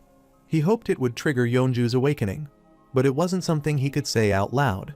Therefore, Chang Hyun asked Jongju what Yeonju needed to improve her survivability, and if she could do that, and the coach told her to improve her mobility. Chang Hyun said that mobility was important, but understanding how an enemy thought when attacking was even more crucial. Chang Hyun explained that he was training Yeonju to think like an attacker by having her identify ideal ambush points and plan how to take down an opponent. Jongju was appreciated for his vision. Right after, a big stone giant was about to put his foot on the bomber. But as he put his foot down, the bomb split into 2 pieces instead of exploding. She screamed because her plan had been cut. At the same time, as the stone giant was about to approach her, she realized that it could temporarily immobilize living targets within the designated area. She could not understand what that was. On the other hand, Chang Hyun felt excited because he had already expected it. It seemed like the PER match against LTD was in the bag. The scene turned to the commentator, who announced that PER and LTD were tied for second place in the league standings and decided to interview the managers of both teams. He told Mr. Hyungjun that PER had been taking the season by storm with their new bomber strategy and asked if he and his team were ready to face it. Mr. Hyungjun agreed and said to the commentator that he might be wondering if it was wise to reveal that now. He criticized PER, saying that the team could do nothing about it even if they knew. Team LTD was planning to bring in a new member for the upcoming match. The commentator said that Team LTD rarely switches up their roster and guessed that the fans would be thrilled to see who the new member was. Soon after, he opened the ID of a new LTD member but found nothing interesting and wondered about it. He wondered what LTD's lineup was at that point, so he did not really remember anyone. At the same time, Dajin appeared and asked him if he was watching the video of the new recruit. He thought that Chang Hyun was watching the leaked video. Chang Hyun said that LTD was smarter than that, so they had never let a video for their trump card get out. He pointed to Chang Hyun's phone and wondered what it was. Chang Hyun was surprised to see that. He saw that Yijun Ryu, standing in the 4-dimensional arena, was the new recruit of Team LTD. Suddenly, someone alerted Chang Hyun to come to the match. But Chang Hyun did not expect to meet Yijun Ryu again. Yijun Ryu was the first teammate to join after Chang Hyun, and he had previously been in Team LTD in Division 3. Suppose Chang Hyun had to sum him up in one sentence. Yijun Ryu was a supporter who outshone the fighters. Yijun's S+ tier skill pulse could single-handedly dismantle their entire strategy. The scene transitioned to Chang Hyun, who stood alone beside the building. He contacted his teammates and assured them to use the bomber strategy again. He explained the plan to drop the bombers as soon as 3 or more enemies gathered, adding that PER would try to take out as many as possible before the enemies grouped up. The teammates asked if they were running out of mana bombers. Chang Hyun said that Hangul and Jisoo were not out of bombers because he wanted both of them to join the main squad. Yeonju also asked him about her task. Chang Hyun told her to be on standby. The story continues with the PER, who were inside the building. Yeonju studied the glowing map, using her positional awareness skill to carefully plan her next move. She informed them that opponents were gathering in a building south of the arena and suggested blowing it up now, assuring that the squad of PER could potentially wipe them out. Chang Hyun reminded her of the plan he had mentioned earlier. She remembered to attack before the opponent's group could gather. Afterward, Hangul asked her about the enemy's coordinates, and she reported to him. He nodded to her. At that moment, he threw his swords outside the building, where the mana bombers were attached. The swords flew toward the fleeing opponents. One of them looked at it in shock, because the mana bombers pulled out their swords and fell to the ground. the terrible blast appeared on the ground. Chang Hyun congratulated Hangul, saying that the two enemies had been eliminated. The rest of PER were all in the southern building, and they were grouped up as well, so now. Hangul informed Chang Hyun that the opponents were grouped together, so PER could single them out, and insisted on getting the swords anyway. Chang Hyun knew that it was time for an all-out battle. He explained the next step to drop the bombers and have the assault squad move in before the dust from the explosion clears. Chang Hyun already knew Yi Jun's ability and wondered how he would counter his plan. But his team needed to see it for themselves. Team LTD needed to understand that there was a limit to relying on a single strategy. Suddenly, the new member of Team LTD had appeared inside the building. He raised his hand to the swords. Because of his action, all the swords and mana bombs were destroyed in the air. Dojin did not understand how they exploded, but Chang Hyun already knew about that. He believed Yi Jun was the one who did it. The scene transitioned to Juntaek Lee. He thought about Yi Jun Ryu. He was a boy living an ordinary life with his parents in a tower's safe zone. Until one day it all fell apart, and the monsters descended. Juntaek Lee took him in many years ago, when Yi Jun vowed to seek revenge on the monsters. Yi Jun dedicated himself to training for vengeance. But before he was ready, all the tower dungeons had already been cleared. Without an outlet for his anger, he began sinking into depression. He left Juntaek Lee and went away. Juntaek Lee had not understood where Yi Jun had disappeared, but he could not believe he was in Team LTD. He knew Yi Jun had matched up against Chang Hyun. Juntaek Lee glimpsed his past when Chang Hyun had appealed to him, saying that if he pulled it off, it would mean he had chosen Juntaek Lee, not the other way around. Juntaek knew the match was tough, so it was hard to tell who would win. He smirked, believing it didn't matter to him. Meanwhile, Dojun and Chang Hyun watched the mana bombers explode. Dojun called out to Chang Hyun. But Chang Hyun encouraged him with every small mistake. He reassured him that PER had already eliminated two opponents with the bombers, turning the tide to a 7-5 advantage, so sticking to the plan was the best choice. He contacted his teammates. Chang Hyun ordered Yeonju to wait there on standby. Yeonju agreed with him. Right after, Chang Hyun and his teammates come into a building south of the arena, where the squad of Team LTD is ahead. Chang Hyun stayed alert and was prepared to face hurdles. But he did not want that to come down to a head-on fight. Suddenly, Yi Jun Ryu appeared, and Chang Hyun launched an attack, but Yi Jun managed to dodge it. In response, Yi Jun Ryu attacked him, and Chang Hyun blocked it with his protective shield at the same time.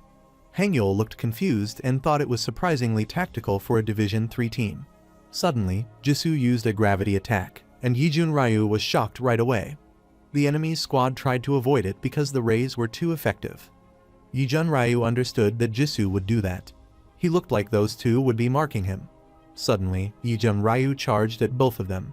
He leapt into the air, ready to strike. Hangul swung his hand toward him, but Yi Jun successfully dodged it. After that, he clapped both their hands together and unleashed his pulse technique, a move powerful enough to dismantle their entire strategy. The squad of PER had fallen due to the effect of his pulse technique. At the same time, Yi Jun came down into the arena. Again, he clapped together. He sent a red wave down the hall, and the squad fell down from the impact of his pulse skill. Yi Jun glimpsed his past when Juntaek Lee stood before him in the training center. Yi Jun figured that was to be expected. Their bomber strategy was the only thing that made them stand out. Dojun jumped at the opponent teammate to attack, but the opponent dodged it. One of the opponent's squads applied the area bind technique to Dojun. Dojun was bound by a pink rope due to its effect, as the other was ready to attack him.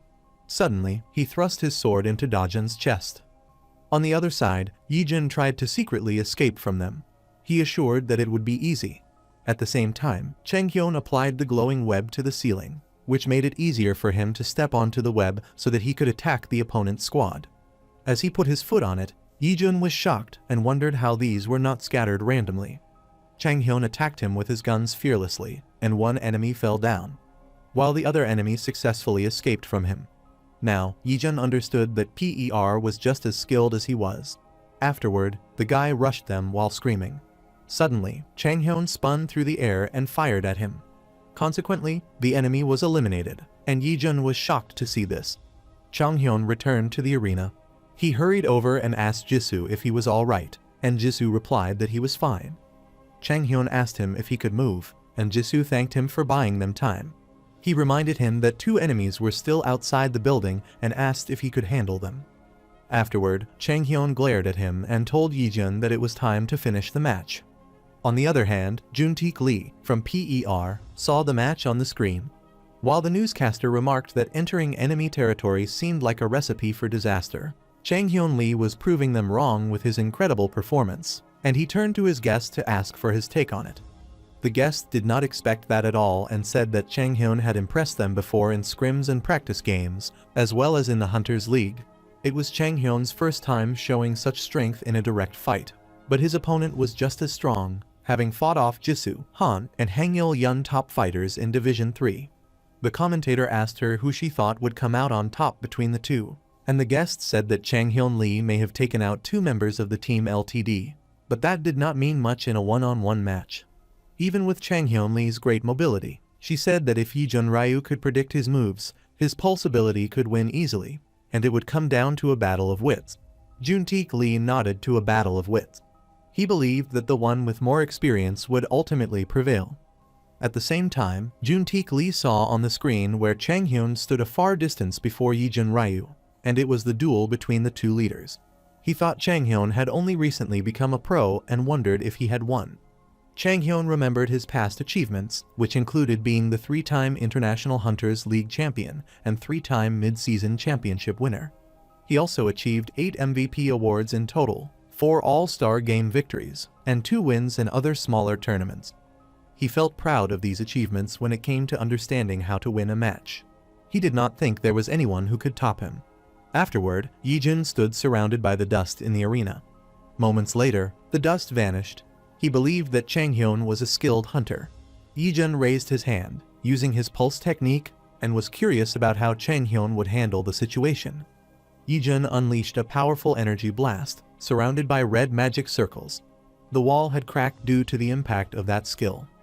Chang Hyun's mana shield would not hold up against that. He took a step to remove Yijun now. He fired at him constantly. He dodged his attacks by jumping on the glowing nets. Chang Hyun believed that Yijun's training with Juntaek Lee had not been for nothing. Yijun was gathering mana while avoiding his bullets. It was probably thinking of hitting him with a powerful blow mid-air. Afterward, he called Yeonju to ask her if she was ready for her next step. Yeonju nodded and prepared for her next trick. The air bits give away Yijun's move, the instant Yijun stops activating his skill. As he dodged continuously, Chang Hyun ordered Yeonju to apply her skill. Before he jumped into the glowing web again, Yeonju made a hole in the ceiling. Yijun felt that someone gripped his arm powerfully. According to Chang Hyun, Yijun hadn't gathered enough mana for his skill yet. Chang Hyun's legendary sniper reputation would be wasted. Chang Hyun had a clear shot at him. Consequently, the new member of Team LTD had been disqualified, and PER won again. Juntaek Lee could not believe how Yijun Ryu, who was a powerful hunter, had lost to Chang Hyun. He watched Yeonju on the screen and was surprised because he had no idea Yeonju used that skill. He believed that Chang Hyun knew how to secure a victory. While he was lost in thought, his phone rang. It was a call from Junho Jo, the operations manager of the Hunter Association. He remarked that it was rare for her to call at that hour and asked if she had watched Yijun's match. Junho Jo also saw that match and commented that Chang Hyun was better than Yijun, assuring him that his daughter really enjoyed watching the match. Juntaek knew that Yeonhwa had never shown any interest in lower division leagues. The scene transitioned into the locker room, where Hangil wrote something on his phone. He wrote about PER's performance, which had recently won that match. Suddenly, Chang Hyun appeared and slapped him, sharply criticizing him. He objected to Hangil's writing and asked if he was really that bored. Afterward, Chang Hyun guessed that Hangil would continue writing it based on his silence. At that moment, a man called out to Chang Hyun, informing him that he had been chosen as the MVP and needed to prepare for his interview. Chang Hyun agreed and was preparing for his interview. Right after that, Chang Hyun appeared on stage in front of the commentator, and the commentator said it was a phenomenal match. He asked if Chang Hyun was expecting that victory. Chang Hyun assured him that he already knew about their victory and asked him if he did not remember what he said at the start of the season. He said that there was not a single team that really stood out. It would have been really embarrassing for the top team to lose to the bottom team. The commentator agreed and said that the press conference stirred up quite a buzz. He asked if the viewers could watch the match highlights together and suggested they discuss it. Chang Hyun said the viewers picked that moment as the top highlight, and the commentator asked Chang Hyun what he was thinking at the time and if he had planned the one-on-one fight from the beginning. Chang Hyun wondered if he should tell the truth, knowing it had definitely made things more entertaining. He figured that if he teased Yijun, he was probably fuming with frustration right now. Things always got tense whenever they lost. At the exact moment, Chang Hyun assured that he had always prepared for the possibility of a duel, so it was not anything unexpected. However, Chang Hyun had to admit that the opposing team's ace was impressive. After that, the commentator assumed the name of the new member of Team LTD. He then asked if he was Yijun, whom Chang Hyun had been talking about. On the other side, Yijun Ryu stared at them in a fit of fury because he did not feel good. According to Chang Hyun, Yijun was a decent player, but it was a shame he had fallen straight into the trap that he had set. He assured the commentator that it was not his fault. But Chang Hyun realized that this would be Yijun's impression of him. Chang Hyun smirked, thinking this was how an interview should be. Right after, the scene transitioned to Chang Hyun, who clapped hands with Hangul for his awesome speech. The entire team appreciated him. Dajin asked him about how he held down Yijun at the end. He said that the entire team won because of Yeonju. Jisoo told her to speak, saying he had noticed her training with him. He asked her if she had found a way to awaken new skills, but Yeonju did not want to tell him about her skills. Before she could say anything, she decided to call out to Chang Hyun about that situation. Chang Hyun looked confused because he did not understand. He wondered if she was going to finish her sentence. But Chang Hyun was stunned, wondering what was wrong with his teammates as they looked at him with doubt. At last, he realized that he was the only normal person on PER. The scene transitioned to Dajun, who was being interviewed. The commentator mentioned that Dajun had been making waves across various online communities and asked him if he was aware of it. And Dajun replied that everyone had seen how unstoppable his blinding strategy was. Chang Hyun was shocked and wondered if that was his new weapon from the Mora's workshop. Chang Hyun couldn't believe what Dajun had done in the interview, though he had to admit that Dajun had made a big impact in their matches so far. Afterward, the commentator inquired about PER's strong performance that season and asked Dajun what he believed was the reason for their victory, as well as which players were the main driving force behind it.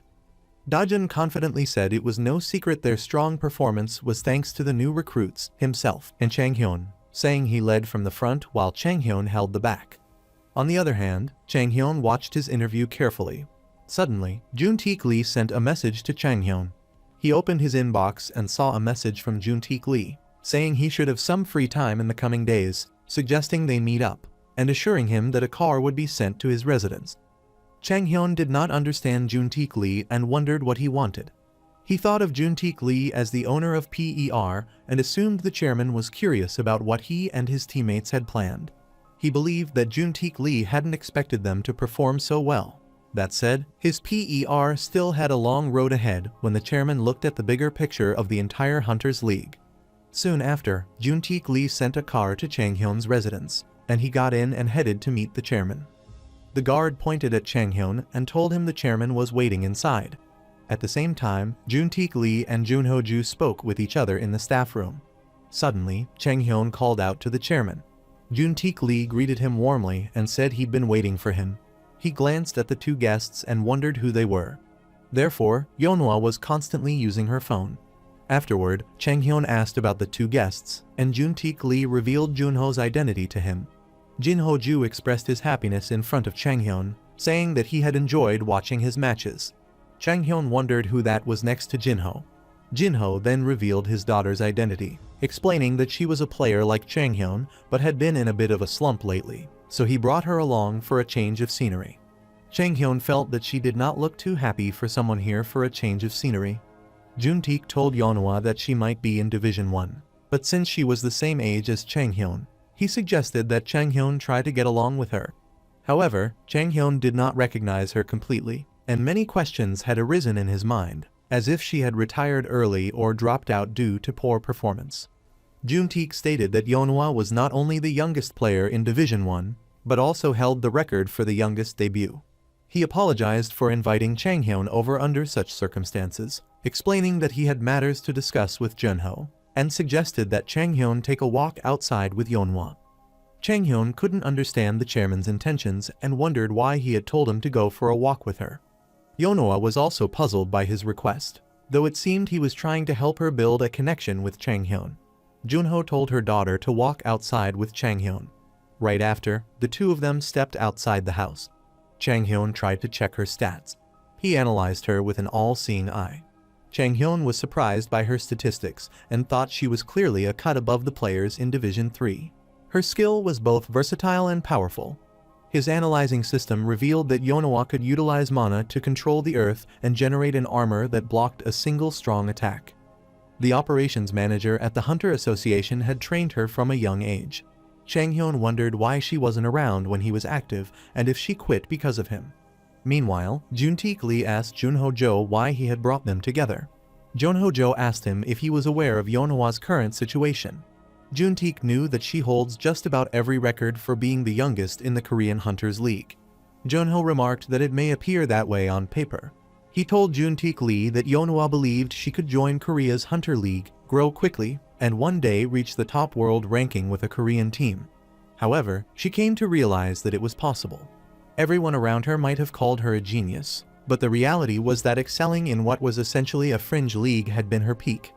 Juntaek Lee supposed that Yeonhwa had realized her limits. Junho said that was the reason he wanted Yeonhwa to meet Chang Hyun. He couldn't shake the thought after seeing Takumi's interview and added that Chang Hyun might be the one to reignite Yeonhwa's passion. But Juntaek was curious about what Chang Hyun and Yeonhwa were discussing at the moment. On the other hand, Yeonhwa told him that her age had simply made her more sentimental. It was just a natural part of growing older. Chang Hyun asked her if she believed she still had room to grow. Yeonhwa did not understand his question at first. Chang Hyun asked her directly if she had what it takes. Yeonhwa, furious, demanded to know how he knew about her. But Chang Hyun replied with a grin that things weren't going too well for her in Division 1. Yeonhwa decided to leave, feeling that Chang Hyun was wasting her time. Chang Hyun thought that Yeonhwa had quite the attitude that would do for a first impression. Right after, he told Junho about her behavior, and Junho apologized, telling him to reach out if he ever needed anything. Juntaek Lee asked for his opinion on whether he needed to say that, and Chang Hyun assured him that he was trying to build a connection. But Chang Hyun felt awkward, saying he hadn't come to play babysitter, and assured Juntaek that Yeonhwa was just a rich kid who had everything.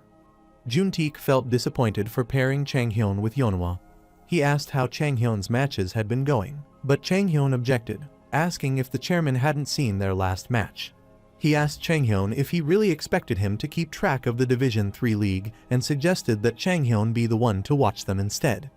Chang Hyun informed Juntaek that there were just 2 matches left, and the odds were in their favor to win. Juntaek was satisfied and acknowledged it, but added that, as they say, staying on top is harder than getting there. He watched the last match in which the Bombers' strategy was strong, but not unbeatable. Now that it had been cracked, Chang Hyun needed to stay on his toes. Juntaek Lee asked Chang Hyun if he knew what he needed to work on next, and Chang Hyun replied that it was a contingency plan for when the Bomber strategy fails. He asked him if that wasn't exactly what the entire team had needed. According to Juntaek, Chang Hyun believed that he could compensate with his skills if things did not work out. But now that the number of mana bombers and Chang Hyun's strength had been revealed, that approach might not work in an unexpected situation. Chang Hyun was a strong player, but if he got stuck by an arena trap or a strong monster, his team would fall apart without their leader. Now, Chang Hyun saw that Juntaek was sharp, just like the chairman had said that he had been taking Division 3 too lightly. But Chang Hyun's goal was to walk a path close to perfect, unlike his previous life, and for that, he needed the chairman's perspective. The perspective of a hunter who lived in an era where losing meant death. Chang Hyun went into that thinking a couple of losses would not threaten their hold on first place, but that was his mistake. He guessed there was a reason Juntaek once stood at the very top. On the other hand, Junho called out to his daughter. He grasped Yeonhwa's shoulder, stopping her in her tracks. But Yeonhwa behaved rudely and asked his father why he was trying to get her involved with Chang Hyun. Junho apologized to her because he had hoped Chang Hyun might inspire her, as he was walking a path much like hers. But Yeonhwa didn't care about any of that and was on her way home. Right after, Yeonhwa got home and muttered to herself that Chang Hyun Lee, the player, manager, and acting president of PER, took a team with 0 wins to first place in Division 3. Even Takumi Minamino called him the most impressive player. She couldn't believe how Chang Hyun had beaten Takumi. But even with the rumors, a Division 3 player catching Takumi's attention was a fact. Afterward, Yonoa sighed deeply after hearing the facts about Chang Hyun. She described how she felt now and remembered her past when debuting in Division 3 had been far too easy. The battles were underwhelming, and the players could not even use mana gadgets properly, and advancing to Division 2 took no time at all. But Division 1 was a different story. It was a poor reputation on the global stage that made Yonoa overconfident, leading her to think it would be a breeze. Yonoa felt like she had hit a wall, frustration overtaking her when suddenly, a mere Division 3 league player asked if she truly had what it takes. That question infuriated her. But what hurt most was that she could not give Chang Hyun an answer. In the end, Chang Hyun was still a Division 3 player, and there was no sure chance he would make it to Division 2, let alone Division 1. Suddenly, her eyes went wide when she heard about Yi-jun, who had just made his debut in Division 3. Afterward, Yi-jun Ryu called her, and Yonoa wondered if they had met before, so she decided to check. The scene transitioned to the Hunter Association Training Center. The chairman's words struck a deep chord in Chang Hyun, but nothing required urgent action. The solution was to focus on strengthening each member of PER. Juntaek's words echoed in Chang Hyun's mind, reminding him not to let up on his own training either. Meanwhile, Chang Hyun's team could not seem to win a single ranked match. Jongju noticed a change in Hangul, who hadn't been at his best lately because his rating had stagnated, assuring Chang Hyun that he should get him some good food to help him bounce back. But Chang Hyun, feeling frustrated, snapped at him, asking how he could call himself a coach if all he offered was good food. Chang Hyun knew that wasn't Hangul's real issue. In fact, it wasn't even something he would call a problem. His issue was that he found himself trapped in a framework, shaped by his years of studying swordsmanship. Many believe the key differences between sword telekinesis and traditional swordsmanship were its long-ranged capabilities or the use of multiple swords. However, the true strength of sword telekinesis lay in its unrestricted freedom of attack. The endless possibilities that conventional swordplay could never achieve, that overwhelming offensive capability was the very essence of sword telekinesis. But getting past that mindset was not something that could be taught, and Hangul had to figure it out on his own. The scene shifted where Hangul called out to Chang Hyun and asked him what he and the coach brought here. Chang Hyun shouted, saying he was here to check on his teammates. However, he told him that it seemed like he had been struggling recently.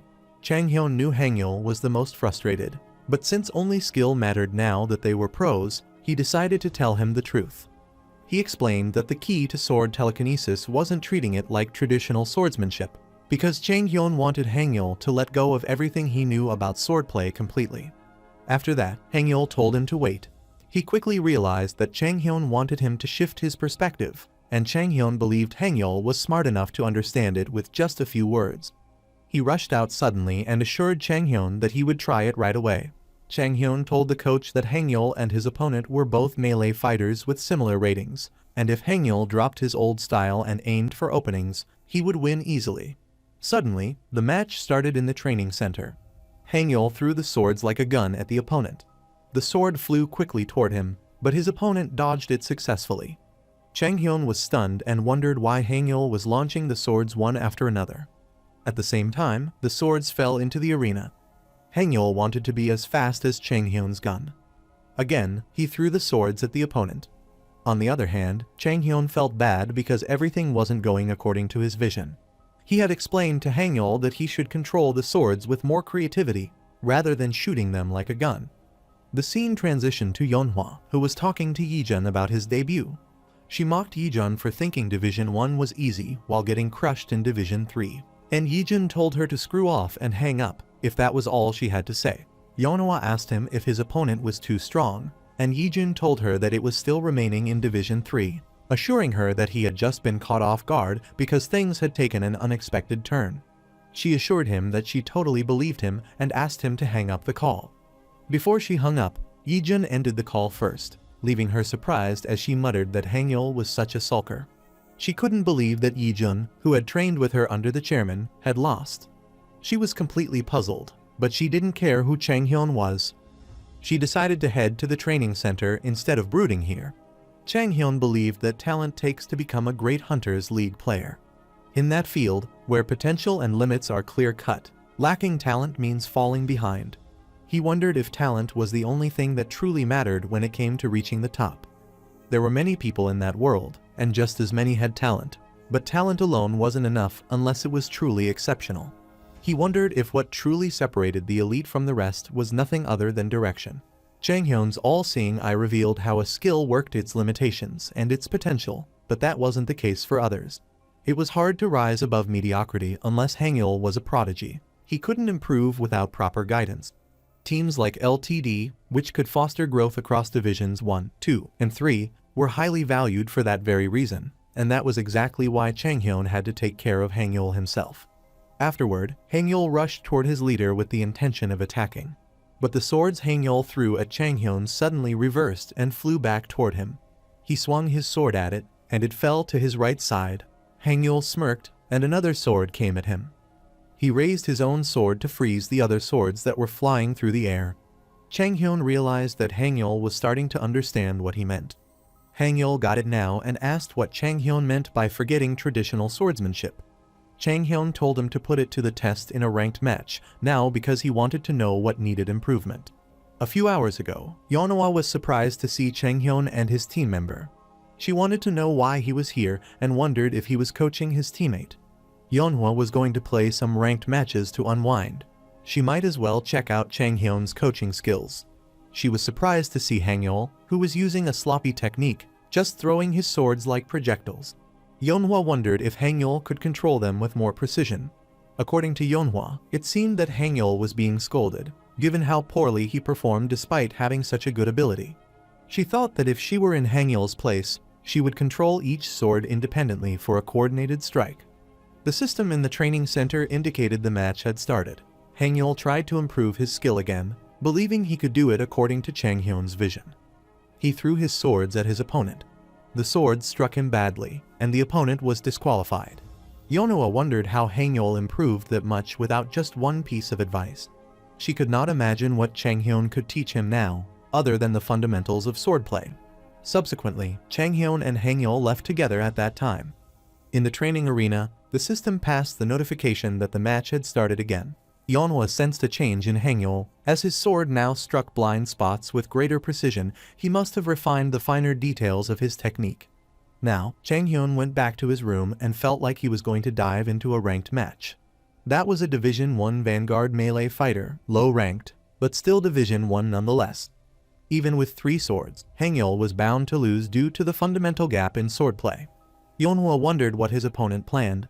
The opponent charged at Hangul and launched a swift attack. Hangul hurled his sword toward the opponent's back, but the opponent swiftly turned and blocked the strike with a protective shield. Yeonhwa felt that there was no angle left for Hangul to attack from anymore. However, Hangul confidently used his swords by twirling his finger and realized that his opponent should have paid him more attention. By twirling his finger, the sword came near the opponent. Consequently, the sword stabbed at him, and Hangul won again. Yeonhwa couldn't believe how Hangul had landed that attack so easily. Hangul noticed something Yeonhwa had overlooked, leading to an incredible result. Yeonhwa wondered how Chang Hyun had turned a team with 0 wins into the #1 team. The scene transitioned to the virtual arena, where Chang Hyun stood atop a building's rooftop. Chang Hyun decided to squeeze in one more round before their big match against RIX, so he hadn't given it much thought. He assured his teammates that they wouldn't use the bomber strategy today instead. His 3 key players would lead the charge while the rest would provide support from the rear. His teammates understood his plan. Chang Hyun informed that the enemy was in the plaza 300 yards ahead and told his team to get ready. He knew this match was to test Hangul, and since Dojun would draw attention, Hangul should not be overwhelmed immediately. Dojun excitedly ran towards, but Chang Hyun objected to that. Afterward, Dojun put on his glasses and used his lightning burst technique. The rays affected the opponent's eyes, as the radiation was highly effective. Dojun confirmed he had completed the move successfully.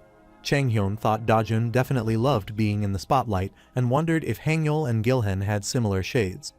Chang Hyun believed they wouldn't lose, since they had trained hard, and those 3 were among the strongest in Division 3. Suddenly, Dojun attacked them with his lightning burst. One of the opponents became weak from his lightning burst because they did not believe in his plan. However, the opponent had a plan for that situation. They approached Dajun slowly. They also put on their eyeglasses to shield themselves from the lightning bolt. But Dajun could not believe how they did. Changhyun disbelieved in them because they brought their own shades.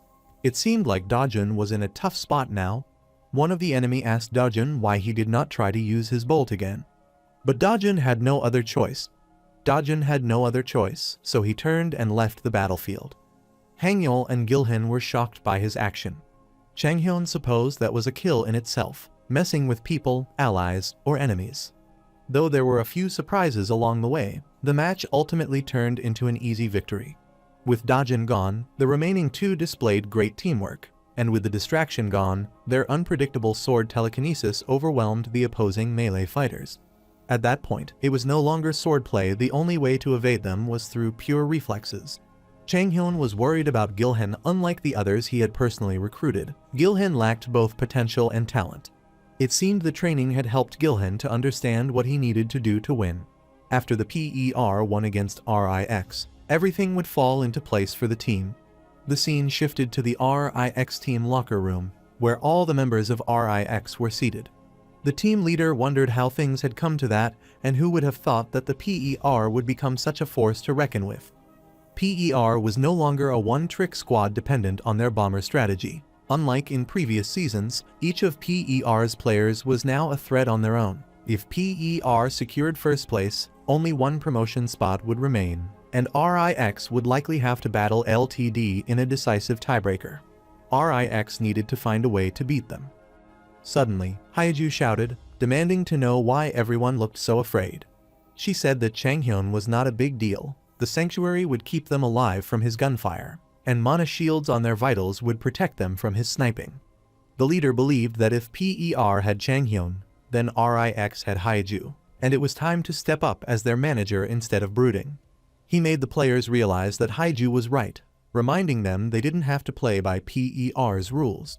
If sharpness was PER's game, then resilience would define RIX, and their leader urged them to start thinking like winners. The scene transitioned to Yeonhwa, who thought about Changhyun. She was not too fazed by Takumi's interview or Yijun's reaction. Yeonhwa knew that Changhyun provided perfect guidance for someone else's skill. She reviewed all his matches, hoping to learn something, but they revealed little about his actual coaching skills. Yeonhwa knew her dad could help if she asked, but after what had happened that day, she couldn't bring herself to reach out. Afterward, Minsol mentioned in a message that there was an interesting kid in Division 3, and Yeonhwa wondered if she was referring to Changhyun. She messaged her to tell her more about Changhyun. Minsol mentioned that she had heard about him through Jungti and suggested Yeonhwa ask him for more details. Though Yeonhwa didn't know him, Minsol reassured her that aside from his occasional obsession with strange things, Jungteek was a good person and offered to ask about him on her behalf, but Yeonhwa wanted to do it herself. Yeonhwa wondered if Jungti knew about Changhyun. If so, then it must be true that Changhyun had beaten Takumi. But Yeonhwa did not care about that and questioned herself about what she truly wanted to know was how Changhyun coaches his players. Afterward, Yeonhwa saw the last match where the judge commented that Changhyun Lee charged into enemy territory with his mana bit. Now, a match started between Changhyun and Yijun Ryu. According to Yeonhwa, the biggest threats to PER were the four members, Changhyun, Dajun, Hangul, and Jisoo, and she decided to figure out how to handle them in head-on fights. Yeonhwa said Changhyun's guns were strong, but Sanctuary's healing could keep them alive as long as she avoided vital hits, and while mana bombers were a threat, PER didn't have many of those. She knew Hangul was tricky, but since he only had 3 swords, she assumed that if she stuck together and formed a defensive line, she could hold him off. Jisoo's gravity skill wasn't much of a threat despite its wide-range impact, and as for Dajun's bizarre sword, she figured she could counter it by equipping shades. After considering 3 individual strengths, she had a strategy in mind.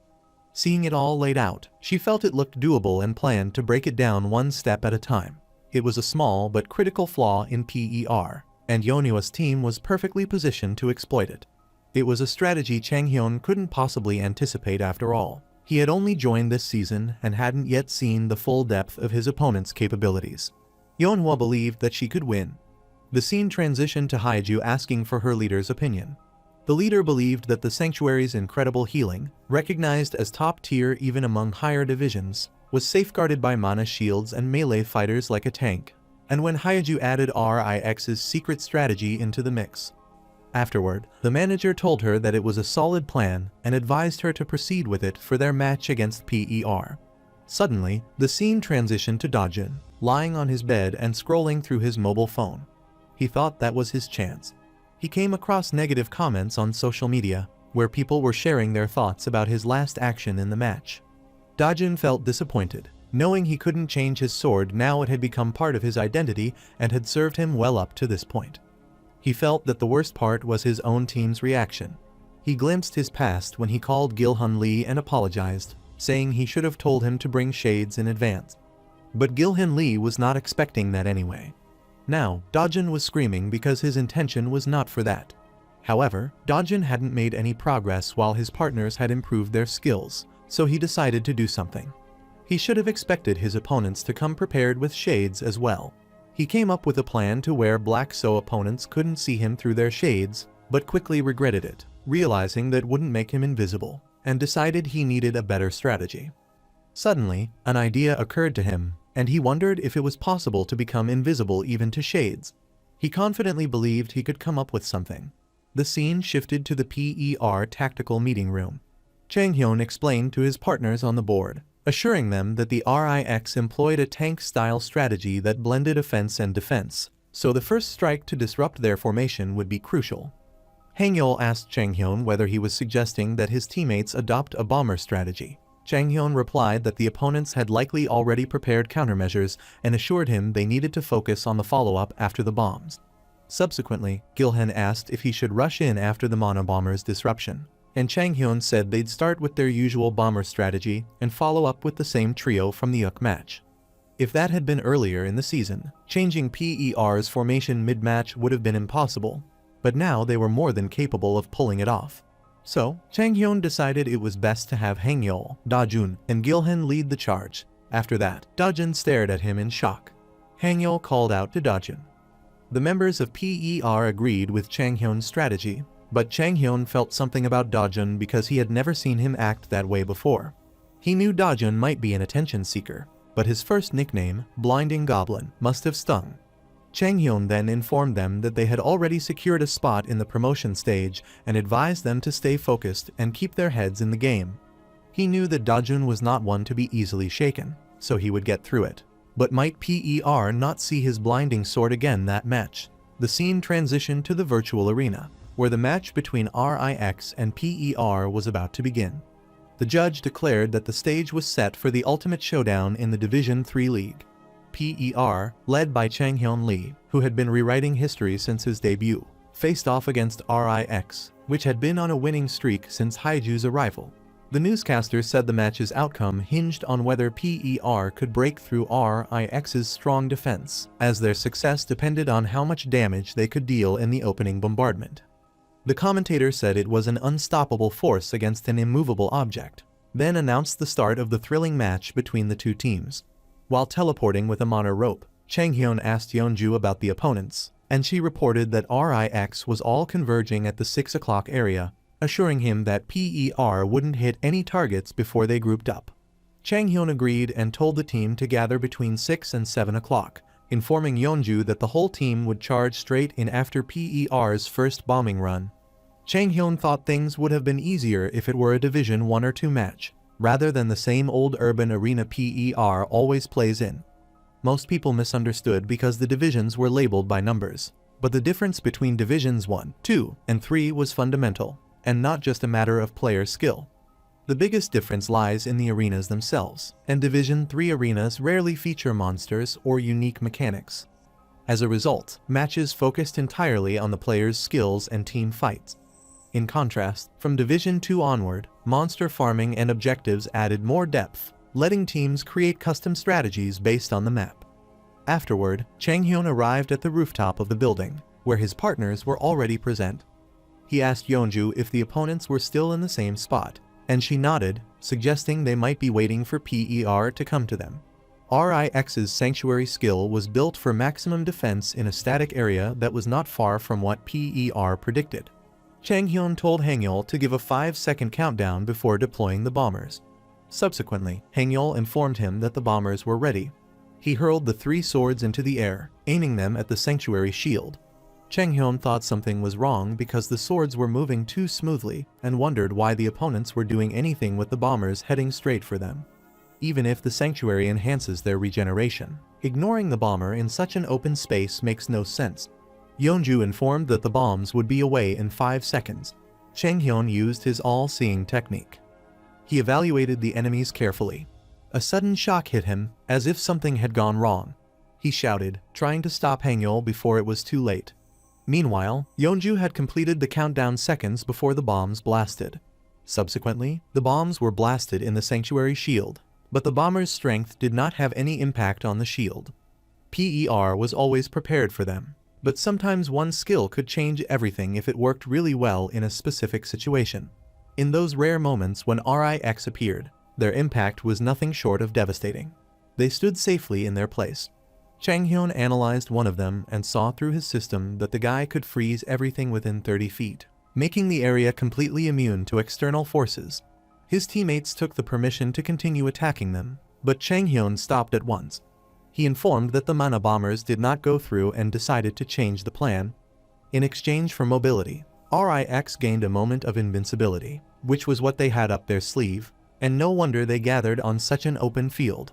Jisoo asked Chang Hyun about their situation and told him that PER's strategy relied on the opening attack breaking their formation. Chang Hyun said they couldn't fight head-on and decided to fall back and rethink. Suddenly, an arrow came from the opponent's team and struck the building. Many cracks appeared on the building where PER stood on the rooftop. They shook as if an earthquake had struck. The manager of PER realized the arrow had come through the ballista tower's weapon system. He couldn't make sense of it and wondered if RIX had deployed their ballista strategy in this battle. Chang Hyun warned his teammates to stay alert, as the opponents had begun their counterattack, and he ordered them to spread out and hold their positions. Afterward, he told Hang Yul to have the melee squad focus on drawing the ballista's fire and evading their attacks, buying time for the rear squad to reposition and prepare. He told the rest of his teammates to spread out, warning that clumping together would put PER at risk of being wiped out. That was a tough matchup for PER, but Chang Hyun would have handled it on his own if it weren't for Sanctuary. But that would be a valuable experience for the team. The tougher the opponent, the higher the chance the plan might fail. Chang Hyun believed that losing was not part of the agenda. From RIX, Haiju was already confident her strategy would work. From her perspective, everything was going according to plan. Haiju knew PER had 5 Mana bombers, and the moment they launched all 5 at the start, she was certain the game was as good as won. Her partners murmured among themselves about Hang Yul, who was panicking as the swords flew toward them. One of them warned the others to stay alert for PER's assault and to keep their goggles on, as the ballista would fire as soon as it was ready. With steady hands, he ran the ballista system, unleashing its firepower on Chang Hyun's team. The terrible attack destroyed a building badly, but the rest of the building was saved. Chang Hyun wondered if the RIX switched to a dispersal tactic on the fly, believing that a decent amount of improvisation was involved, but scrambling rarely leads to success. While a member of PER jumped to another, the ballista locked onto him. Suddenly, the opponent attacked using the system, and the man flew into the air. According to Haiju, if RIX continued to press the attack, it was only a matter of time before PER's lack of experience began to show.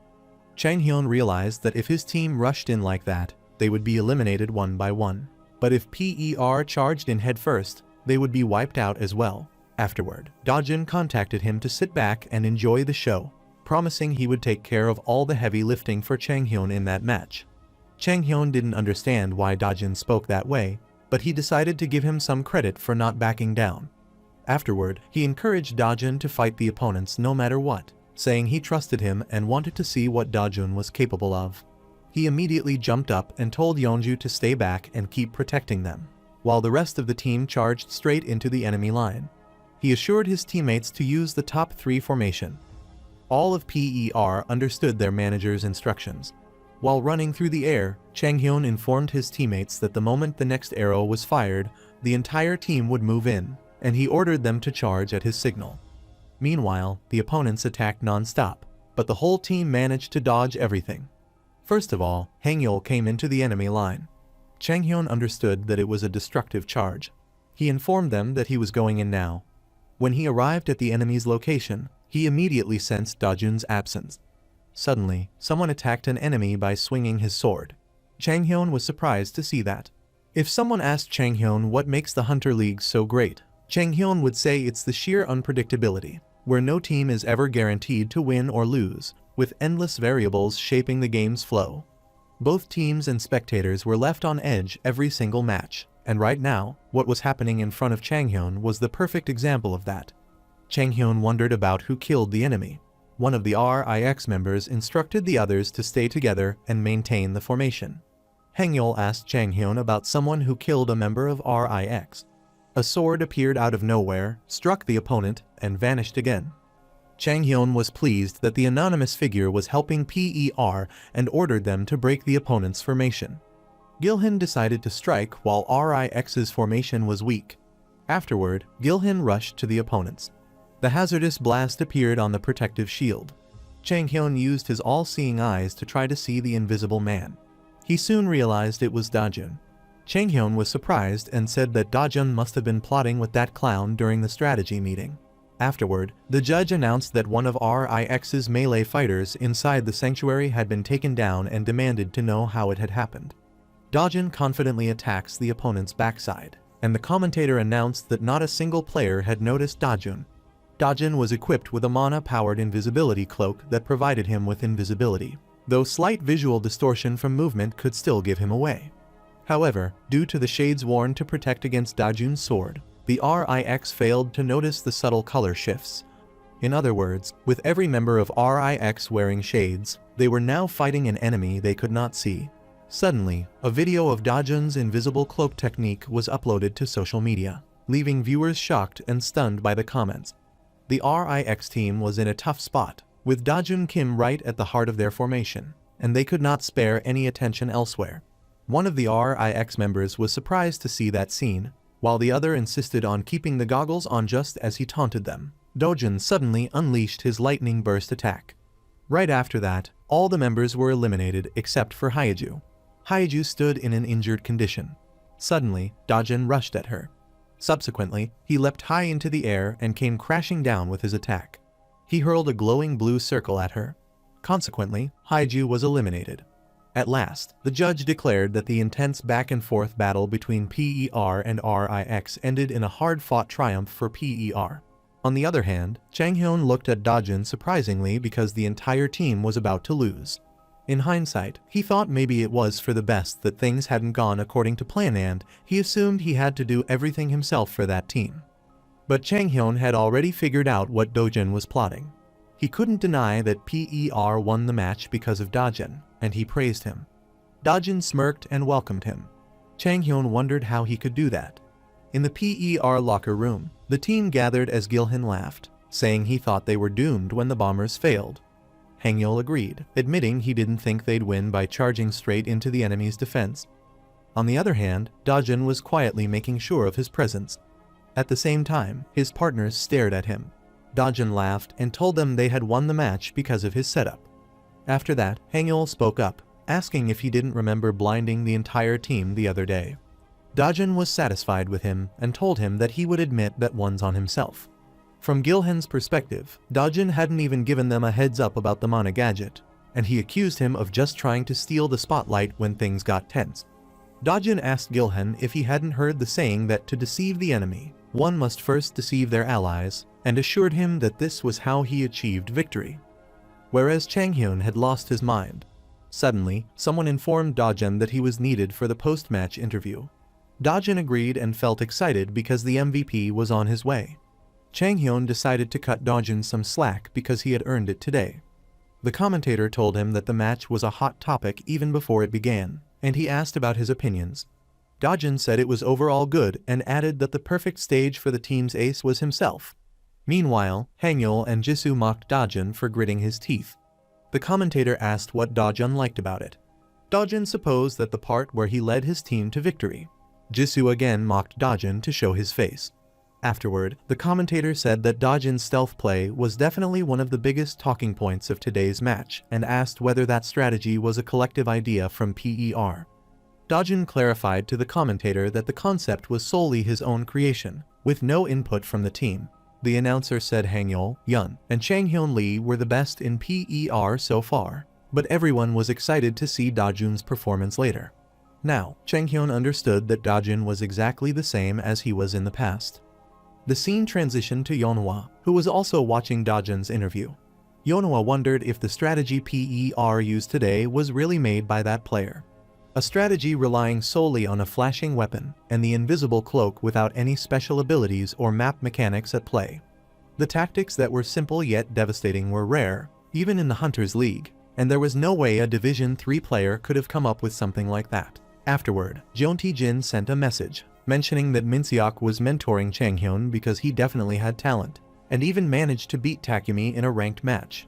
He further praised that while Changhyun's abilities were strong, what truly stood out was his sharp insight now. Yeonhwa thought that experience was the one thing she couldn't understand, no matter how brilliant Changhyun was. According to Jeon Tae, Yeonhwa needed real combat experience to perform at a high level in the Hunters League. She claimed that, like her, Changhyun had been trained from a young age. It was the only reasonable conclusion, and it made things simpler. Yeonhwa needed to figure out who Changhyun's mentor was. She could not understand who it could be. She decided to ask the Hunters about Changhyun's mentor till after the season ended, during Hunters Day, when all of them would gather for a celebration. If Yeonhwa went with her father and played it off as an apology for their previous meeting, it should come across naturally.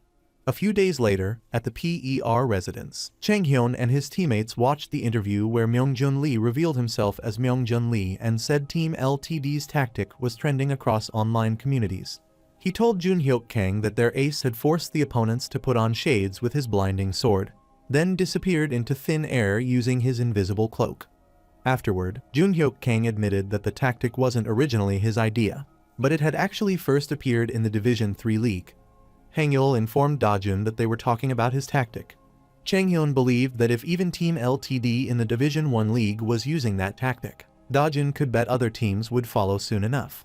That could throw an unexpected twist into their promotion match. The scene transitioned to the SMB manager's office, where his contestant stood in front of him. With a deep sigh, the manager felt that something was amiss. The promotion match for Divisions 2 and 3 was just around the corner, and their best players were already preparing to jump ship. Although Division 2 teams rarely lose these matches, falling so far behind in preparation for the new season was a serious problem. Dong showed the viral LTD's yesterday's match, and the manager asked if he planned to use it in the promotion match. Dong revealed that, in an interview, LTD's manager acknowledged adopting the tactic that PER picked up from their upcoming opponent in Division 3. The PER probably stumbled upon it while blindly experimenting, but Dong would not be expected to, because he had seen their videos, and they had pulled off some pretty strange tactics. SMB's manager nodded and said that PER was definitely quite unique. However, he did not see a reason to change things because the SMB would be fine playing as usual, and perhaps it would help their players focus more. He told Dong to go ahead, and Dong stepped out of his room. The leader admitted that PER had made some sharp plays for a Division 3 team, but noted it was only because Division 3 matches focused solely on direct combat. In Division 2, where arena mechanics, farming, and neutral monsters come into play, it was an entirely different game, and they had no clue about any of that. There was a reason why no team had successfully moved up from 3 to 2 in the past 5 years, and he promised himself to focus on keeping their players in line instead of worrying about the match. Afterward, he looked up Changhyun Lee's profile in the book. The scene shifted to Changhyun, who was worried about the promotion match, with only 2 weeks remaining. Hangul remarked that 2 weeks seemed plenty and asked if Division 2 teams played 4 matches a week. Changhyun concurred, noting that their opponents belonged to Division 2 and advised them to prepare more, as PER was not accustomed to any of the mechanics. He added that the promotion matches were always tough for the lower division teams, but Changhyun couldn't recall any lower division team getting promoted in his past life because he himself had climbed the ranks by transferring teams, not through a promotion match. However, Jisoo mentioned that he had a flashing sword like Dojin's, and Dojin smiled, saying he already knew and that Jisoo could have just asked to try it. Dojin could pull it off way better than Hangyul, and that was definitely not how Hangyul used it. But Chang Hyun felt regret, recalling a time when his teammates had shown genuine intelligence. Gilhan told Chang Hyun to think about studying the arenas, while Hangyul told him to stay calm and believed PER would win with hard work. Chang Hyun told them to forget it, assuring them that their remarks would offer no benefit to PER. He told his teammates to come with him and said they'd understand once they saw it themselves. The scene transitioned to the Hunter Union Training Center. For the first time in his life, Chang Hyun stepped into this place. Although people enjoyed it, it wasn't an official league because it had no individual matches, so most players rarely played in a 1 versus all format like that. Jisoo saw the place for the first time too, and Gilhan asked Chang Hyun if their weaknesses were not things like tactics and arena knowledge, and whether PER should work on them. Chang Hyun told him he had understood after going through it, whereas Gilhan looked confused, staring at him. Consequently, they reached the survival lobby. Chang Hyun figured the rules of Hunter survival were simple: begin somewhere random and be the last one alive. As time passes, the playable area shrinks while hidden artifacts scattered around introduce unpredictable elements. The game was mainly about adapting to unknown arenas, random enemies, unexpected items, and neutral monsters. Since memorizing every arena was impossible, PER had to sharpen their ability to adjust on the fly. But the opponents were even worse than Chang Hyun expected. Suddenly, the 2 men from SMB approached Chang Hyun. One of them, named Park, mocked him, saying that SMB was against the Division 3 players. He said PER was just a Division 3 team, and that SMB didn't need to worry because their manager had it handled. Chang Hyun looked at them furiously. Subsequently, he turned toward both individuals and mockingly concurred with Park's statement. Chang Hyun smirked and asked if he really thought PER could beat both of them. Park was in a fit of fury and had recently come to understand that Chang Hyun was the acting president of PER. Park angrily claimed that Chang Hyun was acting like he was invincible just because of a few early wins. He threatened Chang Hyun that his streak would end here, and he would not be getting anywhere near Division 2. Park told him to mark his words, threatening to crush Chang Hyun in the promotion match. Chang Hyun knew the guy was one of the weakest ones on the team, SMB, and talked a lot. At that level, they wouldn't last long in Hunter survival, especially not Yeonju. In the Hunter survival game, Yeonju tried to find something in the tree's hole. Consequently, she found an artifact of a rank. As she climbed down from the tree and stood there, the enemy aimed at her from behind. A thunder bullet stabbed her backside and came out of her chest. Yeonju had been eliminated in the training because she probably never had the experience of being ambushed or caught off guard with her detection ability. From Chang Hyun's view, nothing was certain after Yeonju entered Division 2. Artifacts, anomalies, or tough matchups could turn the tide. And beyond that, Yeonju was too weak. Still, it was good to know not everyone was failing miserably. On the other hand, the opponents come to Jisoo from 4 directions. Although Chang Hyun's teammates had a long way to go before they were anywhere near good enough. Chang Hyun thought this was as far as his partners could go, but he knew what to do next. After the game, Hangyul asked how Dojun got knocked out so fast after Chang Hyun's instruction, and Dojun said he was hit by a sneaky ranged fighter from a distance. Chang Hyun said it didn't matter if someone was taken out by a sniper or bombers, and told Hangyul not to draw much attention because he was a bit better. Afterward, he said that even staying together wouldn't be easy in Division 2, especially during the promotion match. Chang Hyun asked if Yeonju could just brief everyone on the enemy's positions, as before. She replied that sometimes she couldn't detect the opponents if they were using artifacts or concealment skills. Hangyul understood that it was a rare issue, but PER wasn't great at one-on-one fights, so they always relied on team strategies. If the team got ambushed before they regrouped, it was game over. So Dojin asked what the plan was, but Chang Hyun just told him to focus on survival training instead. Chang Hyun pointed to himself and ordered his partner to take turns trying to survive against him one-on-one, while the rest of them would continue playing Hunter survival. He assured them that the objective was simple, to be the last one standing, and asked for their consent to participate in the survival game. The scene transitioned to Jongju, who stood beside Juntaek Lee. Jongju asked the chairman if Hunter survival training would bring any benefit, since he wasn't really convinced. It may sharpen their survival skills, but it was a completely different format compared to the leagues. From Juntaek's perspective, the important part wasn't the finer tactical details, but the fundamentals. However, Juntaek Lee asked what the league's fundamentals were, and Jeongju said it was the hunter's skill. Juntaek advised him to go even further back, and Jeongju asked about combat ability. He derived that the Hunter League was a game where the players must defeat their opponents, and it boils down to how well they can avoid attacks while lacking their own. Juntaek asked what if the chairman applied the same perspective to hunter survival. At the same time, Jeongju thought that PER's weakness was the players' lack of skills needed to regroup effectively, as well as the focus on hunter survival. He mentioned to Juntaek that it was similar to the situation before regrouping, and Juntaek assured him that Changhyun was teaching his team the right skills in his own way. Even Juntaek had given up on the promotion matches for Division 3. So, he decided to see how Changhyun played out. The scene shifted to Yeonju, who realized that it would be different at this time. She felt disappointed because she was still stuck at the bottom while her partners were doing quite well. She asked himself a question whether she could really improve. Immediately, Changhyun appeared, scaring her. She got scared all of a sudden, but Changhyun gently reassured her that it might have been a bit of an overreaction. Changhyun informed her that it was now her turn, as the others had already completed theirs. Afterward, Yeonju looked at her partners. She thought about her partners, who were in high spirits, but of course, they had great skills and combat abilities, while her teammates whispered among themselves. Suddenly, the scene transitioned to the custom room where Changhyun stood in front of Yeonju. He asked the worst things Yeonju was capable of during the match. Yeonju told him that making mistakes was the worst. Yeonju made so many mistakes during today's practice, and she was sure about Changhyun, who had caught every single mistake.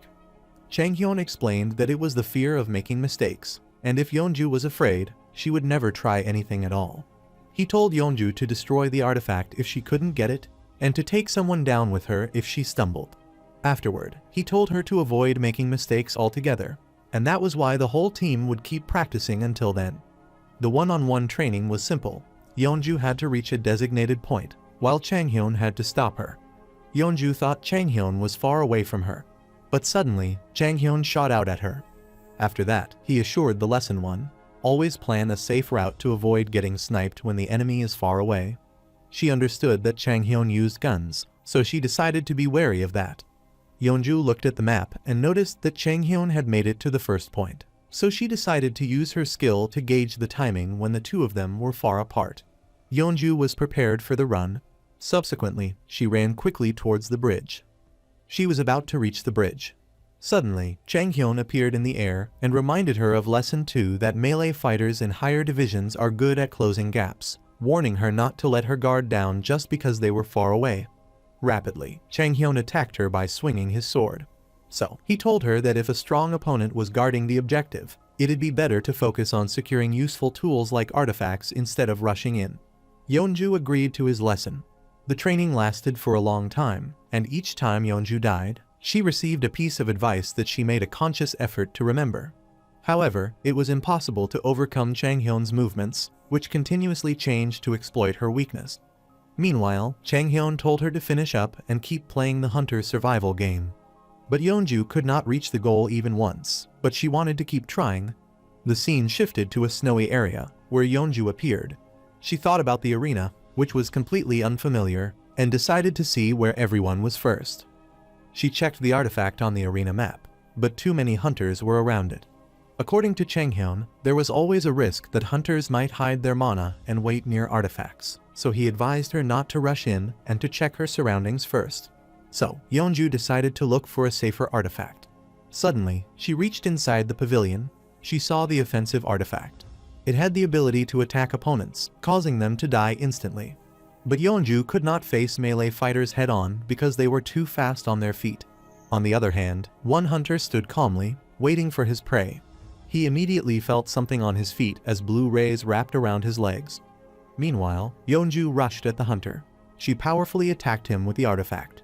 The guy was eliminated, and Yeonju finally killed the first one.